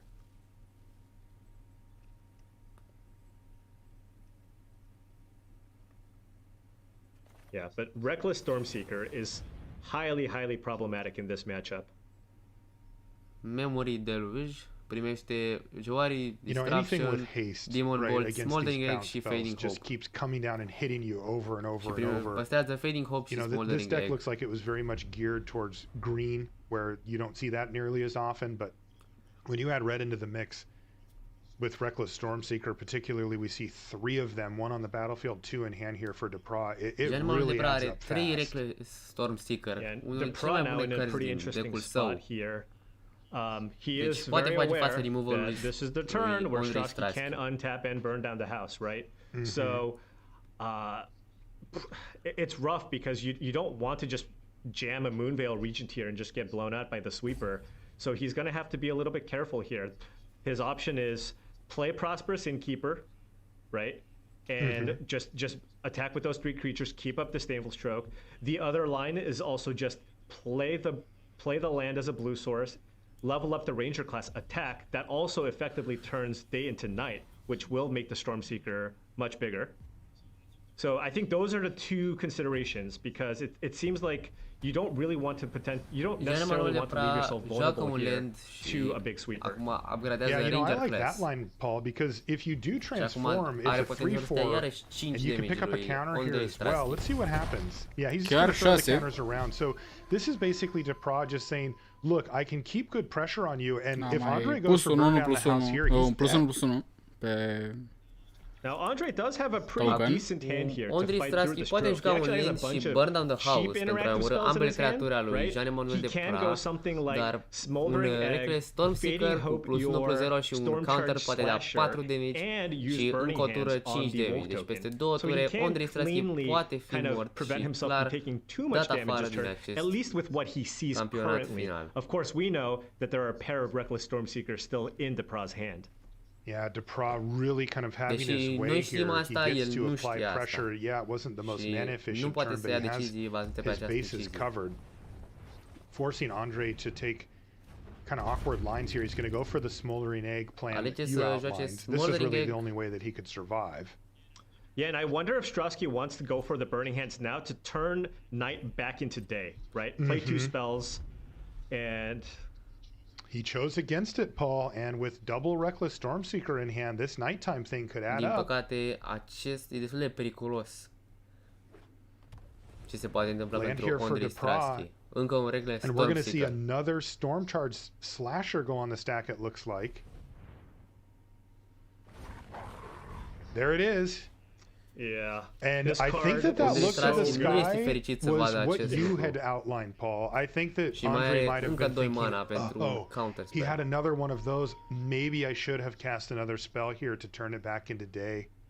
Yeah. Because these Storm Charge Slashers are a whole nother ball game with +2/+0, and they're bigger on their base as well. Yeah, these Când atacă aceștia vor werewolves putea are primi just plus 2 plus 0 și încă un counter de la Ranger Class. Deci oricare dintre ei poate omorî Smoldering Egg-ul. I'm going to keep up my Divide by 0. I'm going to keep up my Deluge. I'm going to leave my options open. It's like, okay, if you want to leave your options open, I'm going to have a 3/4 in play. Andre could be staring down the end of his tournament here after a historic undefeated run. To make it here to the top 4, he is under extreme pressure from Jean-Emmanuel Depra and this Teamer Treasures deck. This thing is a beatdown deck of the highest variety. And he is showing it massive pressure every single turn on Andre Strasky. Acum vedem potențialul atac final. Choose to put the counter on the Wolf. That would be great, because now Strasky can go iteration into Fading Hope to get the 2 Storm Charge Slashers off the battlefield. Dar dacă vor să Galvanic Iteration și Fading Hope, poate să întoarcă ambii Werewolf. His only other option would be to chump block with the Smoldering Egg. Sau poate să întoarcă o creatură și să... I'm sure he's concerned about negate, but I mean, you know, you're facing a lethal attack. You just kind of choose the right targets here.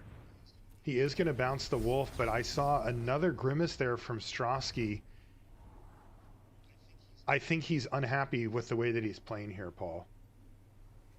Yeah, I mean, if he went for the Burning Hands on the Wolf token, he'd be able to actually get in for an okay block here, right? With the 0/4, because the Reckless Stormseekers would be 2/3s or 3/3s.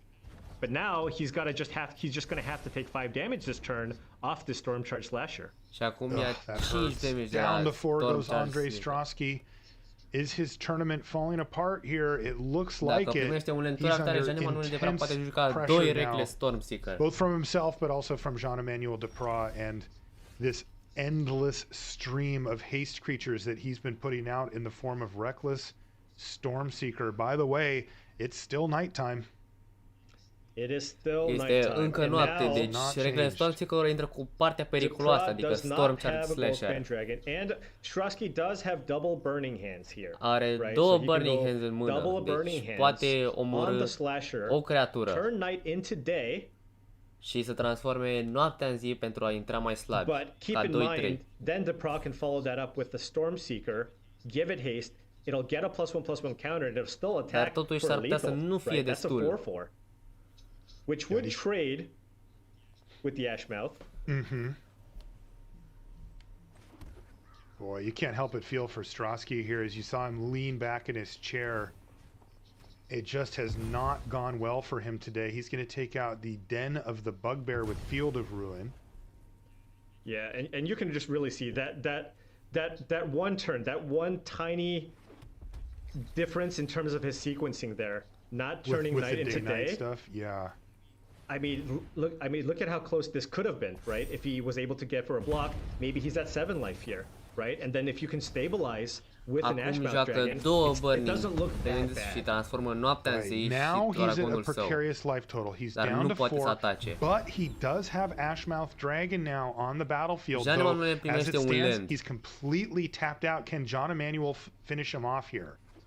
So he can put him down to 1 here. Poate You să can go lase la double 1 Reckless viață. Stormseeker.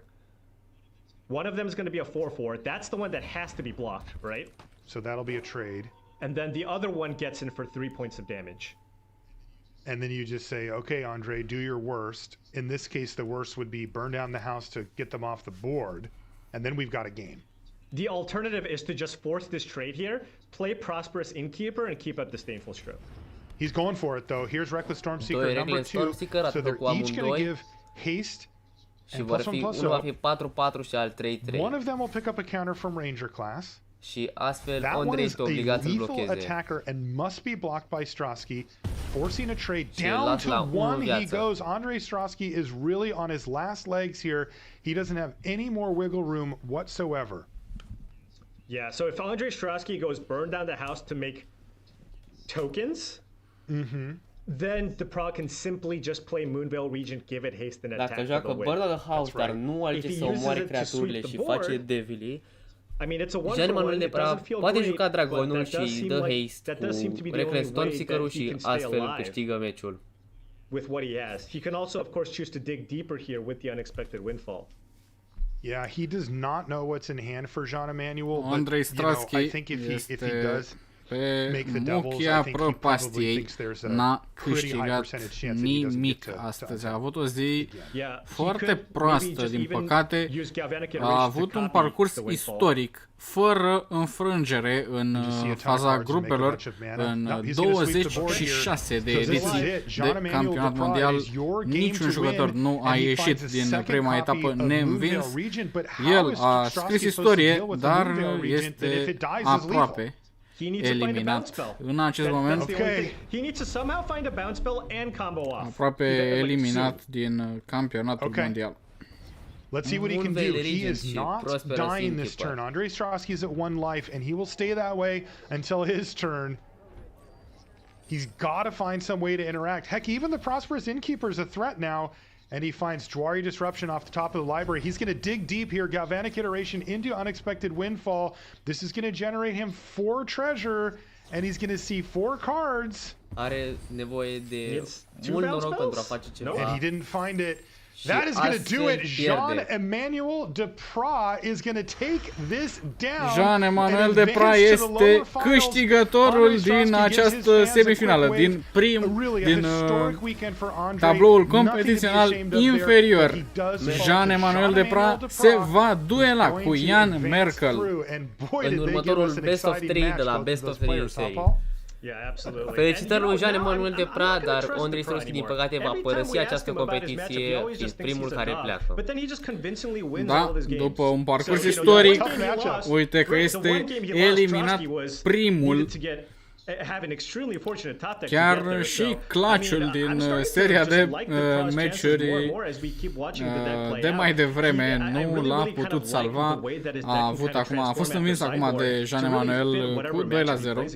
Yeah, you know, he told us before the tournament, he said, I don't know why other people aren't playing these cards. Like, these cards are still very, very good, and he is proving it. Every time he shows up, he is advancing through, and we say goodbye to Andrei Strawski. We're going to have more coverage from the World Championship after this. Luăm o foarte scurtă pauză de publicitate. Aici este Andrei Strawski care spune la revedere. Noi încă nu facem asta, așa că rămâneți pe eSporturi TV1, revenim imediat.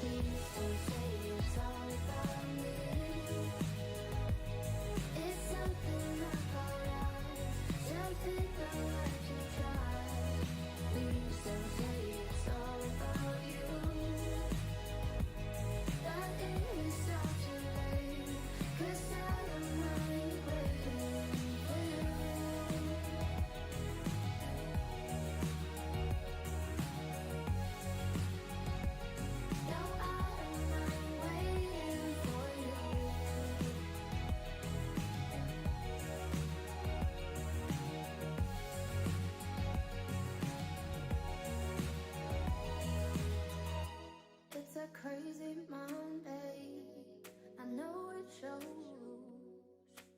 but I'm a little nervous.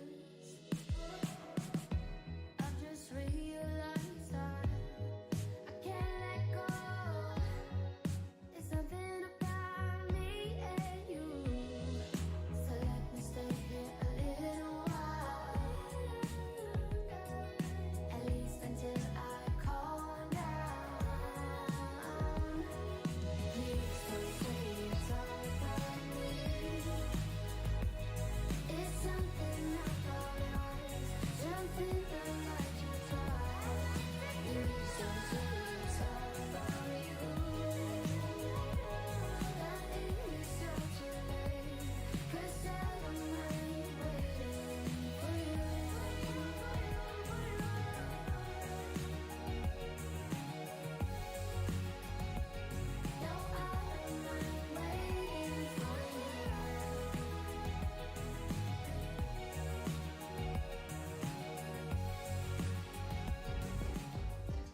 Welcome back to coverage of World Championship 27. Let's take a look at our bracket as Jean-Emmanuel Depra advances here to play Jan Merkel in our lower finals. The winner of this coming match plays Yuta Takahashi in the title match for the World Championship. Really exciting stuff here.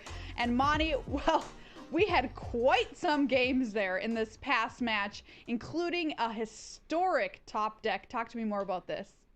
Yeah, Maria, quite some games is right. And I just want to take another look at this clip that we're about to watch. Now, when we come in, Andrei Strawski is down a game, has his back against the wall, and it really looks like he's going to be struggling here. And as we start the clip, Jean Emmanuel has been doing the math. He has just drawn a second Reckless Stormseeker, and this on board is lethal through a piece of interaction with the Ashmouth Dragon trigger. You see Andre thinking about it, our casters think he's dead, everyone thinks he's dead, and then Paul sees it. And you know, we're pretty sure Andre has already seen it, but we hear that there's an out. What if he goes divide by zero, and you don't have to learn a lesson out of your sideboard? What if you discard a card? You have 1 mana left over. What if you find Fading Hope? What if you find Spike Field Hazard? And you see Andre doing the math. He's looked at his graveyard. There's 1 Fading Hope, 2 Spike Field Hazard left in the deck. So he leaves up a single mountain. He casts the divide by zero. The only way he survives is a Spike Field Hazard, and right there, he draws the Spike Field Hazard. And right at this moment, if we just stop, you see Jean-Emmanuel Deprat's face. You see Andre is just off camera, head in hands, because of this card, the Spike Field Hazard. Everything just stops right there. And it's just this moment of just breath catching. And as we see how the rest of this plays out, combat continues, and Andre knows he's alive. Jean-Emmanuel knows the game is not over. There's an Ashmouth Dragon in play, and when the dust settles, all that's left is an Ashmouth Dragon, and Andre Strosky is alive. It's these moments under pressure where the best in the world play to their outs. Andre identified that out, he played to it, and if he had won this match as he went on to win that game, this moment could have been one of the greatest moments in Magic history. Lightning Helix, Cruel Ultimatum, could have been Spike Field Hazard. I mean, Monty, regardless, it was still incredible to watch. And there's nothing like that feeling when you play to your out, and especially your single out, and then you get it. I mean, truly, that's one of the reasons that's one of the things you live for when you're playing Magic the Gathering. What an awesome, awesome thing. So excited that we are here to be able to see it live today.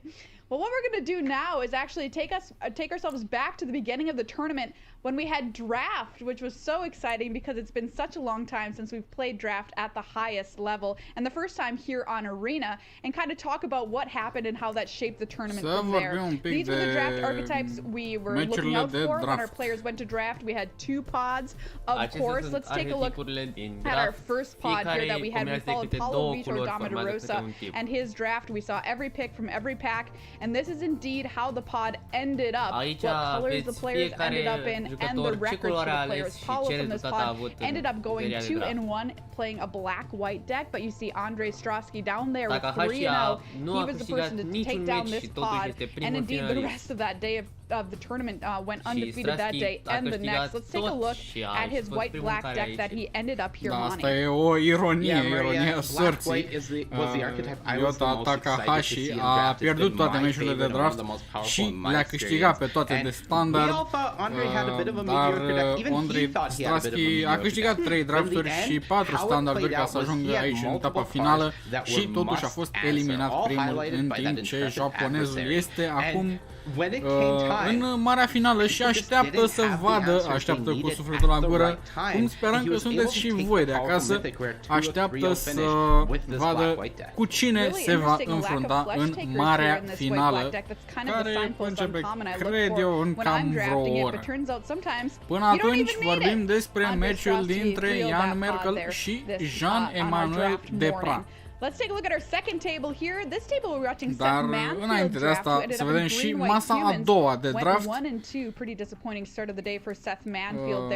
Chesato a fost eliminat cu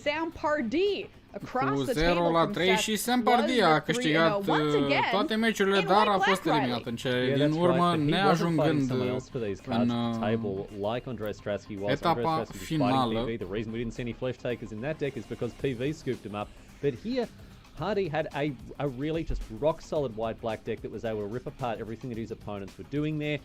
You know, with a good removal of mix of removal interaction and rock solid threats, Sam Pardee got his tournament off to a flyer. Now, obviously, he didn't make the top 4. He was sat down un set de draft very destul de bun emphatically pentru by că Jean-Emmanuel Duprat. draftul nu este foarte bine conceput, pentru că este mai mult să experimentezi seria respectivă, nu să fie un joc optimizat. Astfel, daybound și nightbound mecanicile sunt foarte bune, pentru că pot avea avantaj de jocuri în care nu se joacă în fiecare tură sau se joacă mult. As you do at the end of casting Magic all day. More Magic, of course. I mean, we just love watching draft here, and we got a chance to actually see these drafts happen in a whole new way that we haven't ever had the pleasure of being able to see before. Check this out, everybody. This is the view we got to see the drafts from that morning. S-au văzut pentru comentatori meciurile de draft. In our second pod, all of our top 4 players were in this pod. And not only were they in this pod, check it out, they were all passing to each other. Merkel, Strasky, Duprat, Takahashi. That's wild. That is absolutely Boosterele wild. folosite la draft mergeau de la un jucător la altul pe la toți 8 jucătorii de la masă. Practic, dacă vedeai 2 cărți bune, trebuia să te gândești de 7 ori înainte să o alegi pe cea pe care o păstrezi, pentru că a doua și ultima oară când ajungea pachetul la tine, era foarte probabil să nu mai fie de mult acea carte acolo. Picks are. So here we got everything, and it just made for such an incredible experience of being able to watch this happen. Riley, what was it like for you watching this play out?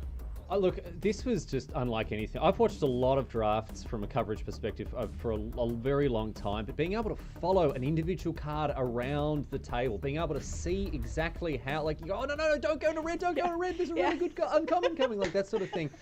Listen, obviously it's early days with this sort of thing when it comes to un privilegiu pentru comentatori să vadă cărțile în așa fel, puteau fi urmărite una câte una cărțile la cine ajungeau. Especially with that multi-view. I don't know how it's, I mean the cards are minuscule, it's very difficult to there's a lot there. I'm sure that people are going to work on a way to make this palatable because it was some of the most compelling content I've ever seen, so I can't wait to see more of it. Yeah, it was truly awesome, everybody, and really wonderful to be able to bring draft to you again. Putem aduce din nou draft pentru telespectatorii noștri. Acum totuși să vorbim despre Ian Merkel versus Jean-Emmanuel Duprat, deoarece Yuta Takahashi are nevoie de un oponent în marea finală pentru a câștiga sau a pierde turneul. Momentan, Jean-Emmanuel Duprat versus Ian Merkel, 66,8% rata de câștig pentru francez. 66.8% standard win percentage for Duprat. Aici este parcursul său în top, până la top 4. A avut un drum cu câteva hopuri, după cum spuneam, și mai devreme, dar totuși a reușit să ajungă aici. That's a look at Jean-Emmanuel Duprat. Acum să vorbim despre oponentul lui Jean-Emmanuel. Este vorba despre Ian Merkel, 73,7% rata de câștig standard.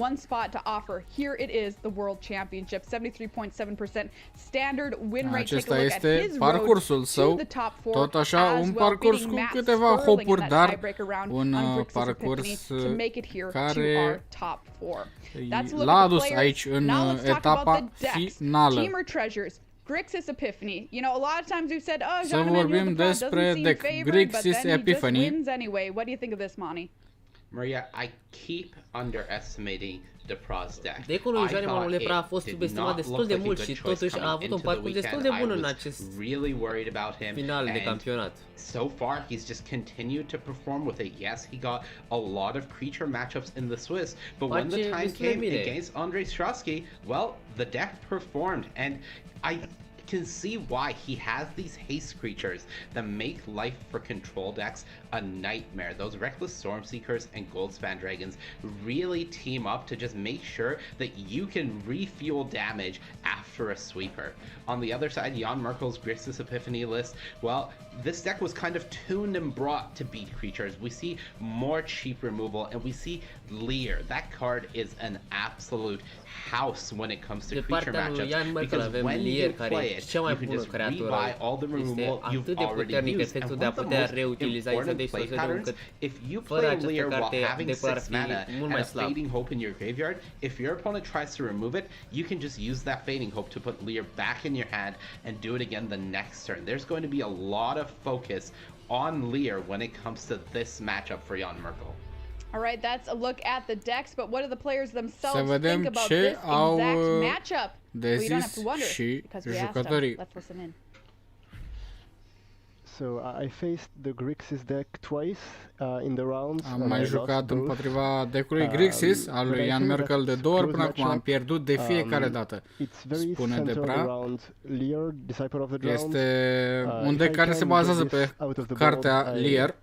I like my chances, but I really need to. Nu-mi plac șansele pe care le-am, dar sper să câștig. Jean Emmanuel, I will be all about trying to establish a Lear play who should be enough to dominate. Dacă mă folosesc de cartea aceea Lear pe care o am, o să domin, spune Jan Merkel, dar rămâne de văzut.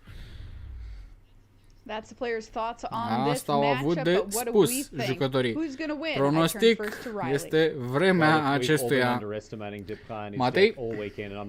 Este destul de interesant. În seara asta o să recunosc că l-am cam subestimat pe francez, dar totuși cred că Jan Merkel are șanse mai mari. Deși a câștigat destul de bine împotriva lui Izet Epiphany, după cum am văzut și în primul meci, Grixis a fost cel superior. I love him. He's such a great player and a wonderful guy. And it's și eu sunt de părere că am subestimat abilitățile lui Jean Emmanuel Depra și ale deckului său și eu o să aleg pe el la pronostic. Urmează, după o foarte scurtă pauză, să vedem duelul dintre Jean Emmanuel Depra și Jan Merkel. Rămâneți cu noi, revenim imediat.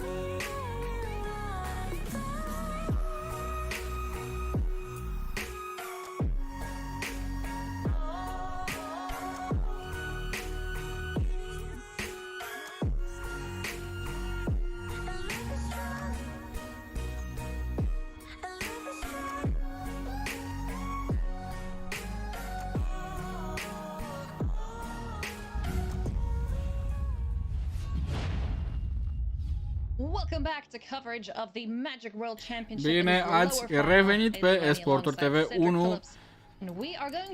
Urmează să vedem meciul dintre Jean-Emmanuel Depra și Jan Merkel. Well, you took it from me because I'm expecting some excellent magic is what I'm expecting.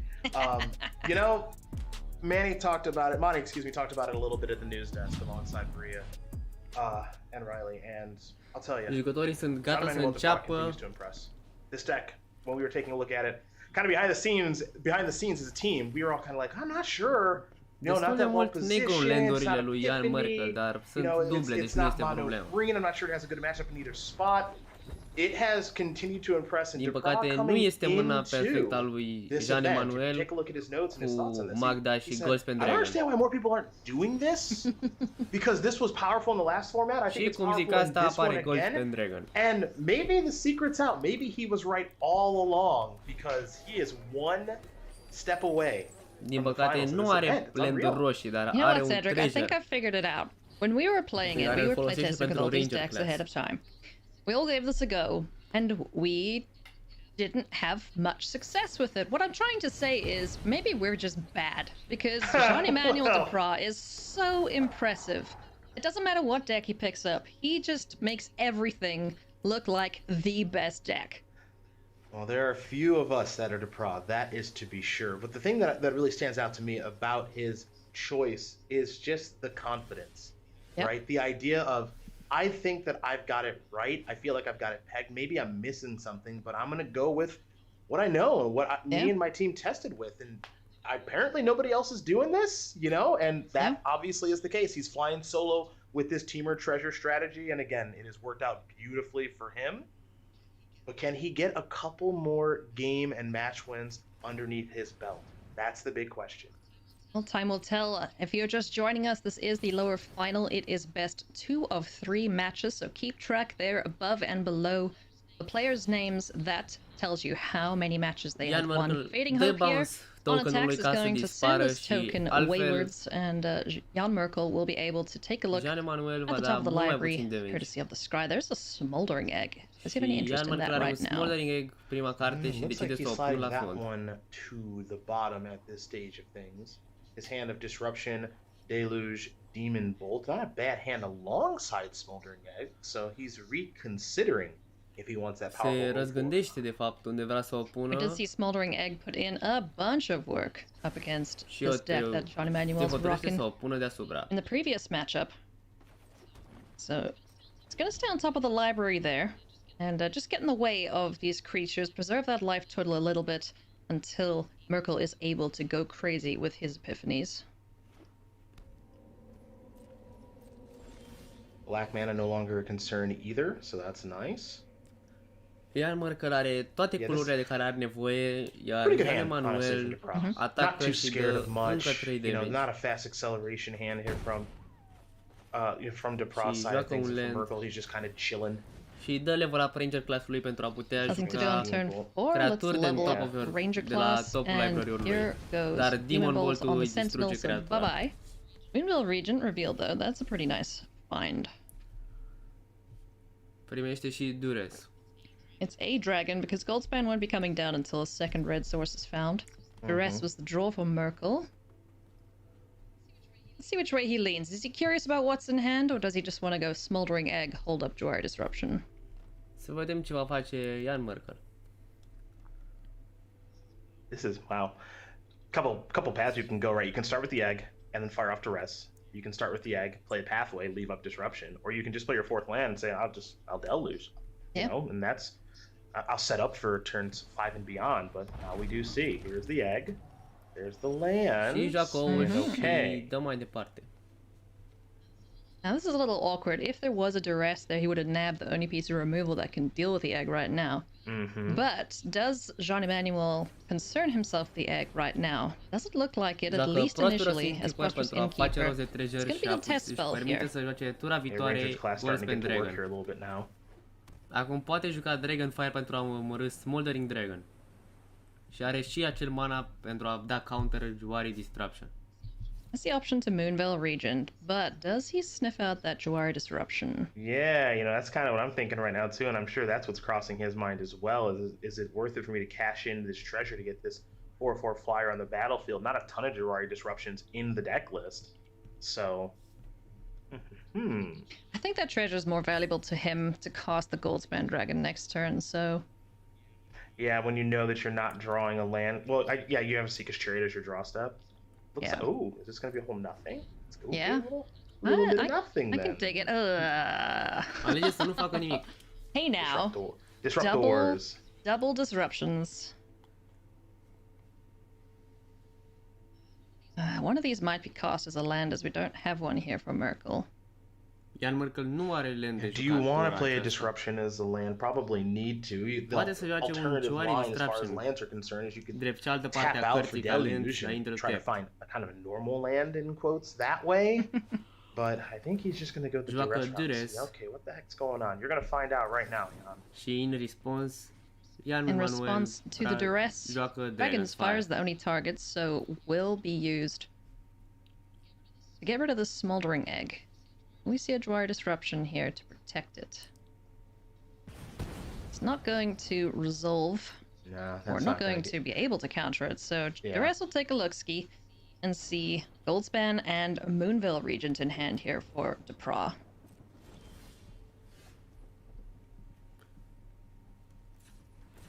Really strong hand now for Depra. It was you know, kind of a slow start out of the gates. We know the explosiveness that this deck can have with Sentinel and Bagda, excuse me, but we're still seeing, as you're going to see, Innkeeper attacking the counter. You're still seeing a pretty good draw here. It's just which threats does he want to deploy and what order? You know, do you want to start with Chariot? Do you want to start with Regent?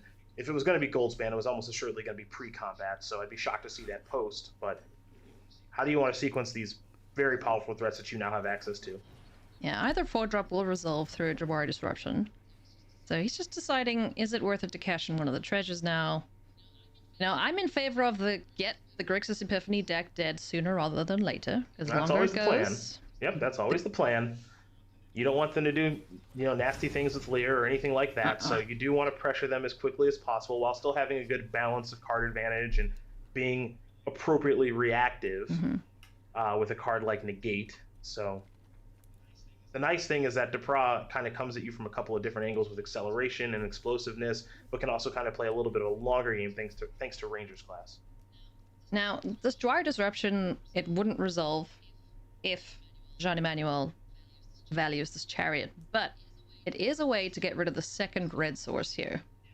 Yeah, which may be of interest. Now, ultimately, it's not, so you're going to see a couple of life gain triggers here, but it was something that I think that Depra was thinking about at least briefly before deciding I'm just going to hang on to this disruption, which is never, it feels like going to get anything. Tip de mana roșu pentru Yeah, this Jawari Disruption is just getting worse the longer the game goes. Pretty sure Depra has sniffed that out. There is the second red source, so it wouldn't have mattered either way. And Goldspan Dragon can get to flapping now. Yeah, Depra with a little bit of a reaffirming head nod there too, which I can certainly understand, which is, you know, when Merkel didn't do anything on his turn, he's like, okay, all right, maybe not a lot going on in that hand over there.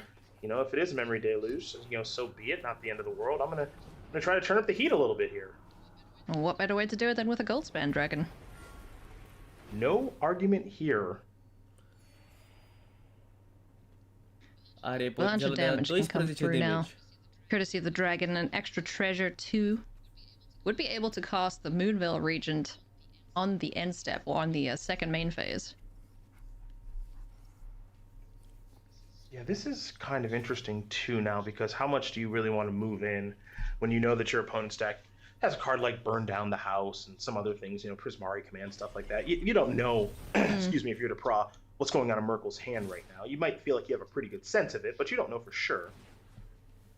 But looks like we're just going to get in the red zone with everything and trigger the chariot, which I'm naturally Acum va face o copie a unui token pe care îl controlează, fie un treasure, fie o pisică. Because even if there is a burn down the house, there's that layer of the Hydra hanging out there. Poate transforma layer You got a of the layer of the Hydra Hydra hanging out, you got Chariot hanging out as a vehicle, so as you mentioned, even if there is some sort of sweeper style effect, you're still just doing pretty darn good. Now it's just a question a lot of damage. Yeah, what do you want to copy and what do you want to target with the Rangers class? Those are the questions that the Pro is asking himself right now, but you know, if we were to ask JED how he thinks this game is going, he's got, I mean, I gotta be ahead. Yeah. I gotta be really far ahead. This is lethal unless Jan Merkel finds something here, so Memory Deluge help? Let's see, does he find anything here? Fading Hope is the kind of card that comes to mind that you're gonna need in a spot like this. Did you find it? Did you find it? Did you find it? Oh, it's a Prismari command, can't cost that. What else is he looking at? Și ia Cinderclasm. That doesn't kills a 1/1. That's not enough though. Yeah, not at this moment. So let's see, 5, 9, 10, 11, 12 by my math. It looks like Merkel's gonna be down to 1. Și Jan Merkel rămâne la 1 this is the viață. full extension. Play the dragon. You've got Lair of the Hydra at the ready. Yeah. Chariot's gonna go back into hiding as a vehicle. Chiar dacă mor toate creaturile, Jan Emanuel de Pra va atrage încă un eficace cerietura viitoare, ceea ce îi va oferi destul cât să omoare, să-și omoare adversarul pe Jan Merkel. Against the dragons that are so large, Cinderclasm can deal 2. Prismari Command can blow up a chariot. I just don't think he has enough to take care of everything. Yeah, no, it doesn't look like it at this stage. So a massive board assembled here, courtesy of Ranger class. Jan Merkel not finding any interaction here to deal with this board. The Pro's going to do the finger dance. I'm familiar with this. This is the counting and thinking, okay, what the heck can go wrong? You're at 1. That's not very much. How do I need to attack around all the removal spells and interaction that you could have? Dar cum este o vorbă în acest domeniu, matematica e pentru cel care blochează. Așa că decide să atace. So that's the easy part. Turn your dude sideways and swing. See what Merkel can find.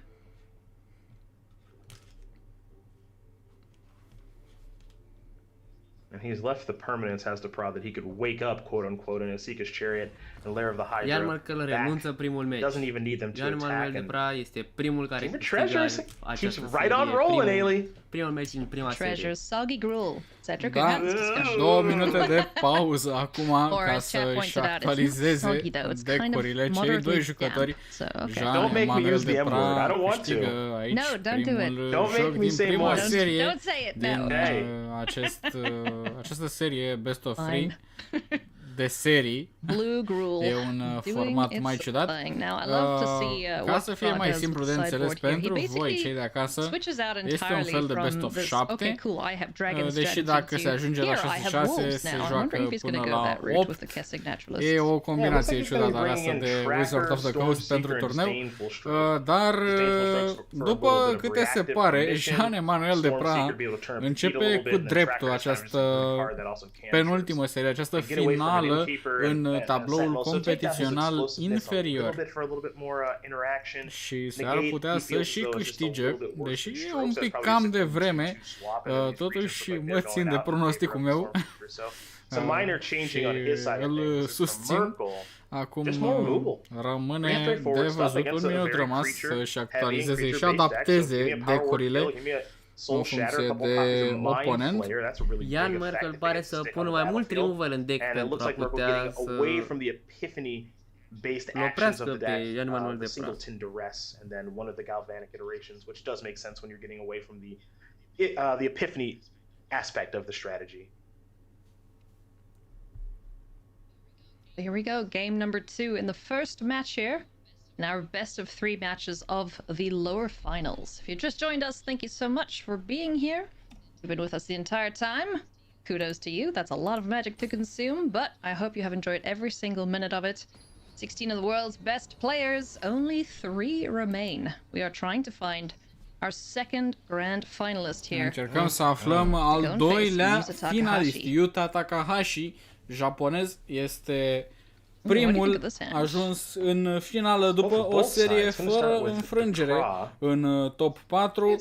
L-a învins mai întâi pe Jean-Emmanuel de Pra, după care l-a învins pe Jan Merkel. Aceștia doi acum se luptă pentru un loc înapoi în duelul iteration and deluge kind of tie them together, leave something to play towards. Galvanic iteration is a high ceiling card if your draw comes together a certain way. So cerut de Jean I don't think he'd want to send that one back. I don't think it's 10 out of 10 or anything. Încă două landuri și regres. It's a good start. Storm Seeker are ce face în tura 1, 2 și 3. There's a fading hope, so some interaction. For Merkel, it's exactly what he's going to need against the nonsense that Jean-Emmanuel will be putting on this board very, very soon. Gold Pendragon, singura carte care le vizitează această mână este Magda. This is one of the things that's appealing about his strategy. He gets access to Lair and Den of the Bugbear. So as these games kind of drag out a little bit, one thing that he's really gonna not be missing or have trouble with is ways to attack, you know, creatures. He's got lands that do it. He's got plenty of them in hand too. Jan Merkel face de Scry 1. Scry there for Merkel getting rid of that token permanently. Expressive iteration. Kick off his third turn. Let's see what he's looking at. He can find a land off of this iteration. The Fading Hope again to hand. Very nice indeed. Does he have a blue land to go with it? Does not. Has a Haunted Ridge, so did find a land off of Expressive Iteration. Ooh, this could be quite nifty. Prosperous Innkeeper into Reckless Stormseeker, perhaps? Yeah, alternatively, Stormseeker... Nah, can't do that. Plus level up range class. Prosperous Innkeeper și Reckless Stormseeker. Basically, how much does he want to extend here, right? How explosive does he want to be? Looks like he's going to play a little bit safer just by playing Stormseeker. Get a little trigger action going here, and let's get busy into the red zone. Și dă 4 damage lui Jan Merkel. Don't often see Jaspera Sentinel swinging in, but here we are. Interesting if we're going to do the Deluge on the main phase so that you can work yourself around a negate style card or a disdainful stroke, you know, that sort of effect. You don't want to tap out, you know, like you don't love that, but you do as you take a look at Merkel's hand. This hand really needs to resolve that card right now for land number 5.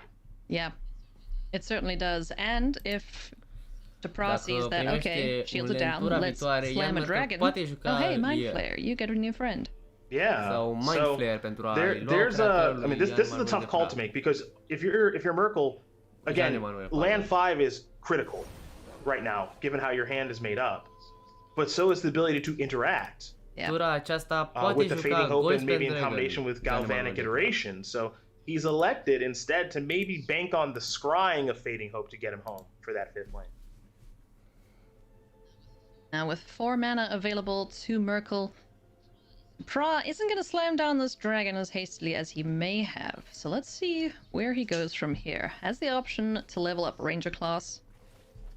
It's going to kick things off though with a Prosperous Innkeeper. Make a treasure. Face un treasure.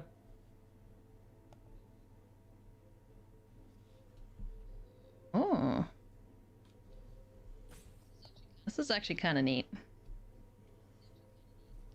Thinking Galvanic Fading Hope, perhaps. Yeah, I mean, that's my expectation this turn, is if he wasn't going to play... Well, he didn't have to play Deluge on his main phase. Obviously, there's some consideration because of counter magic, right? But if he's not doing that, then my assumption is that it's going to be Galvanic plus Fading Hope with the idea of the Scry is going to get me home to land number 5. Jan Merkel poate să joace un Galvanic Iteration și Fading Hope ca să întoarcă 2 creaturi înapoi în mână și să facă Scry-uri de 2 ori. Creation on the stack is in response to a Ranger class activation, like all that stuff. But we're gonna see this. Oh yeah. So the single remaining copy of Galvanic Iteration goes on the stack alongside Fading Hope. And the Storm Charge Slasher will be returned to hand, alongside Jaspera Sentinel. Now, assuming I have this correct, this is at the end of main phase 1, as opposed to the beginning of combat, I believe. And if that is the case, then we could see a Despera Sentinel activation, float the green, this resolves, and then just basically replay the Sentinel. Yeah. So you don't have to cash in the treasure to do that. Fading Hope Scry puts that top one to the bottom. That means it wasn't a land. That one isn't either, Ailey. Acum poate juca iarăși Despera Sentinel. I'm a little scared. Land 5, ideally entering the battlefield untapped, is critical. Let's see, does he find it? No! This Cathartic Pyre. Icky. Alright, let's go Deluge. Let's see what we can find. Memory Deluge se uită la primele 4 cărți și păstrează 2. Well, he did finally. Primește un land și încă un Haunted Ridge. Obviously not ideal, right? Because now you're going to get dragon. Din păcate nu are cum să careze și vine un Gold Goldspan Dragon. Still kind of online. Lear plus Fading Hope, that's there. Because he does have 3 sources of blue mana, 6th land.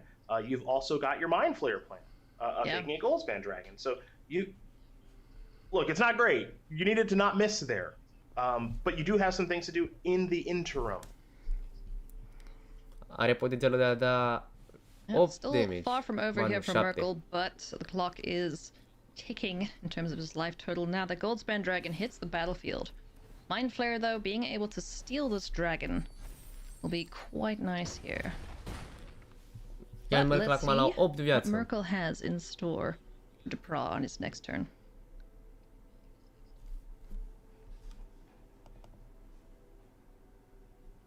Now, will we see a Stormseeker down here? I mean, you got to be a little wary of a burn down the house.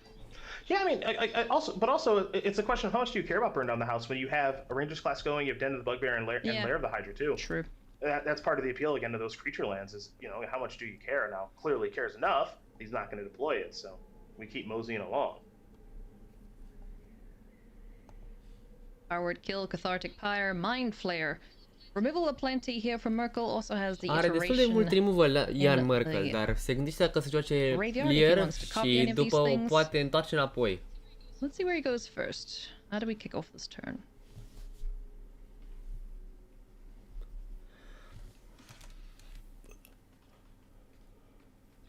Three red mana. Looks like we're going for one of the copies of Lear here. Okay, the old Lear plus Fading Hope turn. Yeah. That seems decent. Can protect your creature or bounce a threat. Ranger class is the draw here for Jean-Emmanuel. 2, 3, 4. So if we start with smashing on Lear, cash in 2 treasures, that's 4 mana, 5, 6. You're gonna get 6 mana total for that. So cash in 2 treasures, 2 lands, smash that for 4. The response will be Fading Hope somewhere. Jean-Emmanuel are acces la 10 mana tura viitoare dacă sacrifică cele 2 treasure-uri. With Sentinel in combination, you probably float with Prosperous Innkeeper in combination with Goldspan Dragon if the Goldspan Dragon gets targeted by Fading Hope. Basically, what Depra and I are probably both doing right now is just going through. I'm going to start with smashing, and then how is Merkel going to respond with his Fading Hope, and then how am I going to respond after that? That's the sequence right now. Acum încearcă să omoare pe Lear, dar nu va reuși pentru că are un Fading Hope în mână, ceea ce îl va întoarce în mână. Ian Merkel. It's just a big thing of can I replay the dragon, or am I firing up Den of the Bugbear, or Lair of the Hydra, or is it Stormseeker, all that stuff. Because it is daytime also, it's not nighttime, which is another thing to work into the equation. Yeah, I mean, even so, targeting the dragon is probably not the way that Jan Merkel survives. I think he needs to go for the Sentinel. Because there's 2 treasures here. He could just recast the Goldspan Dragon and that's enough. Yeah, so you just sacrifice that. So that's 2, 3, 4, 5. And you attack for 4, 5, 6, 7. Trigger Rangers class. Yeah, dead. Is that right? Because Rangers class, I believe, is on level 2. Apoi joacă iarăși Goldspan Dragon-ul. That's it. Yeah, that should be. Și atacă și este letal. Da, este letal. Acesta este finalul primului match din această serie de 2 sau 3 meciuri.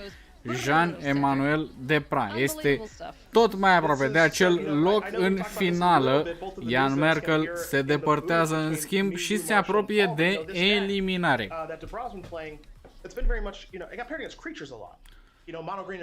S-au jucat foarte multe creaturi.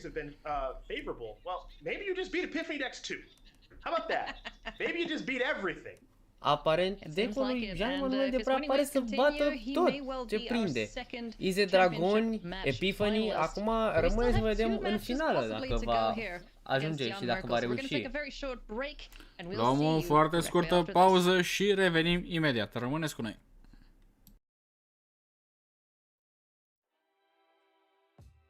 Jan is also part of our testing team, and I think he's a beast. I honestly have him up there. Was PV and Ely to take the whole thing down. So I think if we can have a good constructed deck, I think he's gonna draft very well and play very well, and he's one of my favorites.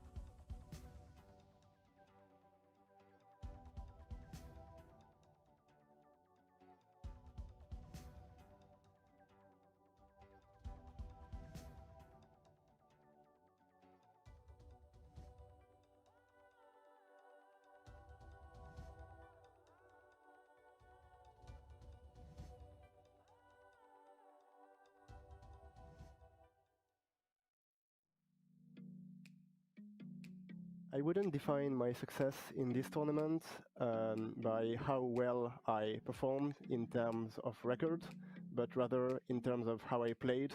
I remember Reed Duke going last in his first World Championship, and then going on to become one of the best players of all time. And all I want to do is to play well and feel like I played well. Well, Depra, you certainly are playing well. Welcome back to the World Championship, everybody. Ailey Loney alongside Cedric Phillips, and we are one match in our best 2 out of 3 here between Jan Merkel and Jean-Emmanuel Depra. So let's get right back into the action and see which Ne-am întors. Jean-Emmanuel Depra se apropie din ce în ce mai mult de finală. A câștigat prima serie. Dacă mai câștigă 2 meciuri în această serie, ajunge direct în finală împotriva lui Yuko Takahashi. And I say that knowing that we have not seen the top end of his draws yet. We have not seen the Sentinel into Magda into complete nonsense și până acum nici măcar nu am văzut potențialul maxim al acestui deck cu Jesper Sentinel, Magda și apoi Goldspan Dragon tura 3. Gonna kick things off here. Land a piece from both players there. The Hydra and Duress here from Merkel to kick things off. He'll take a look-ski at Essica's Chariot and a Shatterskull smashing, and the current layout of Jean-Emmanuel's hand would allow that powerful artifact to come down on turn 3, courtesy of that Innkeeper. So that's gonna get taken out. Innkeeper will hit the board, and just have to play a Moonveil Regent on turn 3. You know, not great, but sure. Well, as things currently Astfel, în tura 3, Ian Merkel trebuie să face Moonveil Regent, un play nu neapărat extraordinar. Dream big. If you're gonna do it, dream big, especially at this stage of the tournament. Both players so close to the finals. Sau un Efficace Chariot, mult mai bun. Remember when you said you're not from the future? Bang! I would like to dispute that. Because come now. Good grief. Essica's Chariot ripped off the top. Innkeeper gets a couple of furry friends. Dream big! Swing in Remember here for that! 1 point of damage. Sick draw. Apoi, tura viitoare poate juca încă un land și Moonveil Regent sau Shattered Skull Smashing pentru X egal cu 2. Now there is some bad news Dar bears nu on the are outside ce of creatur things să here lovească. for these kitty cats, however, Cinderclasm is poised to take them all out. Cinderclasm, Prismari Command does a nice job of handling the Chariot. Fortunately for Merkel, does have quite a few answers to this very powerful and problematic artifact. Prosperous Innkeeper, a second one, drawn here for Depra. Now, where does he want to go with his turn? Which way would you be leaning? So this is the tough spot. This is one of my favorite things when you're playing an aggressive strategy, you're playing against a control strategy, is your opponent has 4 mana up, it's like, okay, how am I going to start this show? And it looks like Atunci this când question's joci answered un pretty quickly, which deck is, agresiv alright, ca I'm gonna lui lead out with Janemanul de Moonveil. Pra și oponentul care joacă un deck control are 4 mana liber, este destul de periculos și trebuie să gândești bine ce faci. And basically this is saying you better like have a real answer to what I'm doing right now. Acum să Otherwise, vedem you know, ce va face Ian fast. Merkel. Yep, otherwise you are in big trouble indeed. So Merkel's going to respond here with a Prismari Command. Începe un Prismari Command ca să distrugă un artefact și să facă un treasure. Token. Get a little bit of ramp action going here. Still going to take 5. Yep, still good shot. Ia 5 damage în acest atac. You also have to concern yourself with Moonveil Regent. And everything that that card does, 4/4 flyer, casting spells, drawing you cards, all that stuff, right? Still have to worry about the lair of the Hydra that's hiding amongst the lands right now too. So it's a really, really, really nice draw of the Chariot there for Depra to really keep him engaged in this game. But you can see Merkel's hand. It's a good one too. Epiphany, Cinderclasm takes care of those cats along with the Innkeeper. Pyre in combination with Cinderclasm can get some work done. Memory Deluge if we get into a little bit of a longer game as well. So this one should be a pretty good one. Are o mână destul de bună Ian Merkel. Are un removal, un ramp, un card draw și un Alrund's Epiphany. Lots of burning Cu acel Cinderclasm a omorât majoritatea lucrurilor mici și un Cateric Pyre pentru a alterna Moonveil Regent. And no damage from the Death Trigger. Just draw a Goldspan Dragon. See, I tell you. Și apoi Goldspan Dragon. Put me in the tournament. Just put me in the tournament. Go, just do it. I can't even. How? Unbelievable. Just do that. Innkeeper. It's so easy. It's so easy.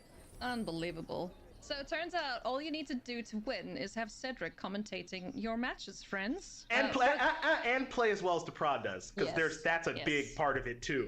For the low price of 1 million monies, you can Janemanul hire de Pra Cedric a avut un to pull all parcurs your destul top de decks bun în for you. această tură. A tras cărți foarte Goodness bune. me. Unbelievable. Și a jucat și bine. Niște decizii extraordinare. These are some disgusting draws. Yeah. These are some really, really sicko draws.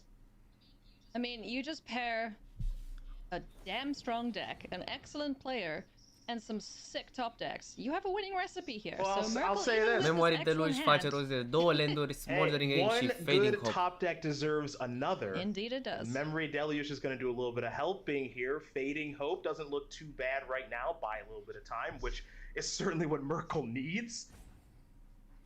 Now, what other card do you want to take? Do you want to go the Smoldering Egg route? Is a land important in this instance? You do have a couple copies of the Celestis.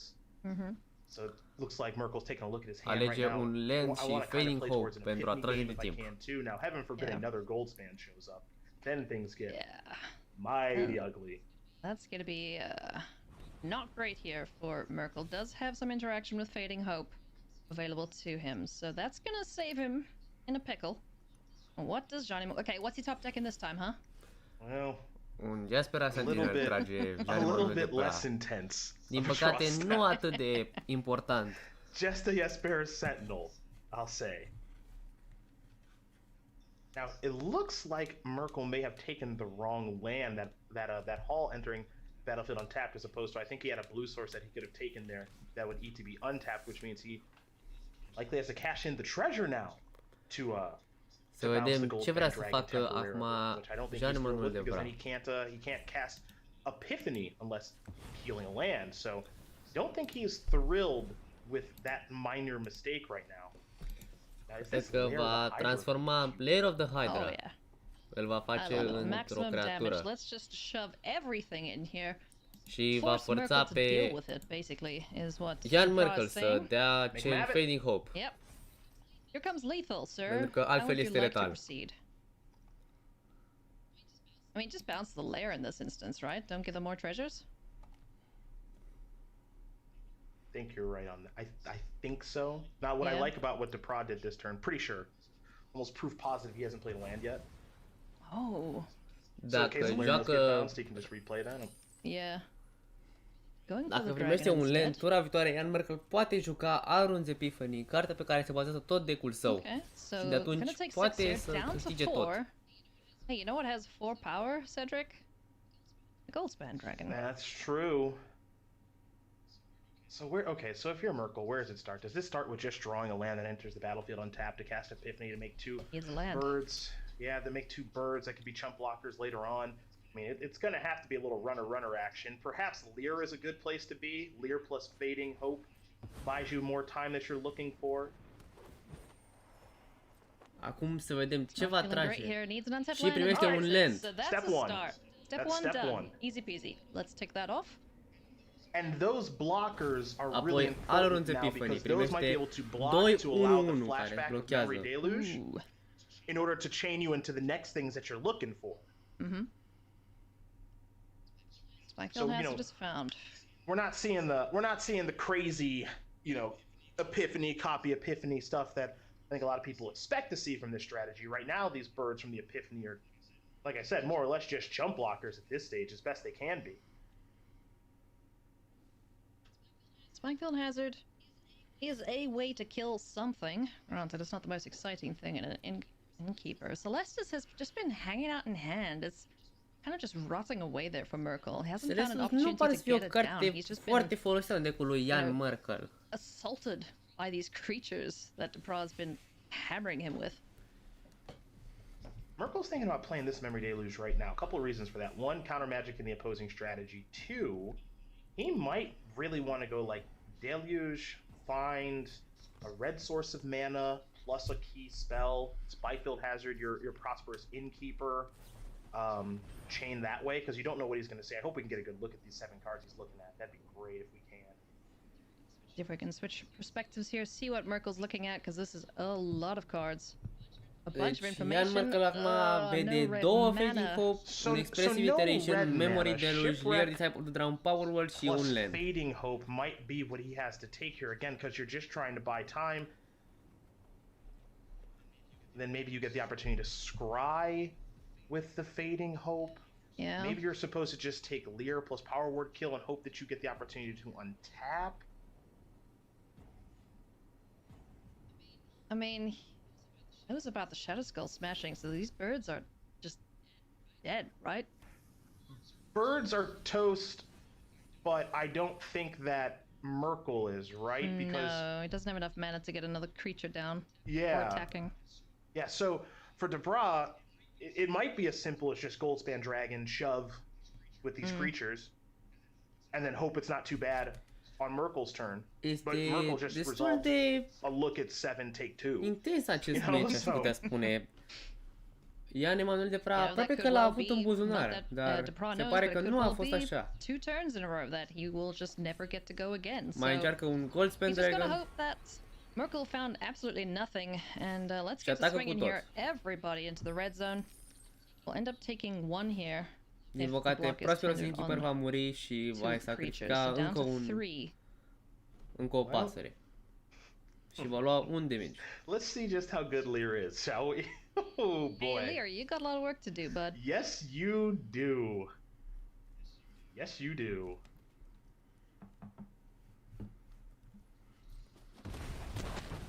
And this deck is just unrelenting.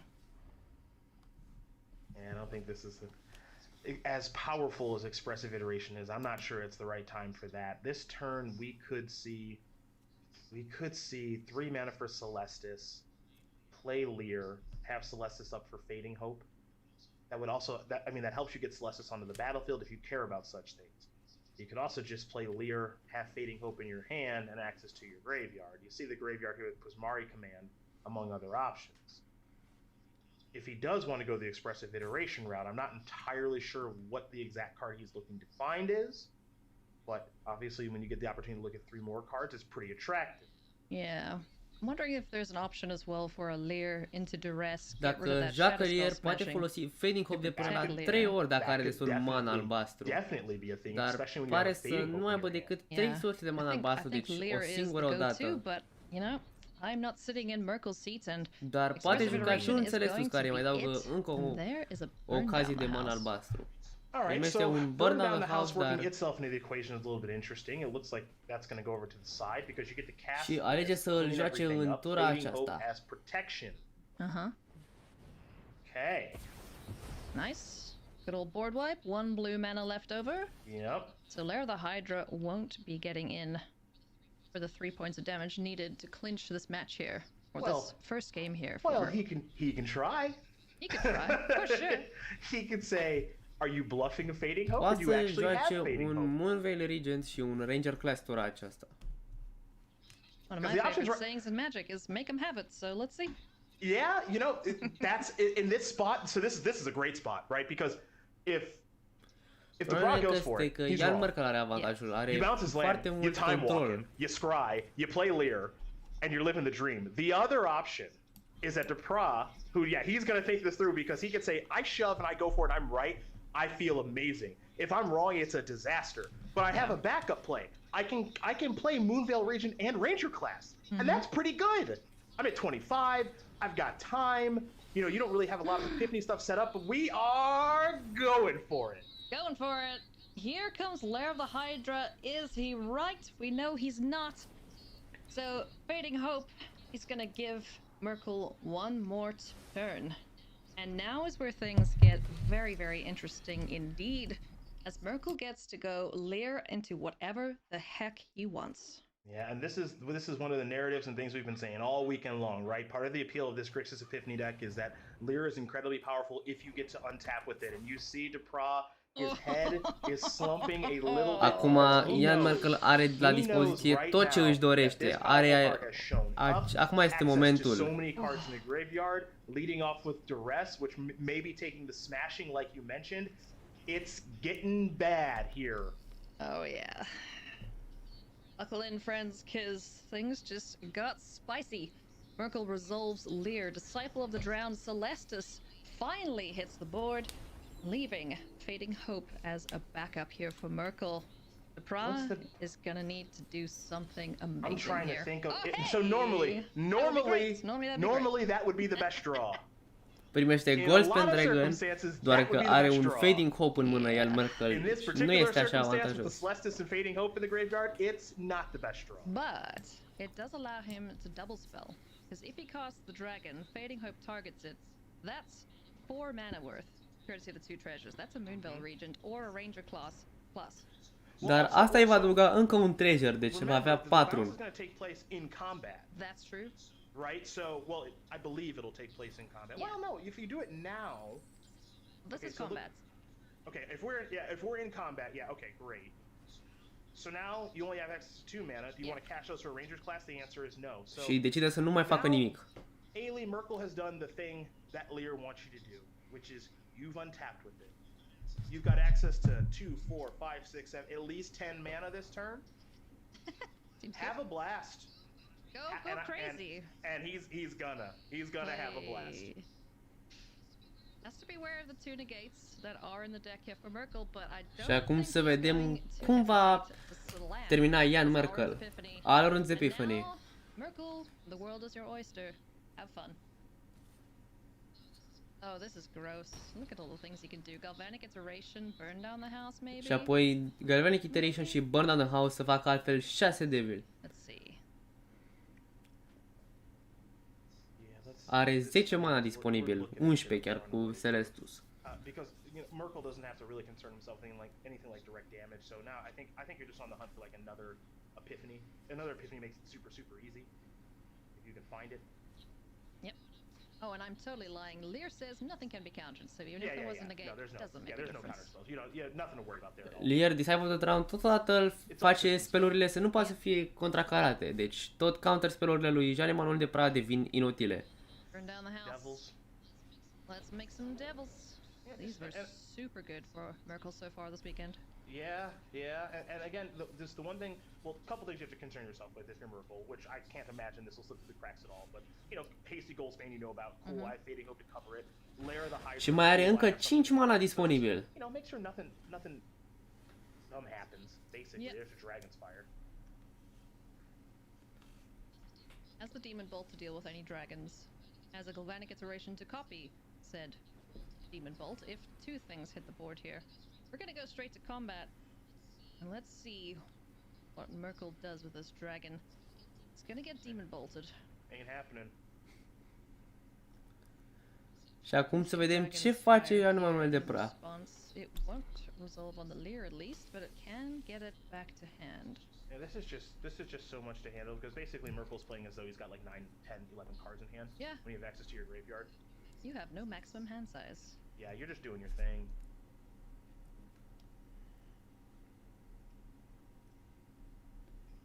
And Merkel had to get, well, I mean, both players really, from both players with some fortunate draw steps. Merkel had to survive through that Memory Deluge turn. Merkel, in a way, had to kind of hope that Lair of the Hydra got fired up on that one turn as opposed to potentially Region plus Rangers class. Is that a better turn for the long term? Probably. But there's also a part of you, as DePra was kind of weighing through the calculus of, I just go for it, right?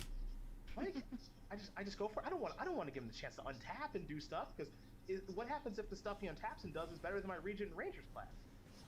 So I go for it. You got one single. Și astfel pierde Goldspan Dragon-ul. Și are 6 mana disponibil. Yeah, that's what an oops here for Jean Și scrie oops. So Dragon's Fire. That's why we've been pointing that out a little bit too. Just where are you in the turn? Are you at the beginning? Yeah. Are you at the end of your first main phase? Are you at the beginning of combat? That sort of thing. Și din păcate irosește 2 treasure-uri. Yeah, so a little bit of a misstep there from DePra. Just shrugs his shoulders. Not much he can do. To be fair, I don't think there's much of a way out for him in this. E posibil ca acesta să fie meciul lui Jan Merkel. Yeah, that's brutal. That's brutal. Minor, potentially major mistake there. But as you said, I think it's unlikely for it to matter because Merkel is so far ahead. So if for DePra, if he's going to take any comfort away from that mistake at this stage of the tournament, I would say that mistake is minor. Încă un Goldspan Dragon, dar care din păcate nu poate face prea mult. Yeah, he is likely to lose this game, so I think he can walk away with the comfort of knowing it's not that big of a mistake. Yeah.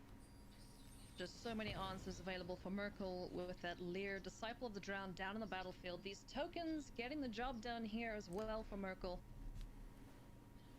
And now we're going to see. Și acum ar trebui să fie letal.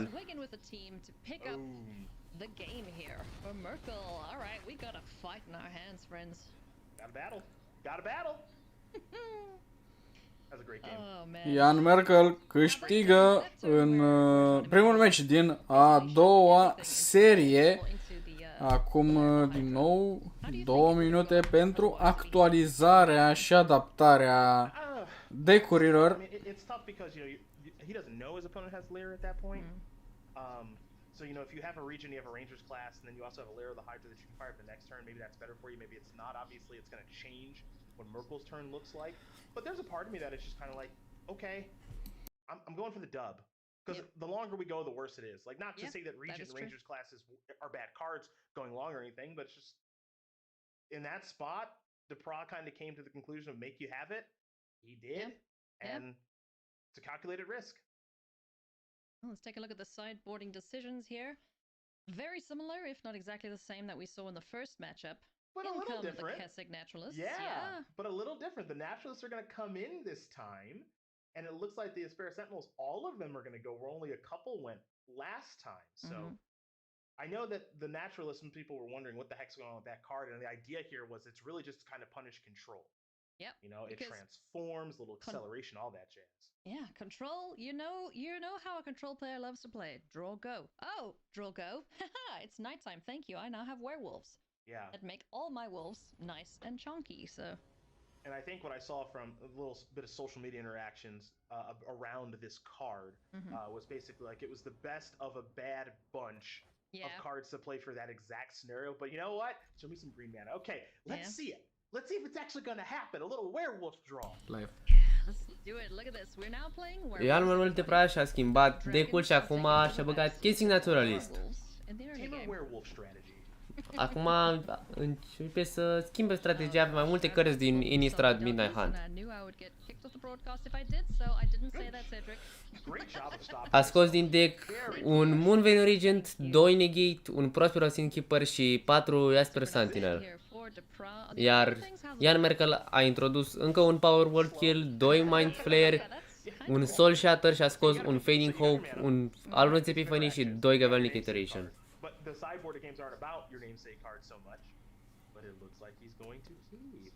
So for Defrost, we got the old 2-3-4 of Naturalist, Stormseeker, Tracker in some combination, and also have a copy of Disdainful Stroke as well. So it's a pretty nice hand here for Defrost. Yeah. All right, let's get. Tura 2 chestii naturalist pentru Animal Mult de Praf. With that adorable little pup he's holding. On the other side of things, though, Cathartic Pyre is gonna say maybe no, thank you, but then it will become night. Yeah, looks like Pyre's just gonna be played right now. Get that thing out of here, which opens up the door. Iar mai joacă un Cathartic Pyre și așa Animal Mult de Praf are dreptul să joace un Reckless Stormseeker fără nicio problemă. Yeah, looking at the hand from Merkel, I kind of like Stormseeker into Moonveil Regent. Have the Briarbridge Tracker to trigger the Regent if you need to start dumping your hand to draw cards. Oh, the benefits of perfect information. I know, right? But you know what's great, Cedric, is if Și îi dă 3 damage lui Ian Merkel. Apoi poate să joace Moonveil Regent și apoi Briarbridge Tracker, dacă are destul mana să tragă o carte cu cluul format de Briarbridge Tracker. Și 9 damage. That's a heavy hitter. That's a goodness me. You better draw some way to interact. My goodness. Oh, man, when this deck goes off, it's just incredible. Oh, look at it. It's glorious. Now, this is a bit of the awkward spot because acum trebuie să facă ceva. Nonsense like an Alrun's Epiphany that's been foretold or the 5 mana Mind Flayer. Pro's gonna want to hold on to that Disdainful Stroke, so we won't see the hand. Să vedem ce face acum Animal Mult de Praf. With Disdainful Stroke. Oh, this is looking so. He's gonna win this game. Dacă atacă acum va câștiga meciul. Acum să nu creadă că Ian Merkel blufează ceva. Let's see. If you're gonna Fading Hope, you're probably Fading Hoping the Storm Charge Slasher, because that's an attack there for 4. Briarbridge will make a clue, but it won't have haste. So I think if you're Fading Hoping anything, it's just gonna be that. But we're gonna let the Moonveil Regent trigger take place first.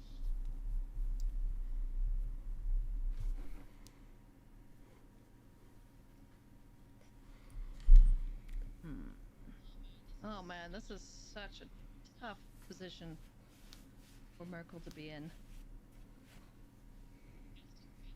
Has to get rid of one of these creatures because Ian Merkel trebuie să renunțe, să dea bounce unei creaturi. Altfel este meci. Alege vârcolacul.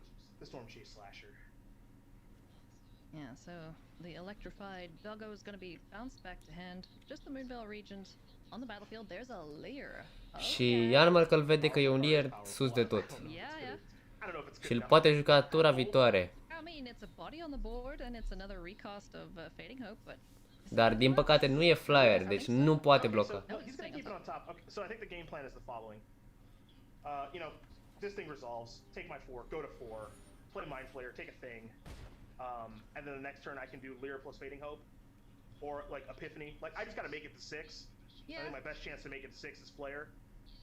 Yeah, it's not gonna happen. Tura asta, Ian Merkel poate juca un Mind Flare și să-l ia doar că își ia counter. Și astfel, Jean Manuel Depra câștigă al doilea meci al seriei cu numărul 2. Este 1-1, egalitate. Acesta este meciul care poate fi ultimul al lui Jan Merkel. Da, posibil ultimul meci al lui Jan Merkel. Acum, după cele 2 minute, vom vedea ce se întâmplă. Din nou, moment de adaptare a decurilor pentru posibilul ultim meci al lui Jan Merkel. Jean Emmanuel Depra a surprins cu siguranță pe toată lumea. Cu un deck cu treasure-uri nu se aștepta nimeni, nici dintre noi, deci din România, nici comentatorii englezi nu se așteptau să aibă o performanță atât de bună. Practic, aproape tot ce vede în cale este învins de Jean Emmanuel Depra.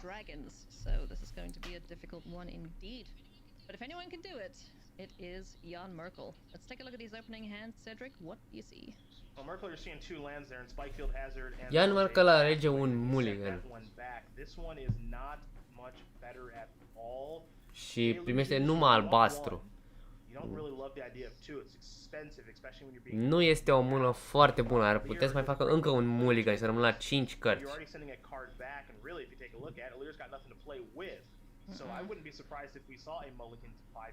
Acum, Jean Emmanuel Depra câștigă, face rost de o mână destul de bună pe care s-ar putea să o păstreze. Și Jan Merkel păstrează tot mâna de 6.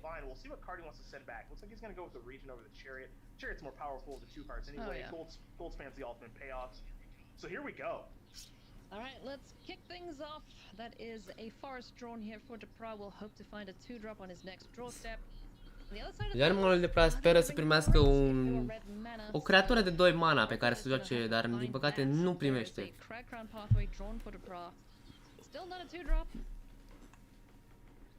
But things are gonna get underway here slowly but surely. And there is the red source, unfortunately, on the back of a Spikefield Hazard, so that comes in. Dacă joacă acel Werewolf, își va lua counter de la Juari Disruption. Even if it was untapped, so the fact that it is ETB tapped is not the end of the world. Also allows you to still keep up Jawari Disruption and cast that card. So in a weird way, if you're going to draw a red source, I'm not saying it's ideal for it to enter the battlefield tapped. It's just there's a lack of a punishment there that it is Spikefield Hazard / Spikefield Cave. So A-OK here for Merkel. Yeah.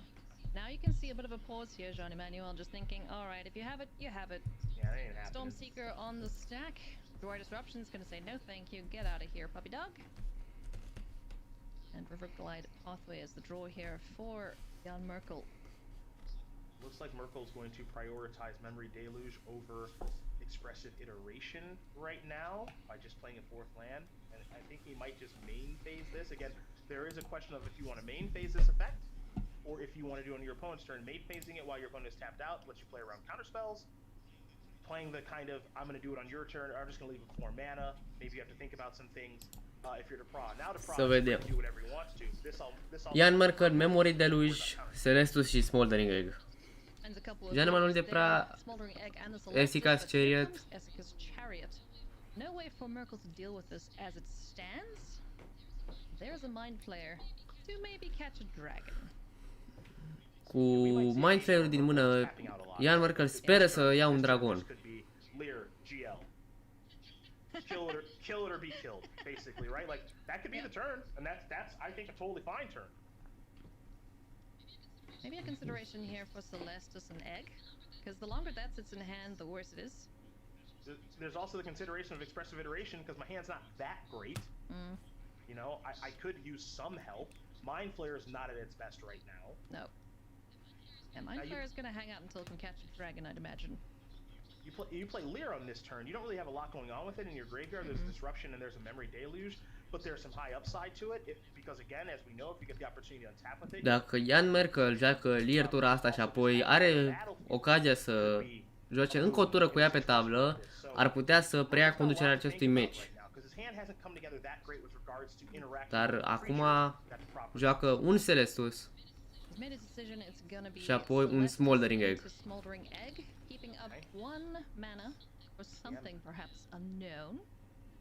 Și ține un mana, doar că nu are ce face cu el, dar Jean-Emmanuel de Prat nu știe asta. Goldspan Dragon și Esika's Chariot și 8 damage potențial dacă nu blochează. Merkel has to find something, has the mind flayer to deal with the dragon, so that's problem number one. Play one way. Play one way. Coming at you. Și poate să joace un Prosperous Innkeeper. Decision here, does he want to cash in Prosperous Innkeeper? Is he suspecting burn down the house?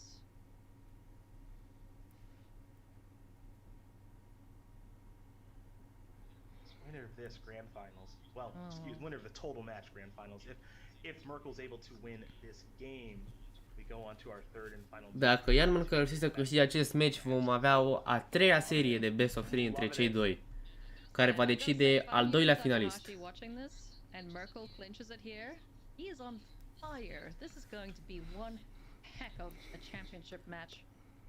Să vedem acum ce va face. Vrea să joace Prosperous Innkeeper sau trece direct mai departe.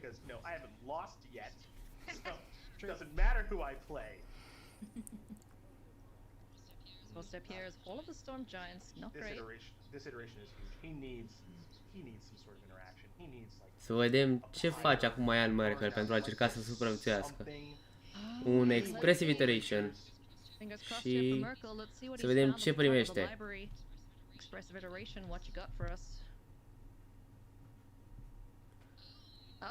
Burn Down the House, Fading Hope și Cathartic Pyre. E una cea mai puternice mâini pe care ar putea primi. Un Removal și un Bounce Spell. Now burn down the house, little awkward, right? Don't have an untapped land to cast. So, you know, how's Pyre look? How's Fading Hope look? Celelalte două pot fi jucate ambele. Bit clunky. I mean, could grab the burn down the house for the following turn, perhaps. Could go for the, all right, let's cast a bunch of spells, flip my egg, and just start sniping your board. You've seen that approach work. You have 2 counters on your egg. You take Pyre, it's up to 4. Take Hope. Cast, I mean, Pyre plus Hope brings you up to 5. You're not 7 quite yet. Okay. Yep. You gotta let go. You gotta let go, burn down the house. But you bounce just a token. Bye, kitty cat.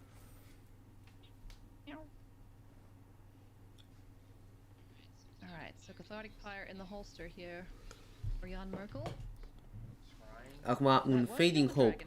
But it can take something out of the equation here, perhaps whatever's targeted by Esika's Chariot. Scry put Demon Bolt on the bottom. It's not bad. Okay.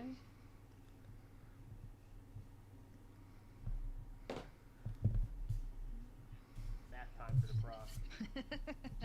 Ei, acum se pare că este matematica, este nu numai pentru cei care blochează. You got to think about how do I want to use this Storm Seeker? What am I doing with Chariot this turn? What am I concerned about in a general sense? There's cards like Demon Bolt, there's Cathartic Pyre, there's other copies of Fading. A ton of different things to concern yourself with right now. We'll say of all the decks this weekend, this Grixis Epiphany deck has been the one that instills the most fear, I think, just because of all this interaction. Să vedem ce face acum Jean-Emmanuel de Prat. Decide să joace ceva. Jan Merkel are un Cathartic Pyre care poate omorî o creatură care are 3 sau mai puțin toughness.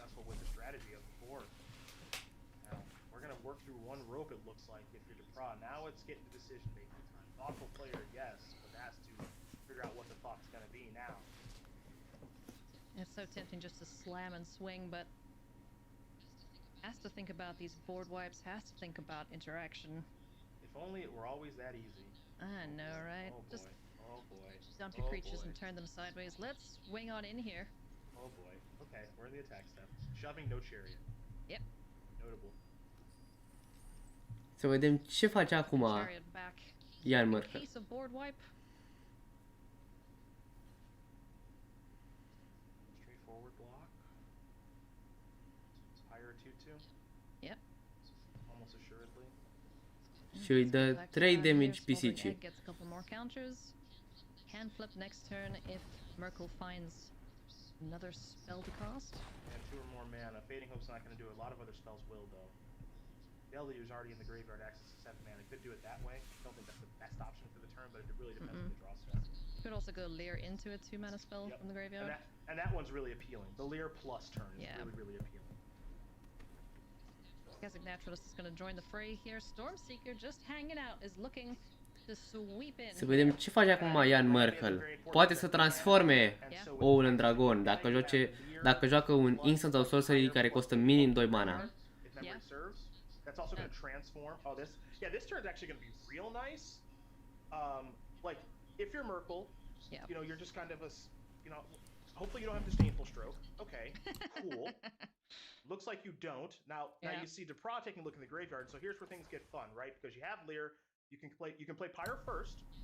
Yep. Kill Naturalist, right? That triggers the egg. That's going to Poate omorâ chestii naturalistul și apoi să transforme oul în Ashmouth Dragon. Și acum apoi are potențialul ca tura viitoare să facă foarte multe lucruri. It just depends on how you want to sequence it, because once your Leer got onto the battlefield and there's no stroke, now you're kind of clear for takeoff on how you can sequence however you want to. Yeah. Cathartic Fire, like you mentioned, will certainly take out one of these creatures. Fading Hope can be used in response to attacks or to protect Leer from being killed if the Pro finds any removal spells. Yeah, we're coming on back right now if you're Merkel. And don't forget about that Mind Flayer that's hanging out in the hand as well, because that might work itself into the equation as far as taking a gold span maybe the following turn. Again, depends on what the draw step is here for the Pro. A lot could change. Ooh, okay, another chariot. I don't think that one changes a ton, but let's see. You have 2 treasures, that's 4 mana. Să vedem ce face acum Jean Emanuel de Pra. Se înfruntă cu un 4/4 dragon cu flying și un 3/4. Din păcate nu are niciun removal.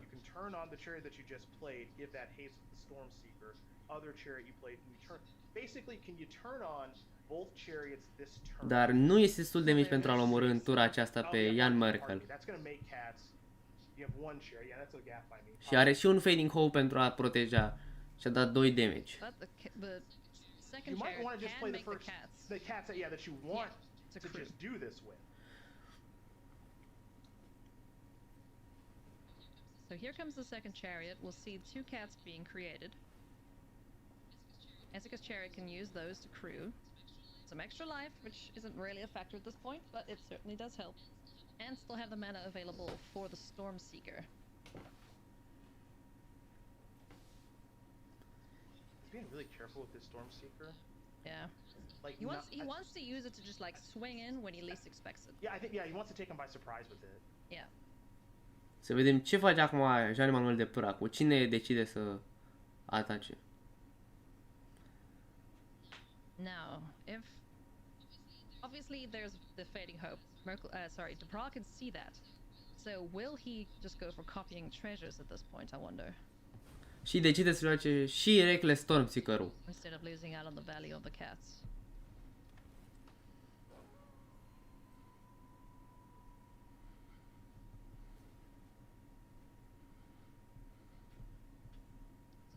So Stormseeker down on the battlefield. Îi dă +1/+0 și haste Ezeka's chariotului.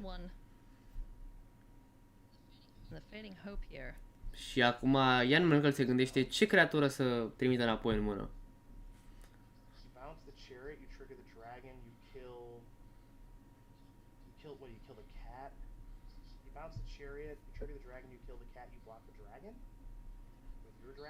Yeah, I think Ashmouth Ashmouth is going to get in the way here of the Goldspan Dragon. So let's see, Fading Hope. Și ce returnează înapoi Chariotul și omoară o pisică. Apoi atacă cu Goldspan Dragon-ul. Când atacă face un treasure și acum are destul mana ca să pună înapoi Jessica's Chariot.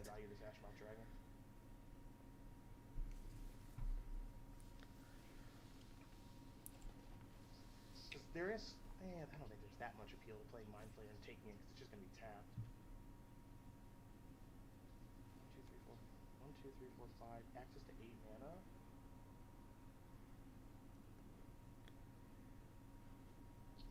If there is a trade here, that prevents the chariot from coming down, but Merkel's going to take it. Jessica's chariot's going to hit the battlefield. Mai joacă încă o dată Jessica's Chariot. Acum trebuie să vedem ce face Ian Merkel.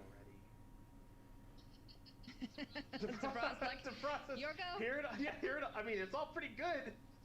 It's all pretty good. Okay, all right. Ashmouth Dragon, you can start sniping things down. Let's see what we can find here with this expressive iteration. Să vedem ce face acum Ian Merkel. Omoară o pisică. I'm honestly, I'm a little surprised. Okay.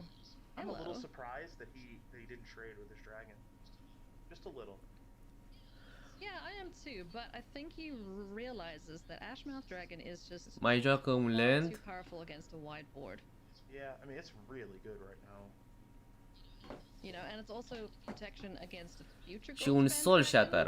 You know, with the hopes that he finds removal, so this takes care of Goldspan, yeah. Și omoară Goldspan Dragon-ul. Mai poate să face încă o dată un Soul Shatter. Yeah, so Soul Shadow would take care of the chariots. Oh, that's a brutal miss for Depra. Trage un land din păcate, chiar ce nu avea nevoie. Nu are niciun land care se transformă în creatură. And 2 spells that he's able to cast from the graveyard. You got to untap with that thing again, huh? Uh-huh. It's not always This is that looking easy. like Merkel's gonna win this one. I think so. Okay, so we're gonna get in the Cadillac. Okay. Trigger. No great choice. No. Nope. This is a pretty sick comeback. Oh my goodness me. This is a Soul really Shadow sick once comeback. again. Yep. Și acum încă un Soul Shatter. I'm sure there's some quote about don't call it a comeback, but I'm not cool enough to know what the whole thing is, so That makes Și atacă cu Reckless Stormseeker-ul. comes the Stormseeker just YOLOing in here against Lear Disciple. Și Jean Manuel de Prea renunță acest match. Și Ian Merkel câștigă a doua serie, 1-1 la serie. Aceasta este finala din partea inferioară a tabloului. Da, din păcate aici se încheie transmisiunea noastră. Matei Dașu și Nectarie Popa am fost noi. Aflați mâine pe www.esporturi.ro cine câștigă campionatul mondial. Asta a fost tot de la noi. Vă dorim o seară excelentă. La revedere! La revedere!